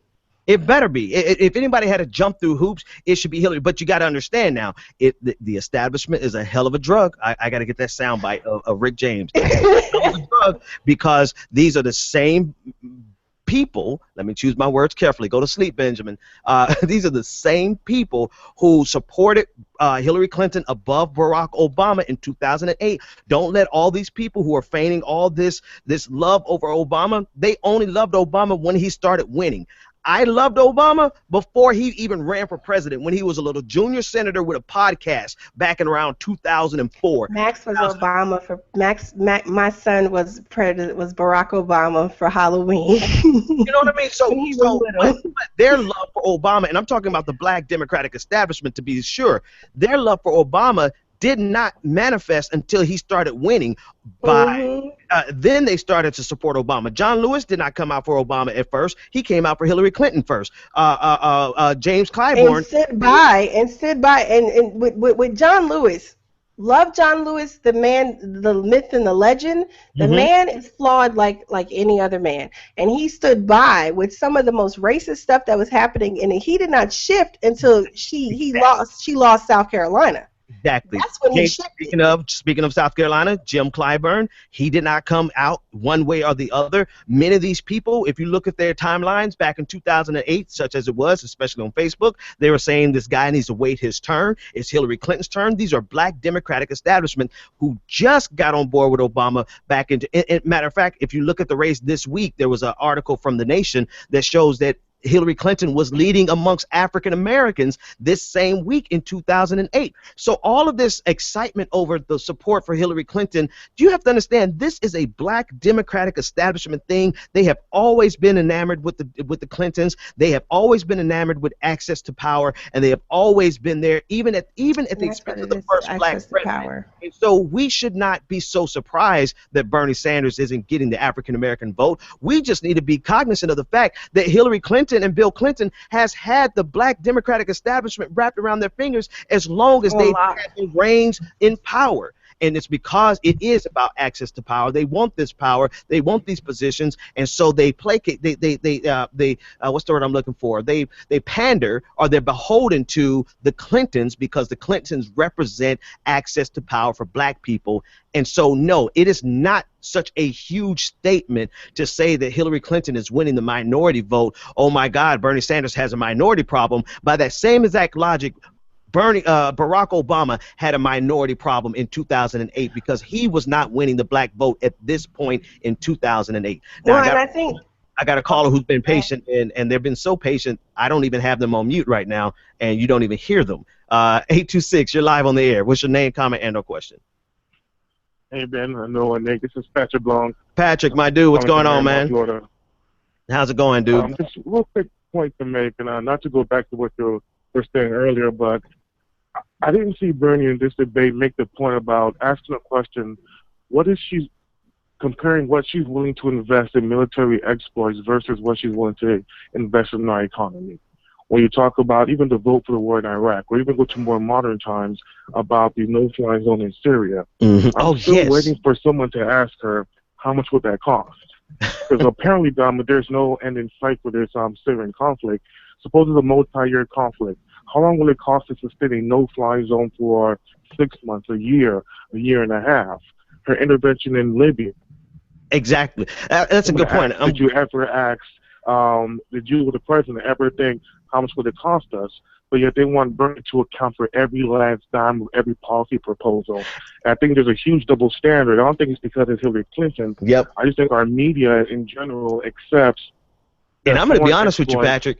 We can spend trillions, and that doesn't warrant a question. But a person asking to get universal health care has to account for every last dime. And I was hoping and waiting for him to bring that contract, and it didn't happen. Now, listen to you off air, and thanks for taking my call. Thanks so much for your patience, man. I'm going to be honest with you. The fact is, that's the type of pivoting, that's the type of positioning that you have to have going up against anybody in a debate. You have to be ready for these things, man. You got to be twice as good. Bernie Sanders, I'm sorry, you're going up against the most popular, and by popular I mean name recognition, politician running for office in definitely in our lifetime, probably in 2 lifetimes. Like, I don't know anyone who's coming into a race with this much name recognition. You have to be 3 times better than her. And what better way to shut up the conversation about how we're going to spend, how we're going to afford free college tuition or tuition-free college than by mentioning the fact that we always have money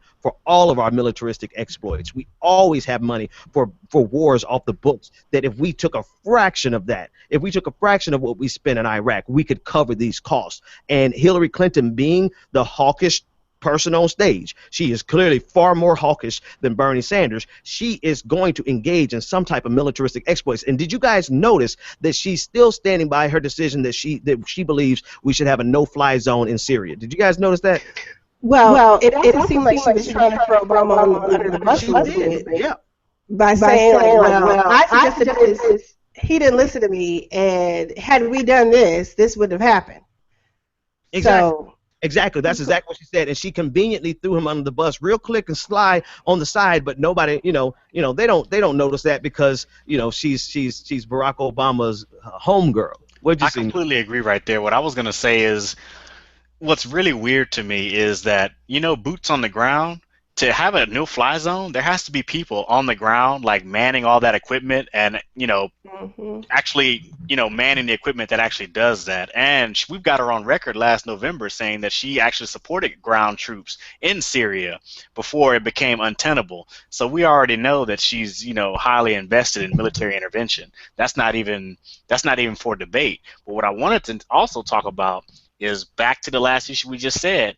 I think all too often they get glamored by the Clintons, and they trade real policy that would advance because A, they don't necessarily want it, they don't believe we can get it, or because they've just been tricked by the black faces in high places and think that that's what politics is. And it goes back to what Yvette Carnell says. That's a childlike understanding that believe that just because somebody who looks like you is up there, that they're necessarily doing stuff for you, and those two things are completely different. Clarence Thomas is a clear example of that.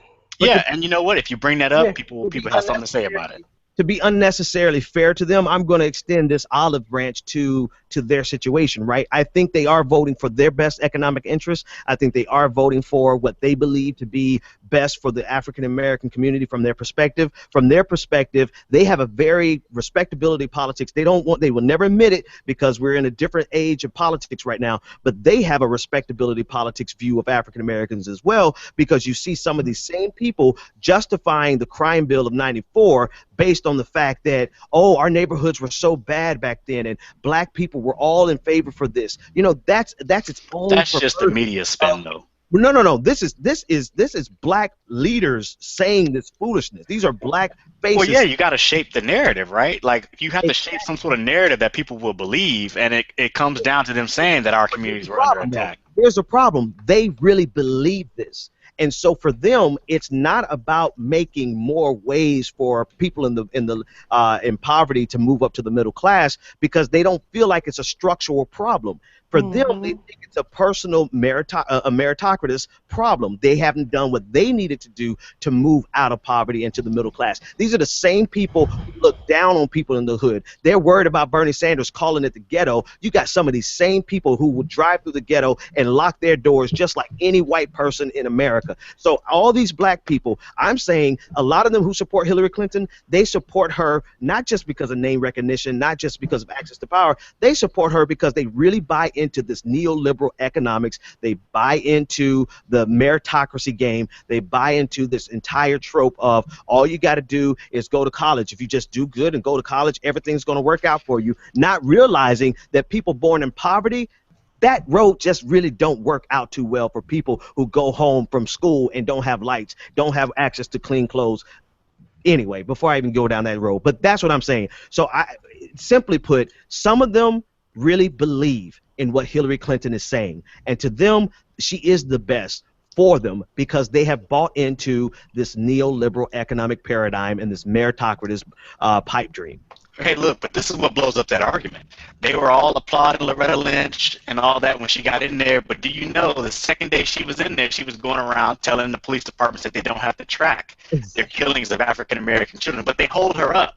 So if they really did believe in that nonsense, that, you know, that would just shatter it right there. But remember, an ideology does not have to be logical. I'm saying they believe in her based off of an ideology or the propaganda that's put out there that shapes, you know, their politics. It's not necessarily because they actually believe in something and they're sticking to it. It's really that they're just following the propaganda game. You don't know how many people I talk to every day will tell me that Hillary Clinton taking all those money from all those corporations and all those businesses, that's not going to affect her in any way, shape, or form. That Hillary Clinton's Clinton Foundation, there's nothing wrong with it, and it's just all a right-wing attack. That, you know, that's just all right-wing nonsense that I'm making up when I say there's a definitely clear, you know, conflict of interest in here with the foundation's actual operations. You know, taking money and then getting favors from the State Department and things of that nature. And I let them know, I'm like, hey, this is a Democrat. Yep. They're smart. They're not going to have, you know, a briefcase of money being exchanged at Denny's or something like that where you can easily see it out in the open. These are very, very, very smart individuals, some of the smartest people in our country. They're not going to do their corruption that way. It's not going to be explicit. It's going to be implicit. Yep. That is the way the cookie crumbles, ladies and gentlemen. Everybody give your last words. Not your last words. Give your last closing statements, and let's get the heck out of here. It's late. Whoever wants to go first, you guys could drop. Can I just say, there are, unless my chat is like delayed or whatever, I can't believe so many of you are still here hanging out with us tonight. So thank you. But yeah, like I just really think that if you are in New York and you have the time or energy to do so, even if you don't, make it. You know, round up some folks and go make it happen. Print out some flyers. Go canvas. We need to get out the vote. I think one of the previous callers had a good point. Grassroots action is really what's making the difference. I mean, in terms of Florida and other states, quite honestly, they did not compete in Florida. They didn't compete anywhere in the South, really. So everybody else, if you can't canvas and stuff, phone bank. It's BerniePB.com or BernieSanders.com/phone-bank. Get on a dialer. You know, they need to make 2 million calls this weekend. It's real. It's crunch time. And making those calls, getting people out to vote, you know, that's what's important. That's what's going to make all the difference as we're moving forward. I did see a poll that he's actually up a few points in upstate, you know, New York, and he's down actually in the city. So, I mean, need to hit the pavement, talk to people. I mean, there are a lot of people who are actually registered to vote who don't vote because they don't see the point. Have a conversation. It makes the difference. Makes the difference, Nick. Okay, I think he did well on healthcare. He did well on climate change. He did well on Fight for 15. He did well on the military intervention. I think he made some interesting points tonight. He really does need to be tougher on her, and he needs to use. He made a reference to wealth transfer. He needs to make sure he makes those references more often. He needs to talk about corporate welfare more often. He needs to make sure that remains a part of the discourse. He tried to extract some campaign pledges from her. She would not get pinned down on anything, and she was awfully resistant. So he needs to make sure he makes sure to keep bringing that up. But other than that, I think he did okay. He just needs to be a little bit more clear, a little bit more concise, and just keep doing what he's doing. All right, all right. I agree with everything you guys said tonight. The most important thing out of everything else that has been said tonight, click the subscribe button. Come back to watch some more of the Benjamin Dixon Show. Folks, we really appreciate you. If you really like what we do, go over to patreon.com/the BPD Show and sign up to be a patron. Like, share, and subscribe. We'll see you guys on Monday, and on next Tuesday I will be hosting the David Pakman Show. So check his channel on Tuesday for all the videos. I'll be hanging out with Lewis and making some videos over there for the show. That's it. Check us all out on Twitter. The Progressive Army, progressivearmy.com. You know where to find us. We're out of here.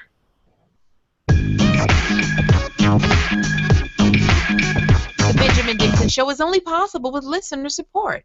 Go to www.thebenjamindixonshow.com to register for our blog, join the Progressive Army, and support the Benjamin Dixon Show. Crazy mother.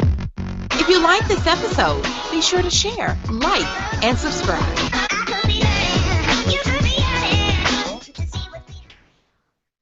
Consider becoming a Patreon. Go to www.patreon.com/the BPD Show and support the Benjamin Dixon Show.